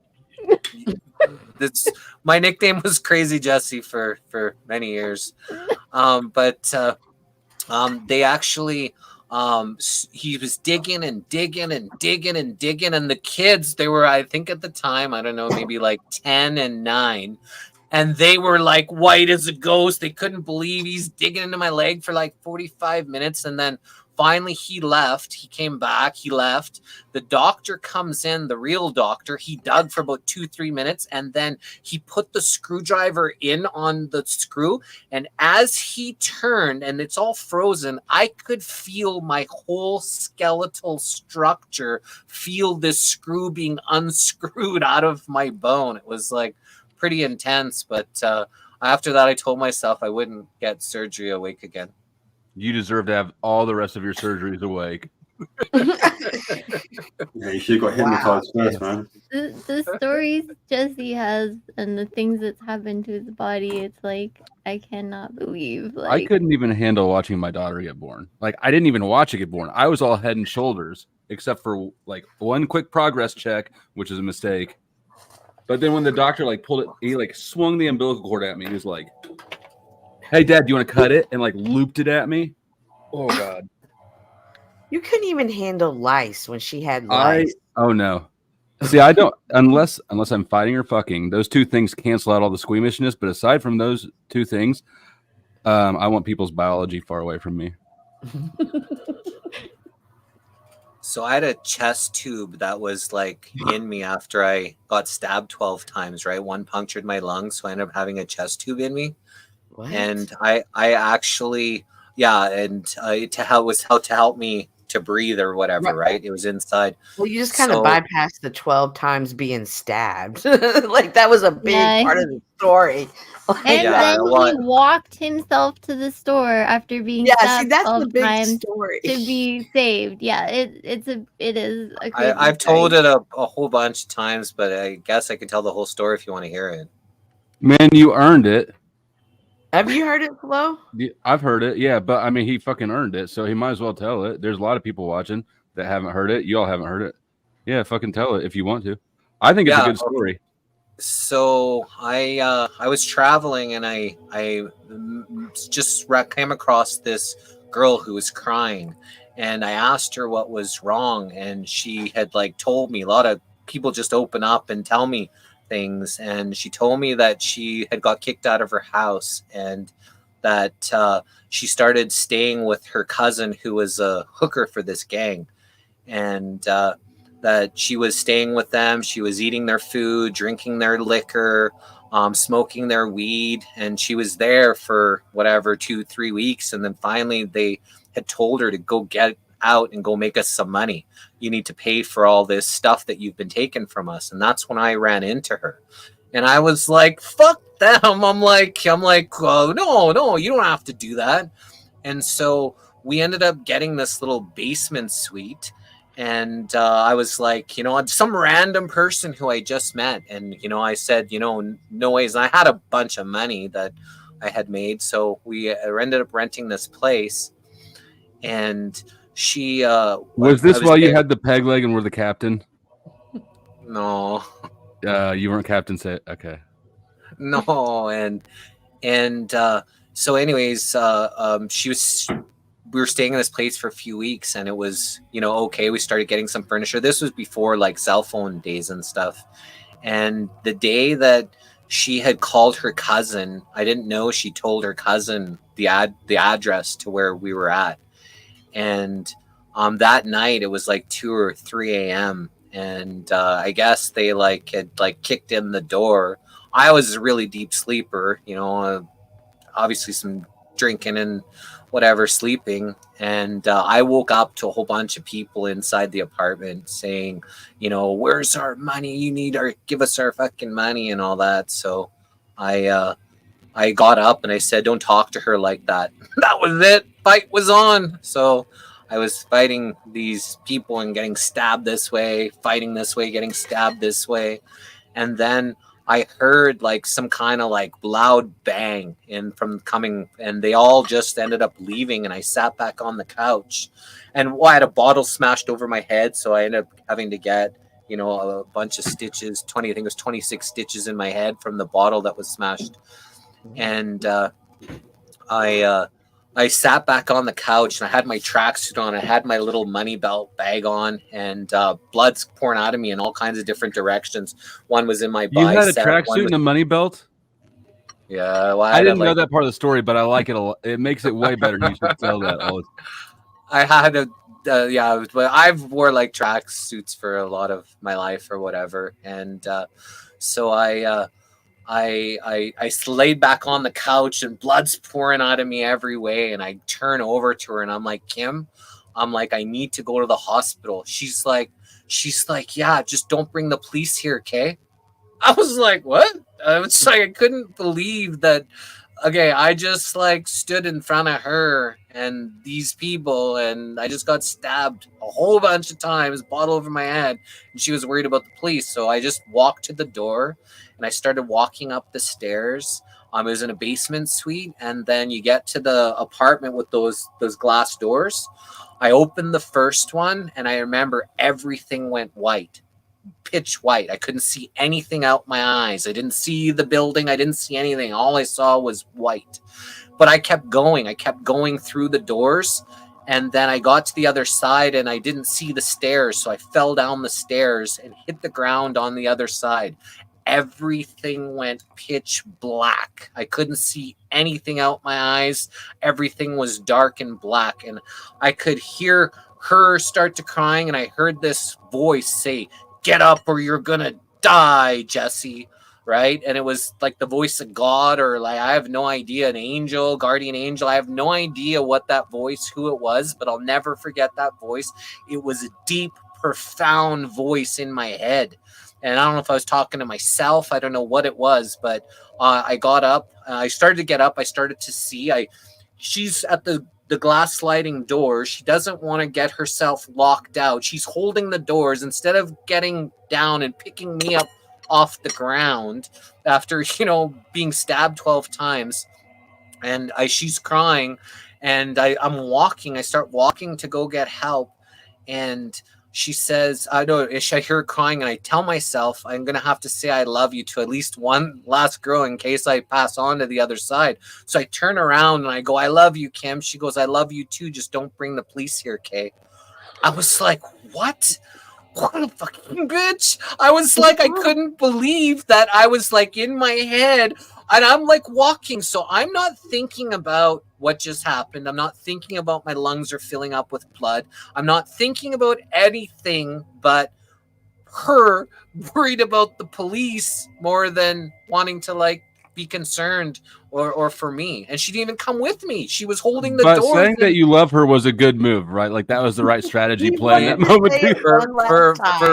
For the reason why is because if I would have started thinking about what happened to me, if I would have started thinking about the blood filling in with my lung, started thinking about what had just happened, it probably wouldn't have went as well as me being pissed off and angry the whole time. And as I'm walking, there was this car that drove up, and I waved down this car, and these people in the car, they looked up, and I'll never forget their faces. It was like time slowed. They looked like they just saw like some not even a ghost, like someone that just crawled out of a grave.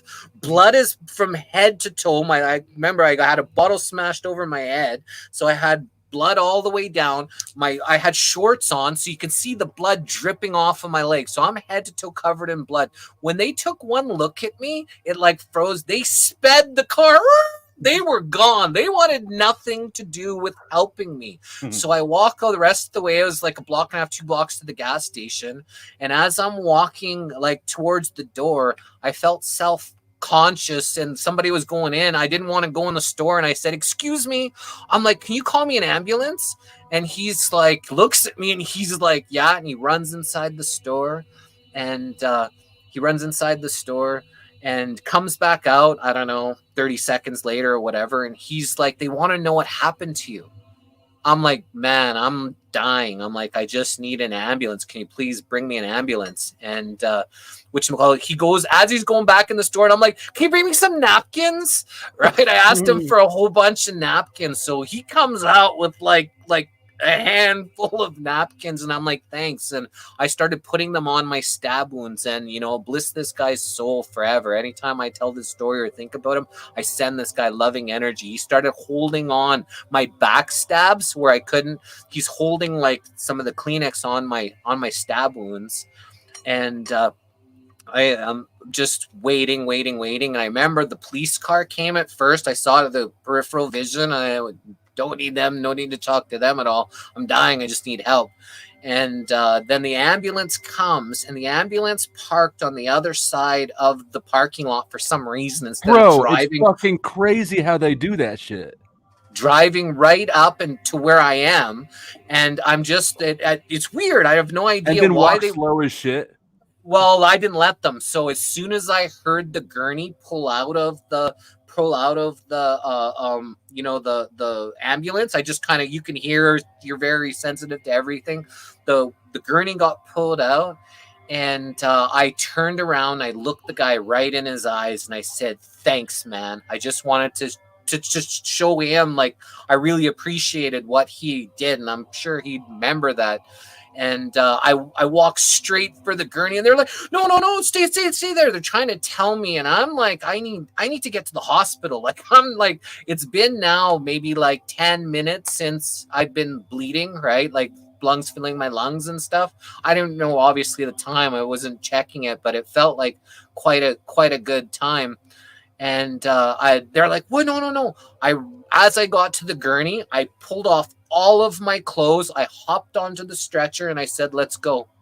And it's like time froze again. Everybody was like, "What is just happening?" No, and then everything just froze. And then all of a sudden, they got me, put me into the thing, and then the whole ambulance ride, they were trying to put the oxygen mask on me, but every time they did that, it felt like I was going to start passing out, so I pulled it off. They put it on, pulled it off, I'm fighting these like people the whole way to the hospital because I didn't want this oxygen, because it started making me feel queasy. It started making me feel not good. I didn't want to not feel good. I'm trying to stay conscious as long as I can for this experience. And so once we got to the... Can we pause at that last phrase? Why? You're trying to stay conscious as long as possible for that experience. Yeah. Not for the I just want to admire that as much phrase. as I think it's as more that I felt if I just passed out that I might not wake back up here. And so I just felt like I needed to stay awake, right? Not because I wanted to feel all of the stuff that's happening. I was scared for like the first time that I was gonna go, right? So it was quite a moment in my life. So the only reasonable conclusion from that story is that you were a pimp. What happened to the girl? So anyways, before we get to that, he went missing.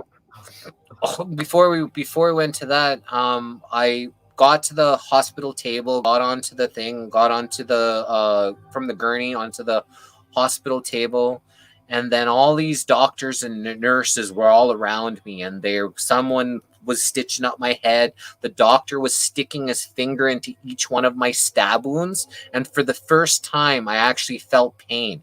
So because I had lost so much blood, because they needed to do the surgery so quickly, they couldn't obviously x-ray me, so they said they had to make sure nothing was broken off or stuck in me before they sewed me up. So he had to stick his finger into each one of my stab wounds, right? And I got my hand like this, and I wanted to like hit the guy because he was hurting me, right? I didn't feel good, him sticking his fingers in me.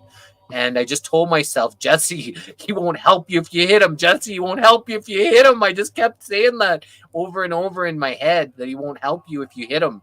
And then all of a sudden I saw my lifeless body on the table, and I saw all these doctors and nurses around me, and I floated away, and I saw myself lifeless on the table. So, I don't have, a whole bunch of memories of what happened after I floated, who I talked to, seeing Jesus and all that kind of stuff. I don't have any of those stories, but I woke up the next day and in the room, and the nurse was like in the room when I woke up, and she's like, she's like, oh, so happy that you're awake. And I said to her, I'm like, oh wow. I said, I need a cigarette, was the very first thing I said when I woke up.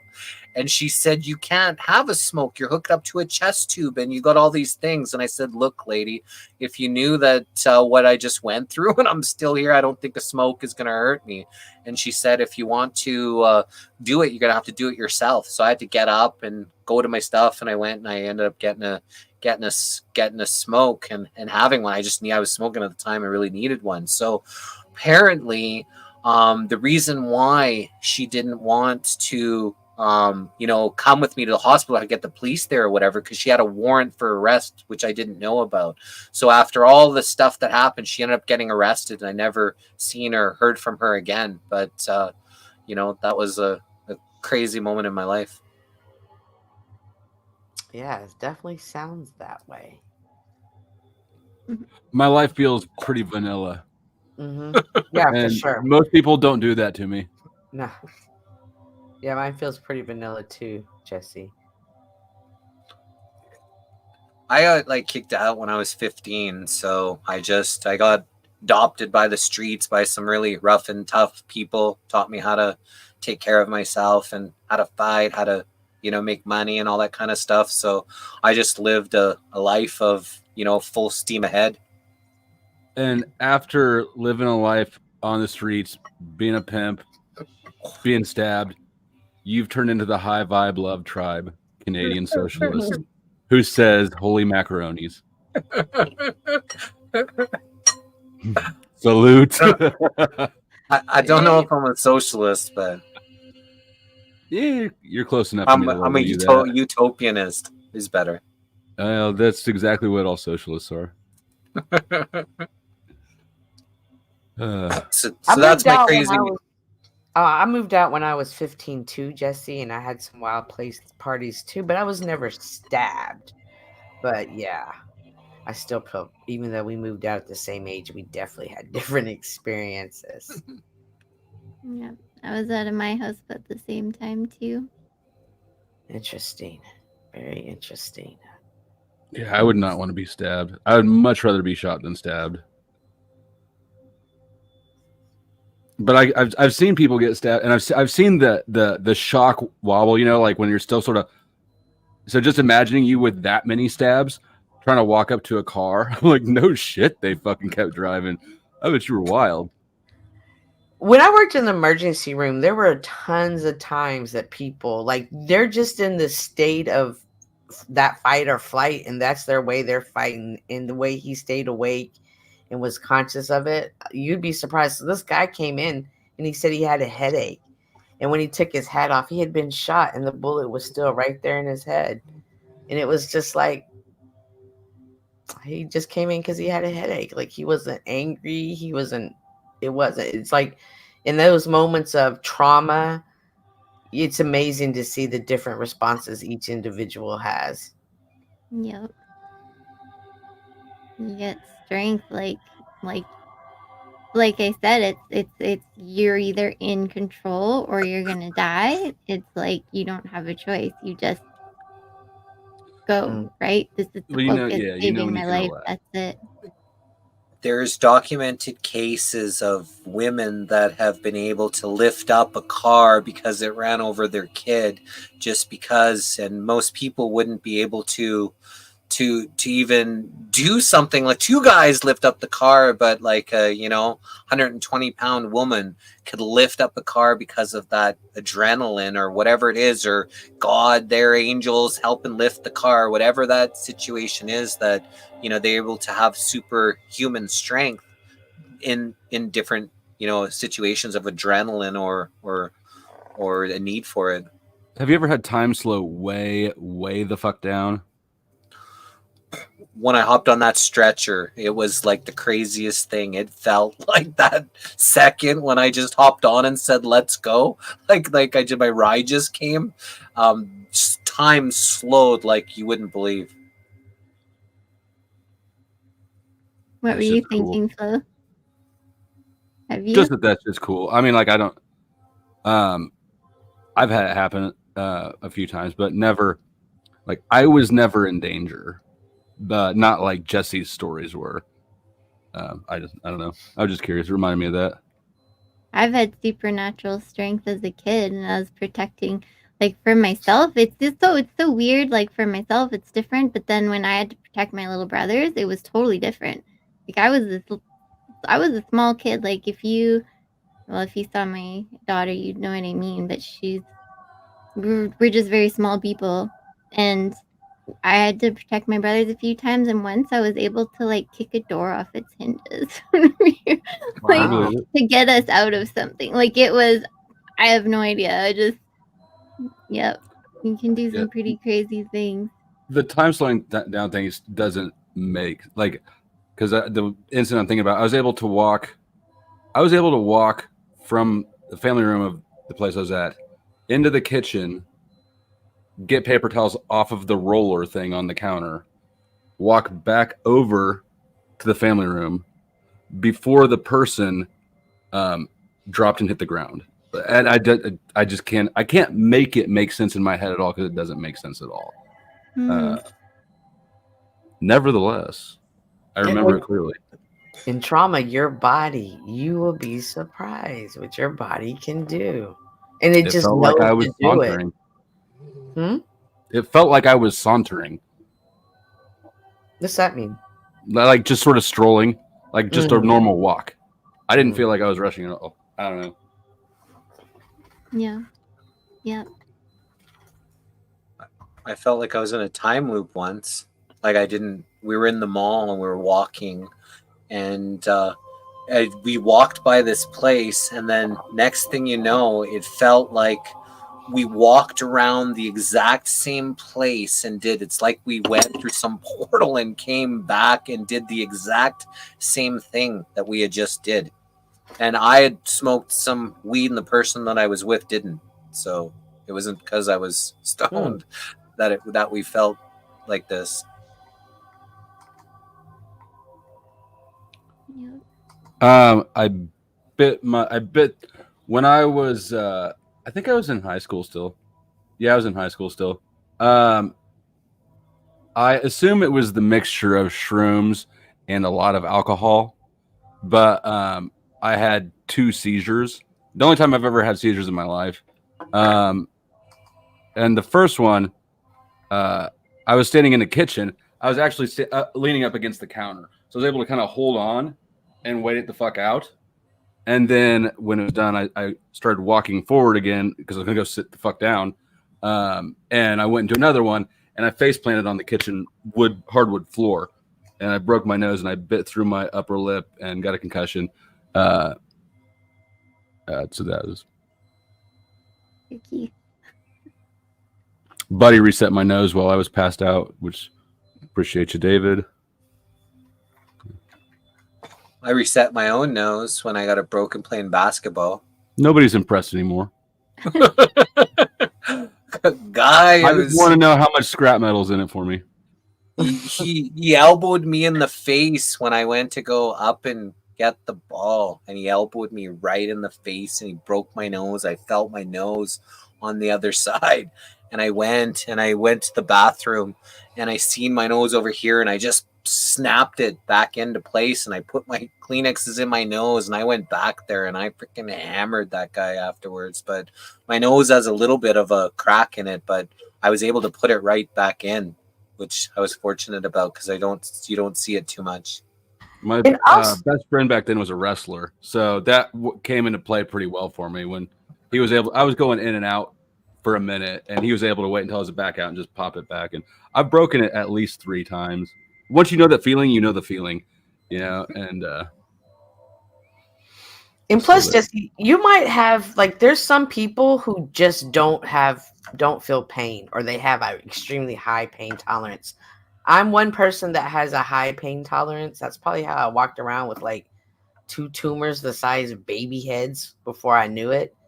But then there's some people who just don't feel pain at all. And at first you think that's fun, but it's not, because your body does alert you and you need to feel that feeling. But you probably have a high tolerance pain level. Very high tolerance. But Yeah. I was accident prone. I got bullied as I was a kid. Like I remember someone smashed a volleyball at me while we were in gym class and broke two or three of my fingers, on my hand and stuff, right? So while I wasn't looking, and I felt I was younger. I felt that hurt. Earlier But when I've you gone said through a like lot. earlier when you were saying how pain is in the mind, I think your mind is just strong. I think when you have a strong mind, you just block out that pain. And it's not like you don't feel it, it's just you're like that part of your those senses are shut down now. Like they're not useful at this moment, if that makes sense. Yeah. 100%. And that's why they have these drugs that are pain inhibitors, right? They takes away from that neurotransmission, for you to feel it. So it's the pain blocker. So you're not actually not feeling, like it hasn't stopped the pain. You just don't feel it. Right. Well, I'm going to go ahead and say goodnight. This has been I like y'all streams. I'm enjoying it. I've been here. I'm a day one panel person. So yay. I will see you guys later. Good night, Flo. Good night, Angeline. Night, Jesse. Thanks so much for coming and hanging out. Mm-hmm. I'm going to leave my stream running as well. And Jack did the same. So we're live right now on 1, 2, 3, 4, 5, 6, 7, 8, 9, 10 platforms. And we were 11, but LinkedIn stops after 4 hours. So that one ended 2 hours and 20 minutes ago because we've been going for 6 hours and 20 minutes on just one joint. So, and I'm not going to keep you a lot longer. I've still got to go. Anyways, are you tired now? Are you ready to quit or like? No, I have trouble gauging your energy levels. I'm still good. I still haven't, but I need to use the washroom, so I'll be back. But like some of those interviews can be long as fuck. Oh yeah. Well, and when he did HVLT, he's gone like crazy amount of times before. He's in a flow. I just can't sit still that long. If these panels didn't have the capacity for me to turn off the camera and move around a bit while other people do it. I mean, when I've flown solo in the past, 3 hours is basically the limit. 2 hours is the ideal. At 3 hours, my brain just shuts off. I don't know why, but I'm learning I can talk better when I have my camera off and I can just be kind of doing whatever, being wherever. What? Your timer? Camera. Oh, your camera? Yeah. Well, it's another consideration, right? Like you're on display. Yeah. I guess. And I think I just am better. I seem very still here, but I have like one of those purses that's filled with like a million different fidget toys and like putty and like because I can't if somebody's gonna be talking to me, I gotta be doing something. Like I'm playing with my that's why I smoke. Yeah. I don't do anything. I'm trying to you should consider it. It would make you look cooler. 9 out of 10 high school kids agree that smoking makes you look cooler. No, man, come on. That's okay. I have no interest in being cool. See, so my negative energy words had no impact anyways. It's probably the power of all the holy macaronis that was still It's pretty holy. I remember why I told the stabbing story. Because of what happened afterwards. So I pulled out my own chest tube. Did I ever tell you that one, Flo? Like the breathing thing that goes? Yeah, the chest tube that went into my lungs. No. I pulled it out myself. Like in a movie? So I'm in the hospital for 10 days. Why? And every single... Why? This is after he was stabbed and everything, and he right. But why wouldn't you just let somebody else remove it? I don't know. Same reason you stay awake during surgery. When I when I think of an idea, especially when I'm stoned, it sometimes maybe it's not always the best idea, but I tend to follow through sometimes. And I had, every day that I was doing in the hospital, I was in the hospital for 10 days. They did an x-ray on me. I had to go and get an x-ray done to make sure all my different stab wounds were healing up properly, especially the one in my chest and all that kind of stuff, right? That went into my lungs. And so on the night before I was getting released the next day, and I'd end up finding the cancer place of, where this inside of this hospital where they had all the cancer patients, they're smoking all the weed. So I ended up finding on the very first day some biker guy that was part of, the Angels. He was in a wheelchair, and he had a heart on like a plane waiting for somebody to die, so that way they could transfer a heart to him, right? Guy with money was pretty high in their group. He had taken me to this like cancer place, and I was there getting high every day. So on the night before I was getting released, the next day they were going to take out the chest tube, and I was going to get released out of the hospital. And I remember where I was smoking a joint, and I'm asking all the nurses, how do they take it out? How does this chest tube go out? And they're like, they just pulls it out, because there was nurses there that were like smoking cigarettes and weed and whatever else that was being smoked in this kind of like cubby hole. And it was kind of in a basement, but it had a long like an opening to like the air, or like it was probably like 2 floors up. And I remember after they had told me that they just pull it out, and then they ended up just taping it on to the side of me, the little hole, it started raining. And I remember raindrops on my face, and they all left. And I just decided I was going to take out my own chest tube for some reason. So as I started to pull this thing, I got it like... Was it curiosity or like anxiety, or were you escaping or challenging? Like, what were you? Why? I can't tell you. I have no idea why I wanted to take this thing out. To take this thing out myself, and you're trying to get the demons out, boy. So as I pulled this thing, I got it out of me. Flow about that long out of me, and I didn't know how much longer. I remember I just pulled. How far down did they go? I've never had one. So it's probably about this long, and I took it maybe about halfway out. And then I was like, as I pulled, I just kind of gasped a little bit, right? And then I was like, fuck. I'm like, what do I do now?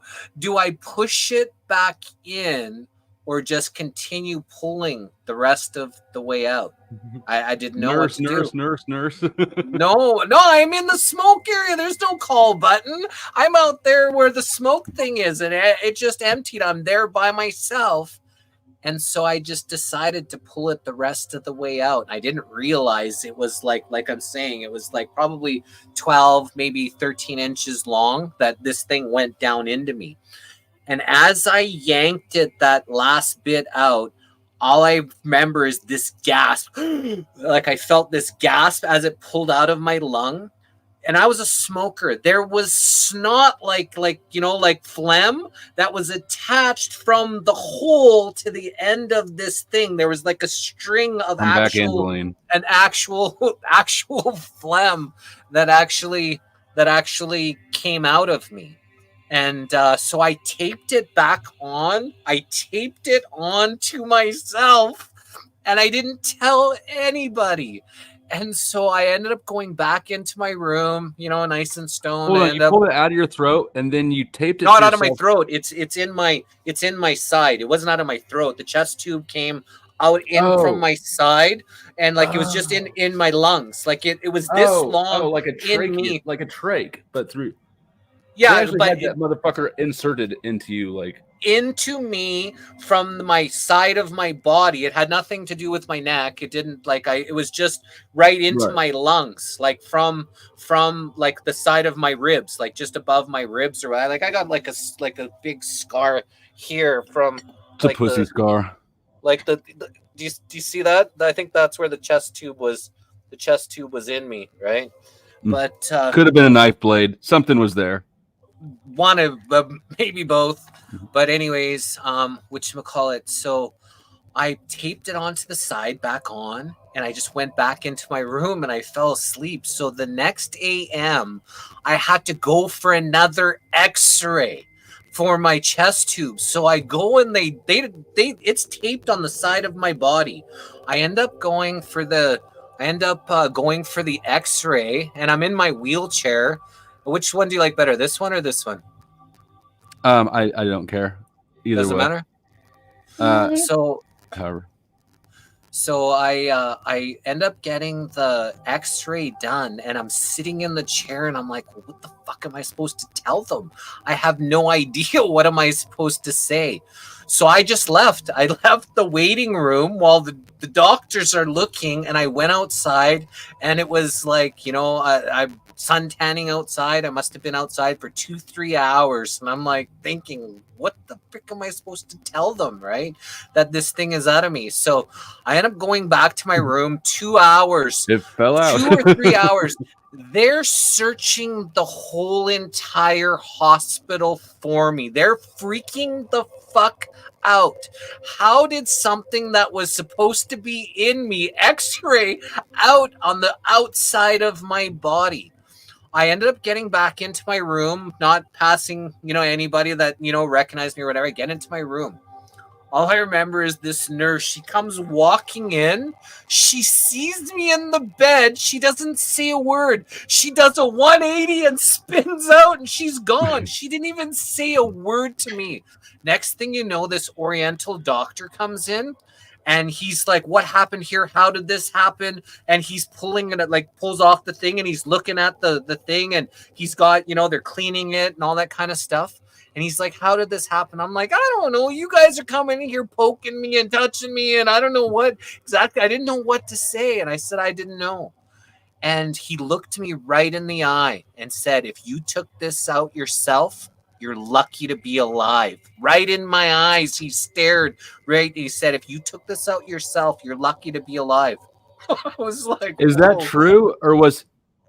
I don't know. I didn't. I'd be interested to know if that was true, because my assumption is that they were concerned that they fucked up, and they have a legal liability if something goes wrong with you. So I don't know if you've ever followed up on that actual threat. I don't know anything about this shit.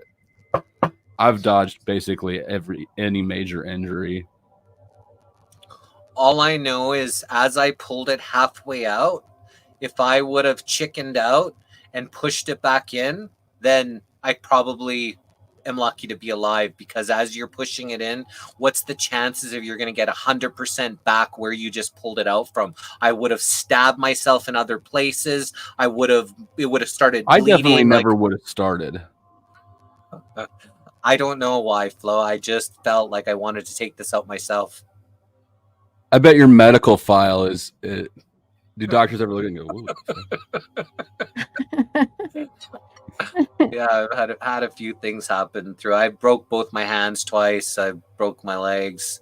I remember I was 4 years old, and my sister got a pogo stick, and she's 4 years older. She's 8 years old. She got a pogo stick for her 8-year-old birthday. And my parents managed an apartment building, and one of the rooms was the open room where people come in and, have their entertainment or whatever. But it was like a party room. But one of the columns had a cement post, and I'm 4 years old on my sister's pogo stick. And I'm bouncing, and then all of a sudden, one bounce went to the side. I shot straight into a wall with my elbow, and I broke it's the first time. I was 4, and that's the first time I broke my hand. First bone that I remember breaking at 4. You need to learn how to fall better or something. I went straight into a wall, man. I've fallen off balconies. I've been shot at.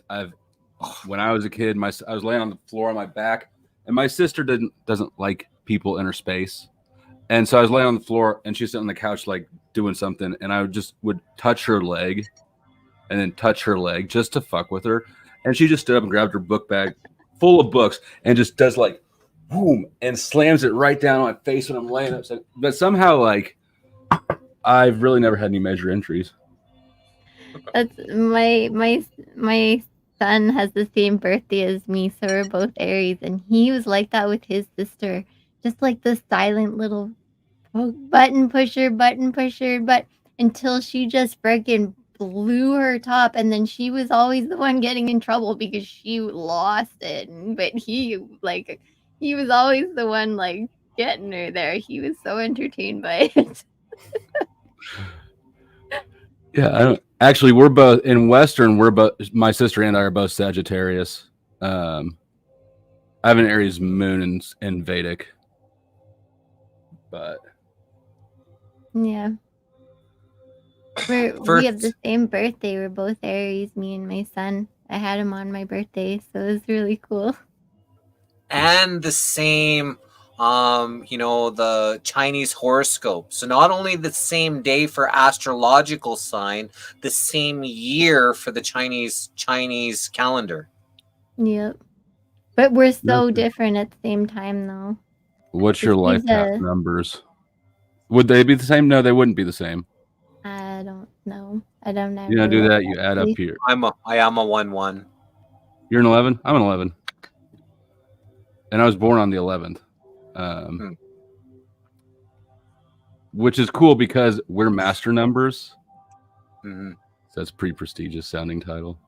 Yeah, you want to know? Cool. You know something really weird is that in my family, on my birthday, we have 5 people with the same birthday, the exact same birthday in my family. So uncles and stuff, and they're all guys. And I was the only girl. And so I remember I was on a walk with my son one day, and I'm like, see, they kept sending guys and it didn't work, so they sent me. And then he's like, yeah, well, that didn't work, so they sent me. he's such a smart ass like I am. That's wild, though. It's so like unheard of. Absolutely, like that one day just has this huge list of people on it, and yep. I don't understand. It's very strange. I didn't used to put, well, for the longest time, I thought astrology, all that shit, I thought was nothing more than just a way to talk to chicks at bars. But, God damn it, Gary. Gary's an 11, born on the 11th. Oh, in the 11th month, not on the 11th day. Like, me and Gary have a lot of quirky similarities. I'm seeing. Same for me on the astrology, and I think I was like 18, and people were talking about this astrology, so I was like, "Whoa, I need to check this out. Does this have any validity or a meaning to it?" And I got this book from the library called Sun, Moon, and the Planet Stars. And I read this book, and I read all about Scorpio. And I couldn't believe that what I was reading was like basically me to a T. And so you got a little tempering there. Yeah, definitely the, power to heal or to harm. Oh yeah, you've got like you got like a hella Scorpio, right? Triple Scorpio. Sun, Moon, and Mercury, and then rising is Virgo. In Western? Yeah. I think in your Vedic he was Leo, I can't remember. The Vedic is what convinced me, though, because the chick who showed me my Vedic chart, it was able to go into such detail, and it just seemed like it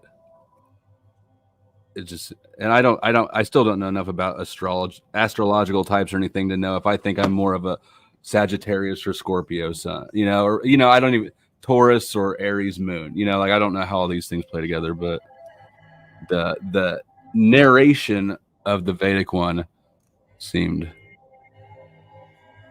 Well, the Vedic one says I would be, I think a Gemini, but it really doesn't match me. I'm like not much of a talker. Although maybe it was when I was a kid.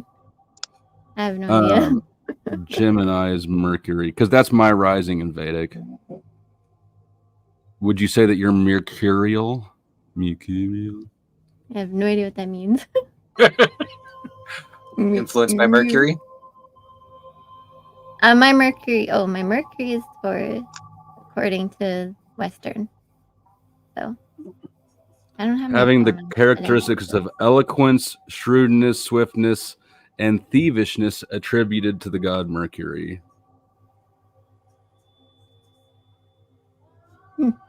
I think. I mean, I guess I may have been using it wrong. I was thinking of like enigmatic. I don't know.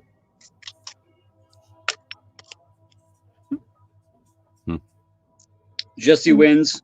Jesse wins. Fucking fatty. Jesse Lord, hey, you want to help me scrap Jesse? All hail Lord Jesse. Nah, dude, we're gonna scrap him. We'll split it. You could probably pawn some of that titanium. Got a good amount of titanium in there, don't you? Got to be worth at least as much as a cat. So when I got the titanium bar put in my leg and I did the surgery to take out the top screw 3 days before I ended up moving to Mexico, and I had the whole time I had planned out I was going to do the hokey pokey about the metal detector. I was going to put your left leg in. I had the whole song and dance. I had it all planned out. And I walked right through the metal detector and nothing. And I couldn't believe it. I was like, what the fuck?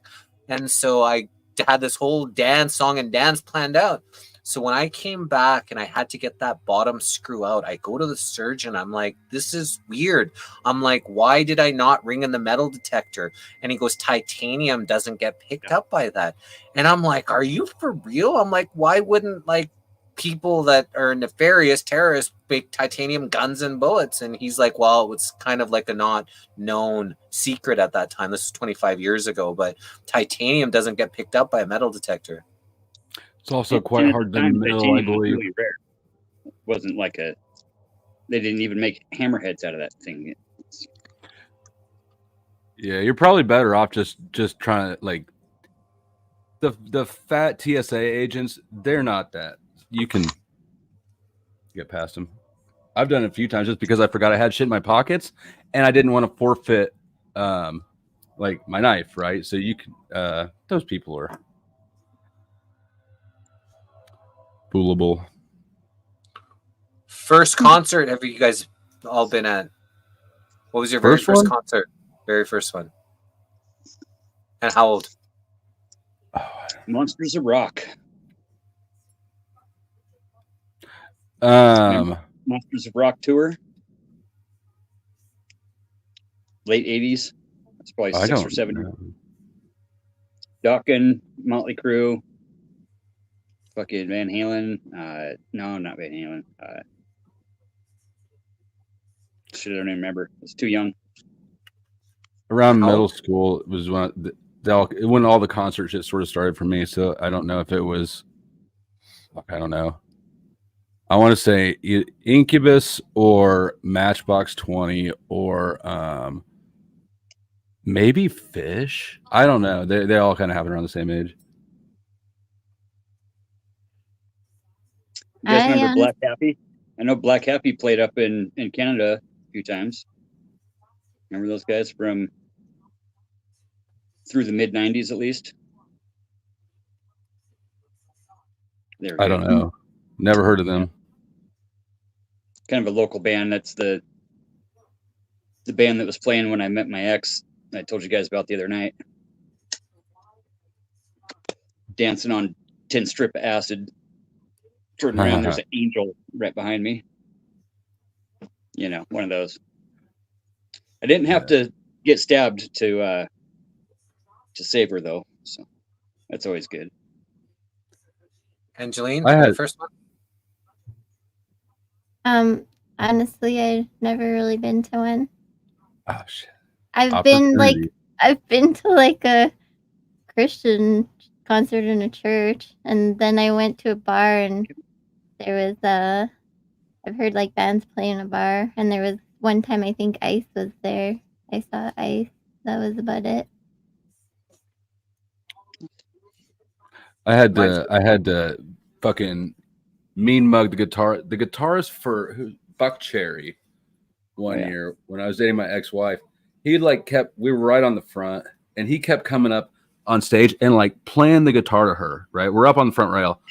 I'm around her like this, and this dude's like playing guitar to my chick. I got over it though because the concert ended. Yeah. Glow, is June 2026 Rapture talking to you here? I don't know shit about that. I don't think the rapture is a thing. I think the rapture is what angry Christians want to have happen to the people they're angry at. All those holier than thou people. Oh, that wasn't for me. There is somebody named June 2026 Rapture. Yeah, that's well, what I I was didn't just mean to asking. insult you. Says you need Jesus is what they said. Oh, I need Jesus? It's probably just because the singer was singing that crazy bitch song to your girlfriend, right? I actually met him, and he said that I would do greater works than he. I and love he gave that. me this hat. Nice. It said, "Wear it wisely." Yeah, shit. It's a good gift. What about you, Jess? What was your first concert? Kiss concert, 1983. The Animalized tour. I was 10. My sister was 14.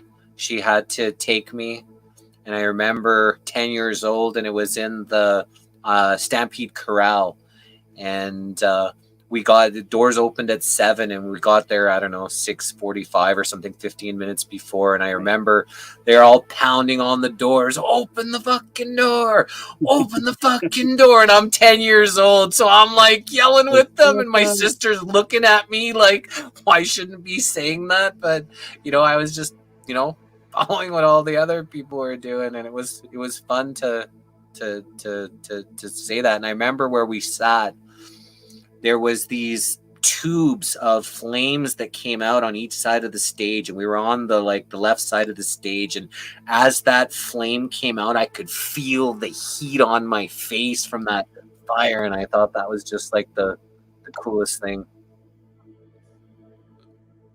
Kansas City used to host Rock Fest every year. They quit doing it a few years ago, actually during the COOF. But it was the biggest one-day music festival in the world, and I went every year for 11 years, and man, that shit was great.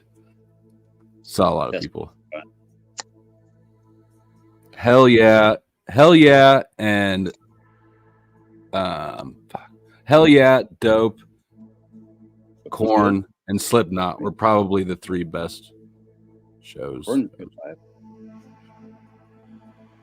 I used to live right by the stadium here in my city, so they had a lot of concerts there, and I was literally like just not even half a block down. So we used to have fires in the backyard, and we just listened to the concerts because they were so freaking loud, and you could see the lights ripping across the sky, and like it was fun. Free concerts. Yeah. Yeah, the last one we saw was Mudvayne. Mudvayne was good. Oh, that reminds me. I need to buy Tech 9 tickets. I live in Kansas City. Tech 9's Kansas City. I've seen him a ton of times, but my 13-year-old daughter wants to see him. So it's a good show. She's been to one concert. I took her to Korn. We took her to Korn. It was right after the lockdowns ended, and Korn was coming to town. I was like, fuck. Oh, yeah. The girls want to go. They're too young for this shit, I think. But whatever. At the time, it seemed like maybe they'd never get an opportunity to see concerts again. So that's also when I learned that Korn is dad music now. Because I walked in we got pit tickets, and all the other fucking white dudes in their 30s with cargo shorts on were like, "Oh, were those your kids? That's so fucking cool, man. I thought about bringing mine." Rad Dads Rock. Took my kids to all kinds of concerts. Yeah, my dad did too. It was fun. Spokane's always a good hub. Everybody stops in Spokane on their way from the East Coast over to Seattle, and then kind of back down through Portland and the Gorge. Gorge was always fun in the 90s. That was bomb shit, though. All the Lollapaloozas and oh yeah, I bet the 90s was dope out there. Dude. Well, the Corn last audience looks just like this panel, Lindsay. We look like the Corn audience now. Yeah, or Limp Bizkit panel, you know. I did. The last concert that I heard from my house was Metallica, which was one of my favorite bands when I was younger. So I was so happy to hear that one. And then Who? Metallica. Oh, right. Yeah, and then the worst band that we ever had play by our house was the boy band. Like everything was all great in that neighborhood, but as soon as there was a boy band, oh my freaking gosh! Like people were parking on people's lawns and across their yards, and like they didn't give a shit about anything. Like it was awful because nobody drove that went to them. Everyone was being picked up and dropped off, and so it was like, yeah, it really destroyed the neighborhood in one night. Honestly, the best concert I've seen, Britney Spears. Oh yeah. Shut the fuck up. Are you kidding? In Oklahoma City. I don't know. I think that you're serious, which I'm dead serious. Now that you're saying that, I will admit I bought tickets to Nickelback because my ex wanted to go. They were way overpriced. That show was fucking amazing. Yeah. They had the drummer go up, like the platform the drummer was on, like raised up and was spinning around in the middle of the fucking like air. And he's just fucking up there drumming on this big spinning pillar. Is wild. My buddy, who I inherited the 3 kids after he killed himself, he would never leave the house without his hair done because he thought one day he was going to run into Britney Spears. So he would never, ever not have his hair all done because he's sure he was going to meet Britney Spears one day. Pretty amazing. You're toxic, don't look in a man. Anyways. Incubus is the only one. No, it's not the only. It's the one that I got jumped outside of. Was an Incubus concert of all fucking bands. Oof. Which is interesting. Worst concert I ever went to was the Backstreet Boys, and it was like, I don't know, maybe like about 8 years ago, and I was like roped into like going like online. This girl that I was just kind of chatting with, she made it public that, oh, he doesn't really want to take me to this concert and type of thing, and it was just weird. After that, I said, okay, I'll like take you, and I didn't really want to go. And all I remember is from the first time one of them started to, or when they stepped on stage, 20,000 women were screaming. And then the next person would sing, and then they would scream again, and they would scream. So for like an hour and a half, that's all I heard was screaming and screaming. And I felt actually physically ill from like hearing nonstop screaming all around me. And flow Sounds state like Nickelback show. Psychiatrist or something. Someone just popped into the pack. Oh no, that's I was just screen sharing a picture that was just sitting right here on my desktop of us with Hell Yeah. I didn't mean to disrupt your story. I just saw it and shared it, but no, that's okay. And whatchamacallit, so after that, and it was kind of like our first date, and then when I dropped her back off at her house, and she's like, well, did you want to come in? I'm like, no, thank you. And that was it. We didn't date anymore after that. I didn't feel very good at all at this concert with all these people just screaming nonstop. Yeah, that's all I remember about the Nickelback shows were a lot of blue denim and a lot of screaming. Beach Boys. I don't like the Beach Boys, really. I saw them. I didn't enjoy the concert. Yeah. In a predictable way. I did like Weird Al. He was funny as fuck in concert. Very funny. Never He's saw him funny. concert, but funny shit for sure. Always show. Yeah. Did you ever go down to Bumper Shoot, Jess, down in Seattle?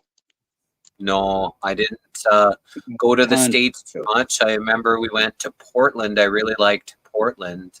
My sister went there for a dog show, and I ended up going with her and had an amazing time. The people in the U.S. was so much fun, and I remember I enjoyed Portland a lot. Portland's cool. But I did go to a festival concert in Kelowna, and it was the very first time that I ever wore my Fitbit. My sister got me a Fitbit. Oh, dude. And I ended up having it. So first night was on the Friday night. We didn't get there till like 7 p.m. was Ice Cube. And, you know, I did 17,000 steps on my Fitbit. And then the second day was Machine Gun Kelly. And I did 28,000 steps on my Fitbit. And then the third day was Skrillex.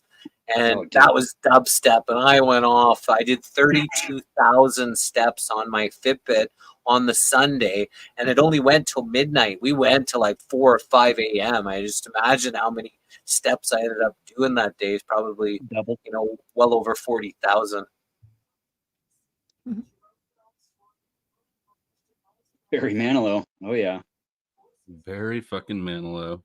Pearl Jam was good before they got all commercialized. Saw them quite a few times in Seattle, Portland, Gorge and stuff. Glad to get Rolling Stones off the bucket list. Yeah, I didn't get that one. They're fucking nuts.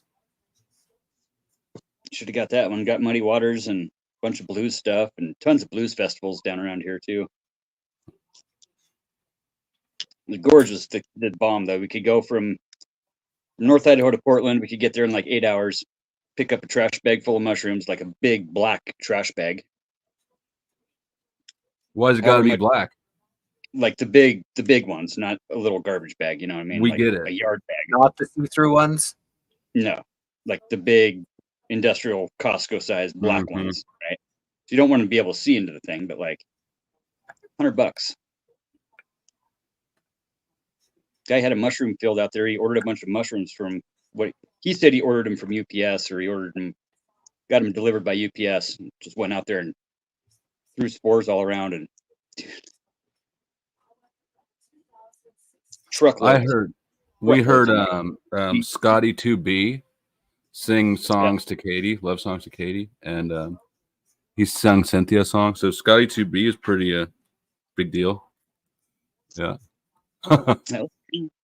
You never close your eyes anymore. So June 26th says we're talking about useless stuff. Come on, guys, wake up. So they said, you have been warned. You have no excuse. Jesus or HE double hockey stick. It's your choice. Oh, like that's not useless stuff. Bro, your name is The Rapture. I choose a bowl of spaghetti. I'd choose a bowl of spaghetti. I mean, I think Jesus would choose a bowl of spaghetti. Yeah, probably. In comparison, not to sit on your beliefs, sir, but you're sort of abrasive with them. And there's if you're going to be abrasive with your beliefs, try to not have them be silly at the same time. Pro tip. The Bible says you will be worshiping man instead of the creator.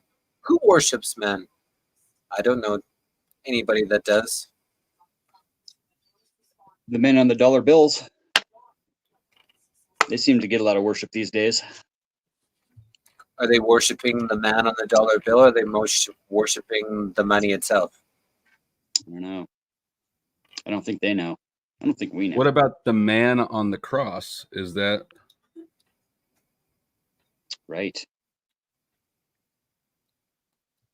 But that's the Holy Spirit. See, I mean, I'm not going to go down that path. I'm just saying, like, there's something there to consider. Whether you know. Oh, but so yeah, Julian, you're saying we end up getting like I don't know, a couple thousand hits of acid and a big bag of mushrooms. I am the rock band music. Roll into this. Actually, I love the rock band music. And we're walking around. We've got our pockets loaded up, and we got our Smurf shirts on. And just little Smurf houses, acid Smurf houses. Nothing, like nothing. And people are looking at us like all fucking weird and like what do you guys? You know. And finally, run into some people from Coeur d'Alene, where I'm from, and this girl's like, "What the fuck are you guys doing here?" Rapture, the terms God and man are mutually exclusive. It's a straight X Christian concert. Dude, Christian chicks are off the As chain. far away from the truck as we can possibly be, and got all kinds of heat following us. Buddy Nate hop in this freaking tent, strip down, steal some dude's clothes out of his bag. Got the hell out of there. Ended up at the Dave Matthews Show. And those big bouncy balloons with the rubber band on them, you know, for nitrous. I never seen any of that until I lived in Cancun, and I saw some people at some of the outdoor parties, and they had these big balloons. They were like inhaling the balloon gas or something. I thought that was quite strange. Yeah. So you took a hit and broke another bone? No, I never took any of that. Oh, bro. I saw my buddy jump 10 feet in the air and land straight on his tailbone. On nitrous. Yeah. The things Hands that you blown huff off are and go, not... Boing! Even I, as an ex-tweaker, knew better than to huff things. Whatever no, we get June is 25 huffing, bucks a balloon. stop breathing that paint. It's bad for you, June. I can hear a nitrous valve go off from like a quarter mile away. You're one of those motherfuckers walking around with a can of Duster in each back pocket. No. Never got into any of that shit. I was talking to June. Yeah, probably though. Yeah. Do you know people drink Aqua Velva? Oh yeah. I couldn't believe it. I don't know. I was maybe in grade 10 and I was downtown, and this one kind of street, kind of homelessy looking kind of guy, he went into this like newspaper store that obviously sold other things in it. And he came out and he shows his buddy and he pulls out this thing of Aqua Velva, and there's like face lit up. And I was like, what? I'm like, you guys are going to drink that? And they're like, yeah. And they ended up leaving. I was like, the heck? People drink Aqua Velva to get like fucked up. It's the best way to wash down the dog food. That's so strange. Really though, it's the first time I learned about that was the Bums in Seattle. We were over there for a bumper shoot concert and ended up in a wrong place at a wrong time, and a bunch of dudes literally, like you would see, sitting around eating cans of dog food, drinking Aqua Velva. Smoking on a light bulb, the only thing missing. Yeah, throw it in a little cough syrup, a little styrofoam cup, and some ice. God damn. That thing that people would drink was the cough syrup with some kind of. Did you hear about that? Buddy of mine got I had a busted friend like a dozen times DXM? stealing cough syrup. I'm not gonna lie, I've done my fair share of cough syrup back in the days. Then I got a fake ID, so I quit doing cough syrup. But so what did that do? Like you put cough syrup with some alcohol or just pop? No, just on the rocks. No, it was actually cough pills, Coricidin, cough and cold, and they have an ingredient called DXM, dextro, more something, but it's a dissociative, and I've never done PCP, but technically it's that's the closest thing to it. That's people would recognize as PCP. The closest thing I've done to it, I mean, it was somewhere between like it had some of the aggressive elements of being drunk. But also some of the hallucinatory effects of shrooms, or I never really saw a lot of shrooms, but yeah, it was Robitussin, and it's got codeine in it too. I think it was the codeine. Like I had a dark skinned friend that he had to go to rehab because of that, and I couldn't believe that you would need to fucking rehab cough syrup. That's opiates. That's just opiates. I thought that was quite bizarre. That's real drugs. No. I would never have imagined Gary as a deadhead, though. Yeah, I could.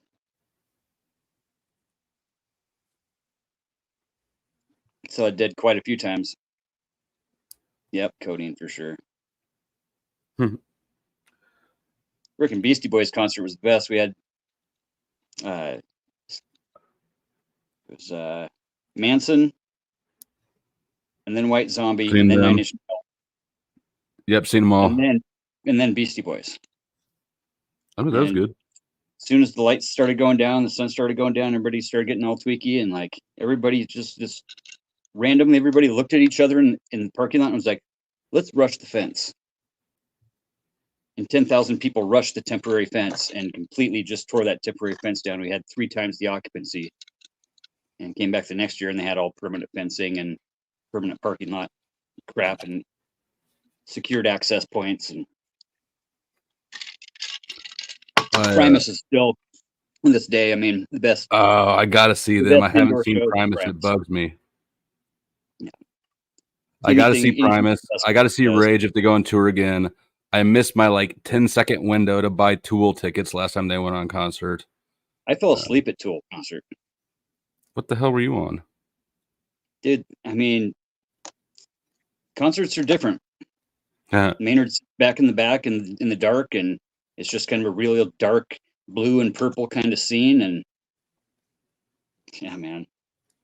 I landed on top of Ron Jeremy crowd surfing at Rockfest one year. I got because he was one of the hosts. There's 2 stages, and he was one of the personality hosts, kind of in between bands on the main stage, and got thrown up. He was right behind the front rail, just kind of checking out the crowd, and landed on top of that little dude. He helped me up. And I was so distracted by how rough his hands were, right? Because he helps me up on my feet, and I'm like, this motherfucker's hands are way too rough for his line of work. And so I start running back out into the crowd because security's kind of mad at me, without realizing I've got only one shoe on. So he kind of chased me down, just back in the crowd, and gave me my shoe back, which I appreciate. That would have been a long fucking concert with one shoe. Yeah, you lost my shoes. DMT or I lost a shoe at a Canada Day party.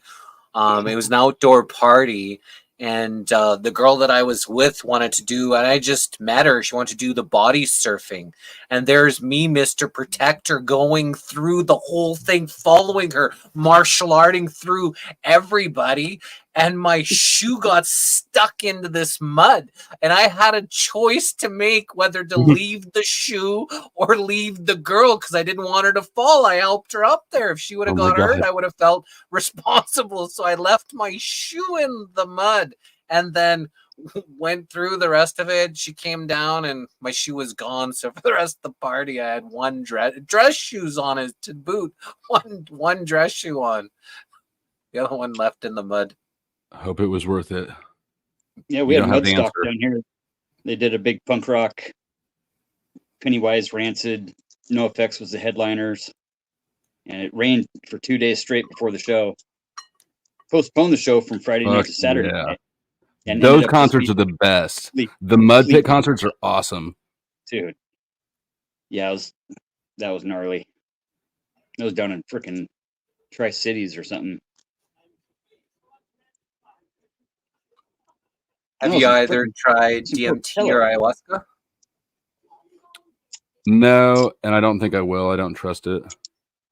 Why? Peyote. Because it's too promoted culturally right now. Joe Rogan's like, it just feels like new acid, which was a government push. You know, I don't know. I'm 37. I got my felonies. You know, if I haven't tried something by now, I don't feel like I need to. I don't want to get stuck that way. There's no good one reason for me not to try it, really.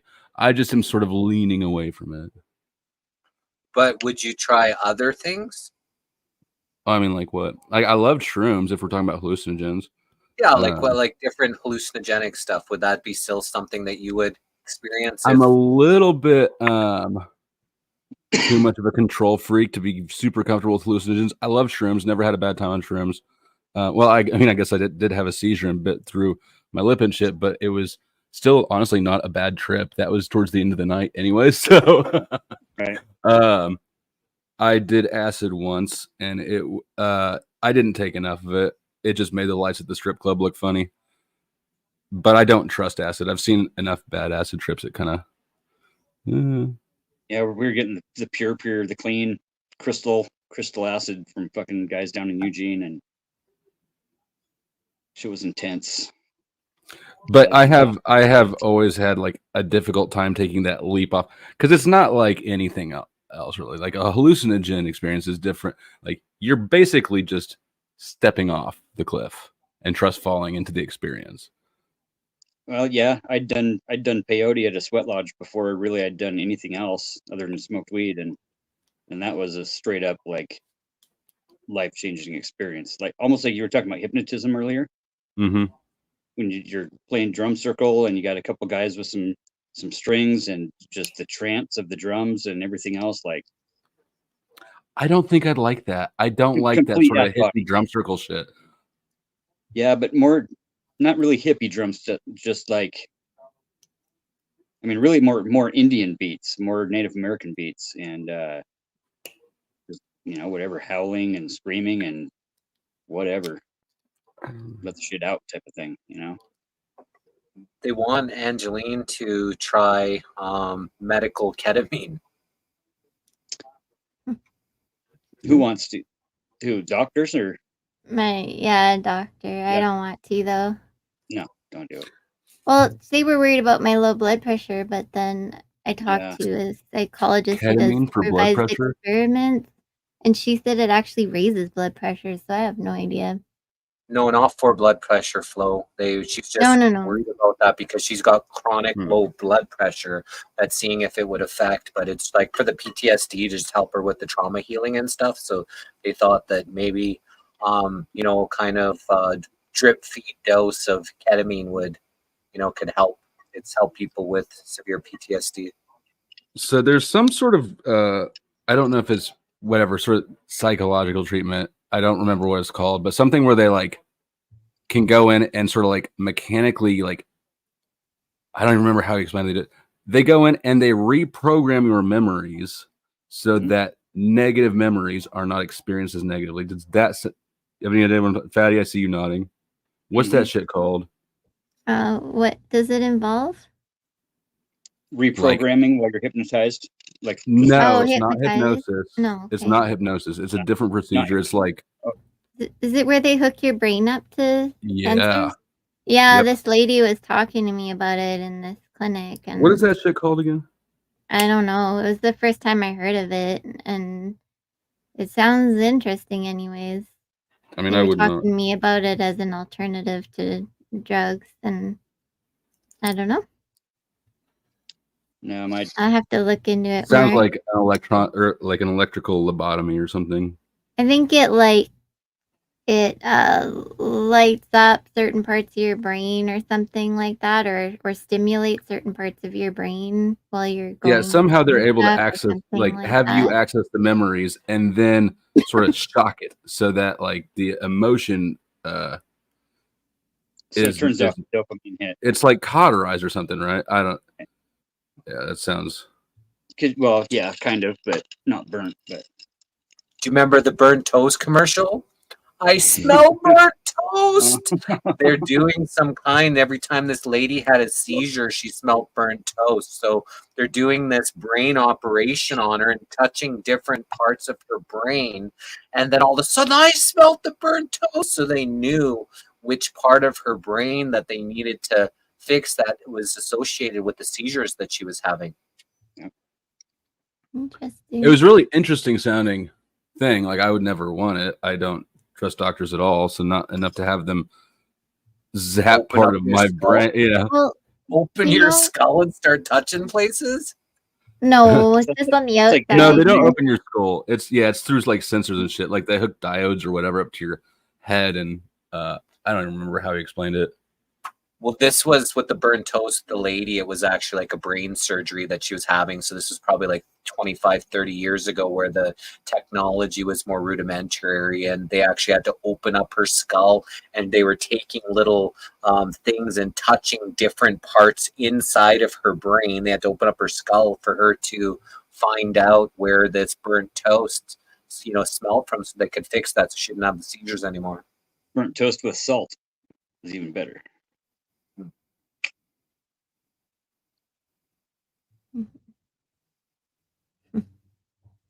I was gonna say Dr. Joe Dispenza, I think, uses some of these brain things. I don't know if he Maybe not those, but I know he does track what's going on in the brain with different sensors and stuff. I don't know if it's similar, but that's kind of popped in my head. Okay, I'm going to bed. Have a great night. Good night. Patty, good night. You, thanks for the nightmares, motherfucker. All right, later, guys. Thanks for having me up. Bye. Night. Thanks for hanging out. And Sean of Source mentioned that we interviewed DK, or DK Stone was up on the panel. Yeah, we've interviewed him a few times. He's a friend of ours out of California.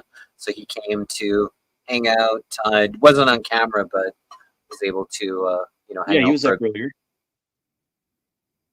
Up earlier tonight, right? Yeah. Yeah. And you're doing another interview sometime soon again, or? Say again? Are you doing another interview with him soon, or? I haven't had anything booked, but he's always game. We always have very, very cool conversations, and lots of people like when he comes up. So I think we've interviewed him maybe 3 times so far already. Seen one on a replay. Good stuff. Yeah, you take the cake, buddy. I mean, I've got some pins and some screws, and I beat the shit out of myself, but never been stabbed a dozen times. And I did not take out my own breathing tube. Yeah, I done some crazy things, but sometimes I just get things in my head, and I don't know. Once it's in my head, I want to do it or try it or whatever. People say, "Ask Jesse; he'll do it first." Yeah, did a lot of those. Got a hurt guy. Yeah, broken nose diving off the rocks. We'd run like 2 miles down to the lake from the high school, and then run around the little park down there. And then all the guys would go off and jump off the cliffs, and the chicks would sit down on the dock, and we'd all get up there and show off. And water keeps going down and down. We didn't go down there for a couple weeks and didn't even look. Just walk right up. The water's 4 feet less than what it usually was. Come up, nose was sideways, dripping blood. Same thing. Put that one back into place. That was the second one. Yeah, tons of bike wrecks, both wrists. Left wrist 3 times, right wrist twice. How many casts did you pull off yourself? Did you ever pull off your own cast? Oh, I don't know. I'm not sure if I did that, but I jumped off a car bridge into the river. Oh, yeah. And just before I jumped, I looked right into the oncoming. It was a lady in a minivan. And I looked right into her eyes as I jumped off this like pretty high car bridge into the river. And it was a time where the spring runoff. So it was like the river was a lot higher, right? But because it was higher and going so fast, I couldn't see the bottom anywhere. Oh, yeah. And so I didn't know where to jump, right? Yeah. So I thought right in between the 2 metal, like the 2 cement posts, right in the middle, but not realizing that's where it goes up. That's it's closer, it's deeper by the posts, right? Yeah. And so as I jumped, I looked right into her eyes and I jumped right off of the bridge. And as I hit the bottom, like you kind of hit first with your feet and then your feet buckle, then you hit with your butt. And then I stood up. The water was just above my nipples, right? Like just above here. I still smoking cigarettes at the time. I had my pack of smokes in my dress shirt pocket. And all I remember is looking at my smokes as I stood up, and I was like, fuck. I remember that. And then I got swept away by the river, right? So I'm swimming. So I did sprain my ankle from hitting the bottom, right? My ankle was like sore and sprained, and I'm swimming. As soon as I got to the shore, I put my first foot on dry ground, and then all of a sudden I started to hear the sirens. Ambulances, fire trucks, police cars lit up the whole entire bridge and all around, because the lady who I looked right at, this was pre-cell phone days, She went to the gas station or whatever, called and said, I just saw somebody jump off of the bridge, right? So I'm suicide in the middle of the river where it's shallow. Thinking that I was just trying to kill myself, but I'm doing this for fun, right?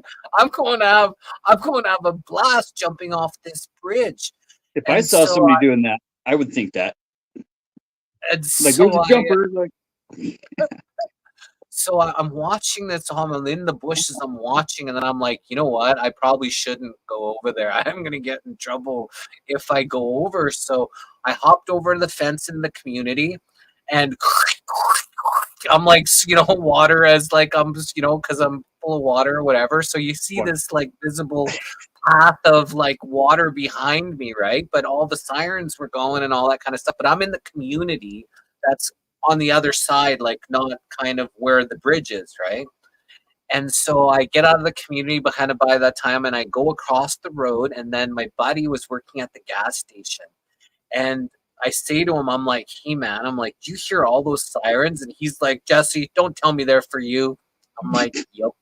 I'm like, do you want to do me a favor and call 911 and tell them that the guy that just jumped off of the bridge just walked through here and you don't have to keep looking for him?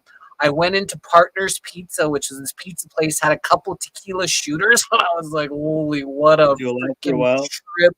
What a trip that was. I didn't mean to light up the bridge like a Christmas tree. No shit. No shit. The whole damn town, the whole force is out looking for you. It wasn't the army though, was it? No, just fire trucks, police cars, ambulances. I'm sure they had water rescue probably on the way or whatever, but I just wanted to, I didn't want to call because I know if you do things like that, they charge you for all of the services, what it is. And I know it'd be like thousands of dollars. So I just got him. I'm like, do me a favor, please call them and tell them the guy that just jumped off, just walk through here. You don't have to look for him anymore. Was he dead or was he alive? I don't know. He was really wet, officer. I don't know. Fuck. We got a bridge that it's kind of, it's tilted. So one side's maybe 45, 50 feet on the jump, and maybe 20, 25 on the low. And springtime, same thing. Water's rushing. It gets, we're up fucking super high on mushrooms, probably on acid too, I would think. But second or third jump, just getting used to it, right? Doing little double backies and shit, and come down, get caught up in a frickin' Christmas tree underwater at like 25, 30 feet, and thought I was being attacked. Screamed, lost all my air, and then was like, by the time I, quarter mile downstream, by the time I even bobbed up out of the water, that was fucking scary. Dude, scary. Like, out of nowhere, it's like the 1,000 bristles hit you in the middle of the water. Like, I thought I was being shocked or something, and then like realized what was going on, and then still thought I was being attacked by something, and then figured out what was really going on, and had no air. I mean, like straight up floated up into the sky and was watching my body float down through the river as I was struggling to get up out of the water, type of thing. That one was fucked up. And it was at least underwater for a minute and a half. Realized later that once your face is wet, if you breathe out, it's easier to hold time without having the instinct to breathe in. So when you're holding, there's something about it, you want to let a little bit go at a time or something. It gives you more instinct to want to inhale. And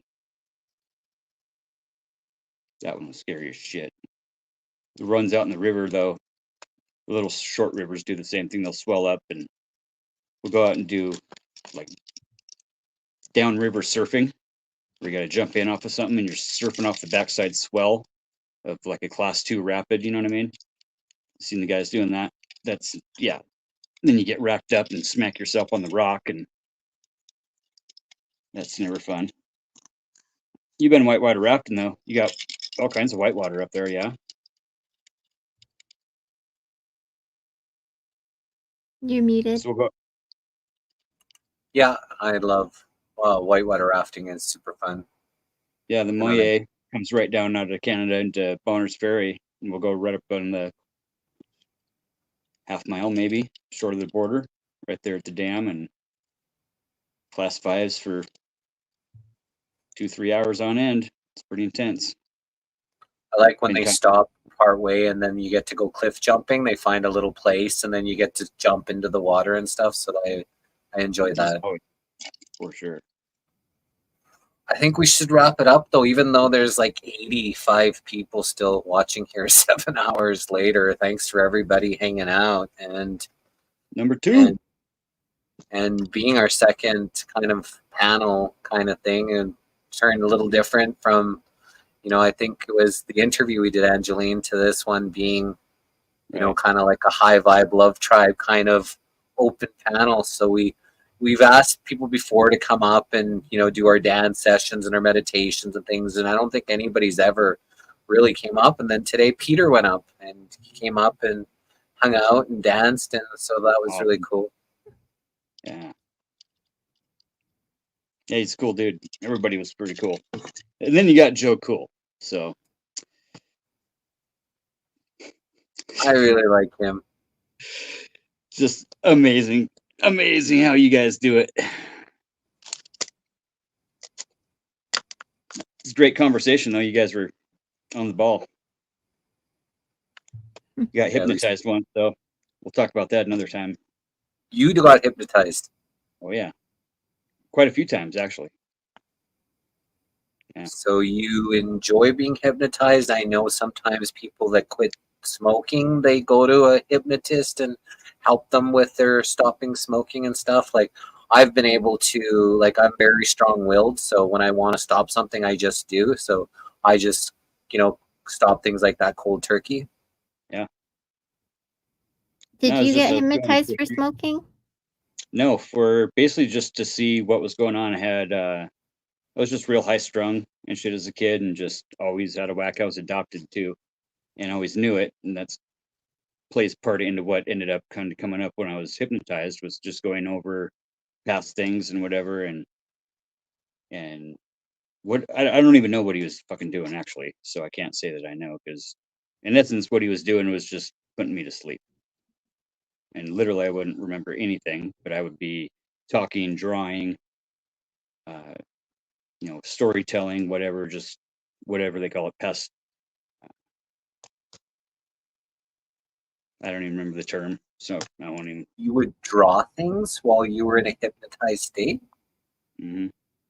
Wow. So do you feel less anxious afterwards? That's at the time, no. But we were going over like existentialism and cognitive awareness type of stuff.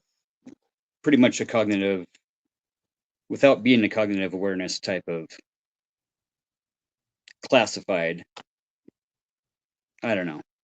That's pretty much. Yeah, we'll save that one for another day. Well, Thanks. I'm just curious because that's drew something that was suggested to me as well, but I don't know that. Yeah, if you still wanna ask him questions about it, you know, we don't have to. We can talk about another time if you want, but I believe in it very wholeheartedly. I think it's a great source. It's a great tool that can be used in the right hands. The guy I was going to was really, he was like a fucking Poindexter type of nerd from like Revenge of the Nerds, you know? Just really goofy kind of fucking dude that dressed like Revenge of the Nerds, and was just an amazing counselor, and really knew just a lot about behavior therapy type stuff. And then he's doing like, God, it's right on the tip of my tongue. It's a type of hypnosis about dealing with anger and fear and anger management, and it goes into that. God, I can't remember the term.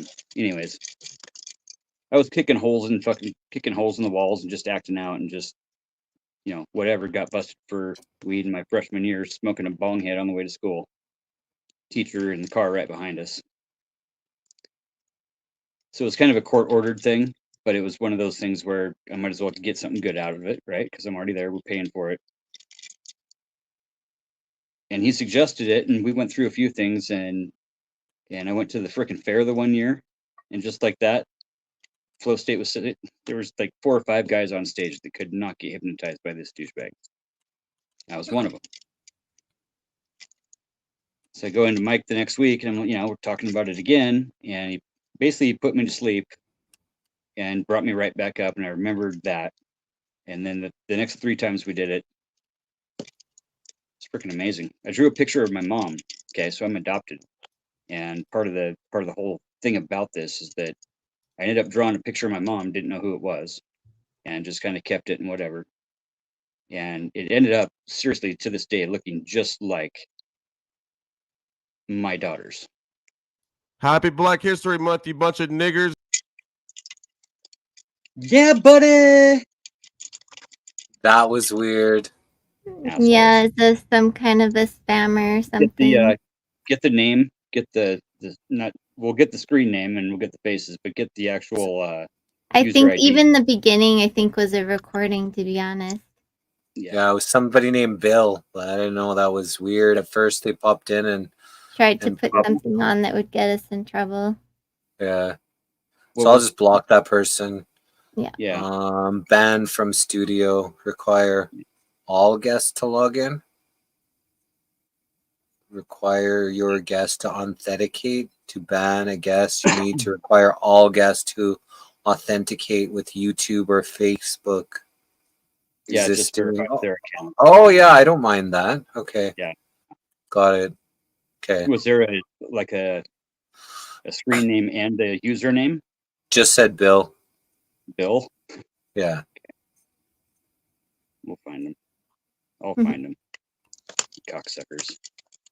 But like someone said, it looked intense. Like he was sitting there screaming. I was like, "What the frick?"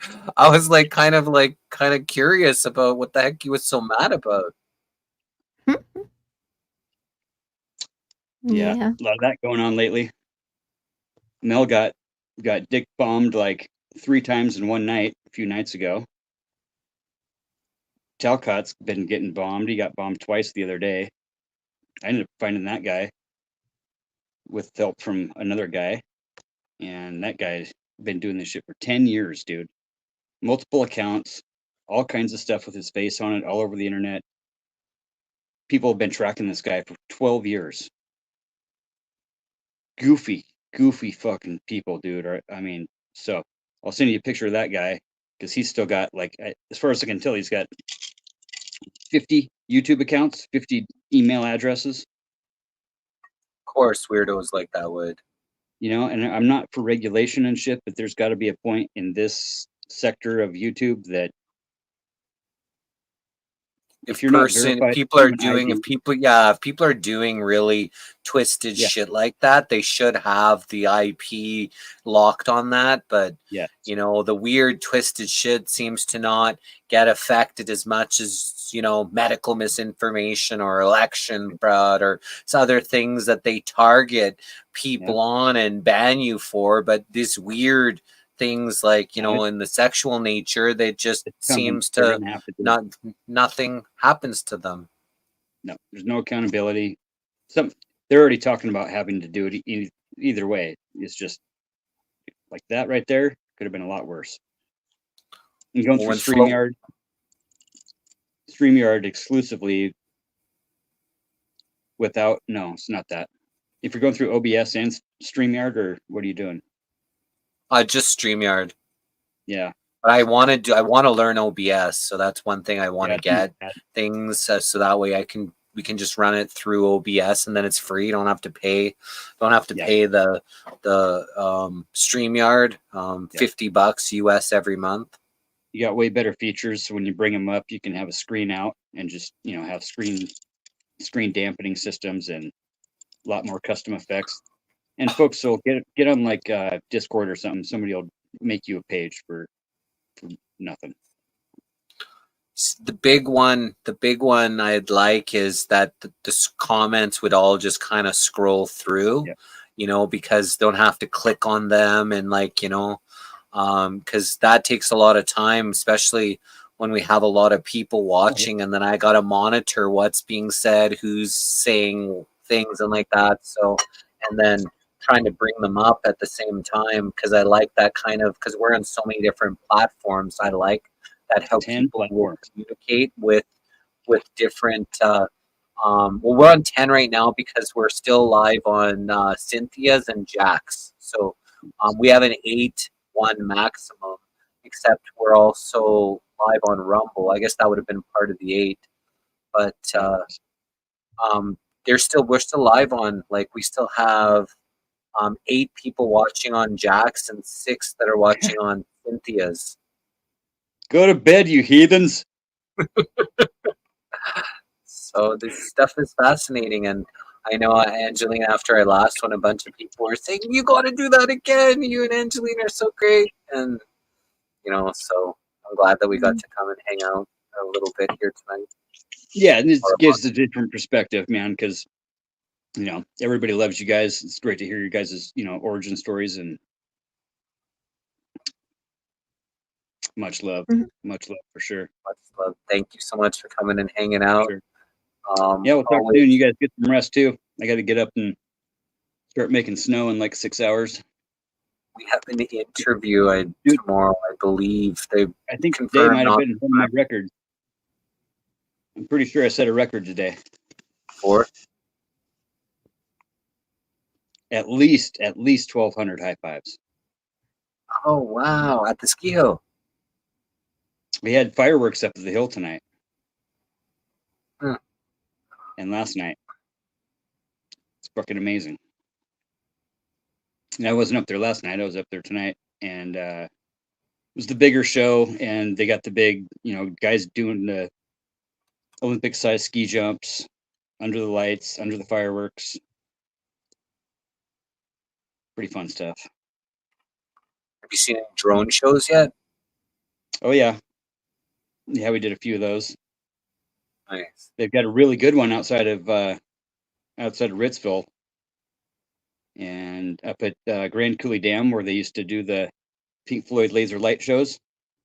Now they're doing these big organic drone shows. Way cool. Yeah, my cousin's the marketing director for a big one here in Canada, and so yeah, he's telling us all about. They did a festival in Vancouver, and they did the drone show for Paris Hilton, so told her story, and he was just telling us about that. He took some pictures with her. He was like super happy to be able to meet someone like that. I'll contact you on that too, because that's something that these guys are looking in on. When we got these guys that are building these houses up here, and they're always doing private weddings and whatnot, and then you never know what night's going to be some huge fireworks show out on the lake. They'll rent the barge and stock it up with whatever they want and have these huge fireworks shows on a random Wednesday. We want to do that drone stuff. His are very expensive, right? He does them for a big these people don't care. But then let me know. Can link you up with him, no problem. They're doing all kinds of cool stuff, and they just bought a whole another 100. He told me today, another 100 drones to add to their fleet, and they're better than the other ones. So sick. And then they all just run through one mainframe or centralized control unit, and so he's the marketing director of them. So he meets with them and then asks them what kind of story they want to tell in the sky. So then they kind of relate to him about, how long, what the stories they want to tell. So he goes to his creative team and they, design out the story. So then they go back, show the story they designed out and that they want to tell. And then they say, okay, we'd like this or add this or don't like this or whatever. So it's back and forth a little bit. It's like 2 or 3 months, he was saying, to get them to have everything done. Then they go and they test it out. and then they have this thing that they just, you know, tell a story in the sky with these drones. It's like absolutely fascinating. Yeah, the new stuff. I mean, I'm all about using AI for artwork and stuff like that for sure, because that's the positive that we can get out of it for now. So might as well get the positive out while the negative is going to end up killing us later, I guess, right? Who knows? Well, anyways, have an awesome night. You guys too. Enjoy. Travel safe. Talk soon. Good job on number 2. Good night. See you guys. Bye. Angeline. Night. Hi. Was that fun or what? It was long. It was good. Wow. It was good. I love you. I love you. I guess we'll chat soon. I would like that. Love y'all. This was quite 7 hours and 40 minutes, the longest High Vibe Love Tribe ever. So, so many people still here.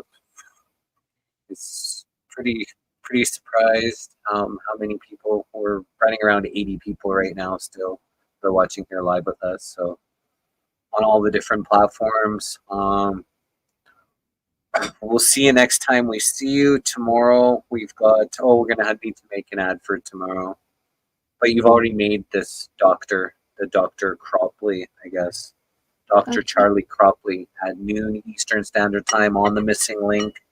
So it's coming up on 3 a.m. So in 7 hours. So got to sleep and do another interview before. All right. I'll make that ad.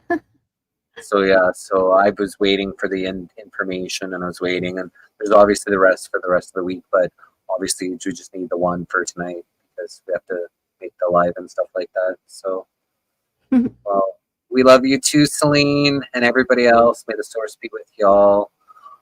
And knowledge is power. The more knowledge we all have collectively, the less power they have over us. So important just to share as much as we can through this pivotal time in history. Absolutely. Night, everybody.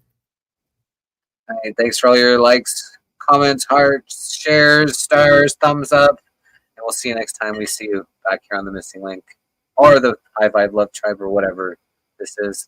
Bye, everyone. Bye, Angeline. Bye.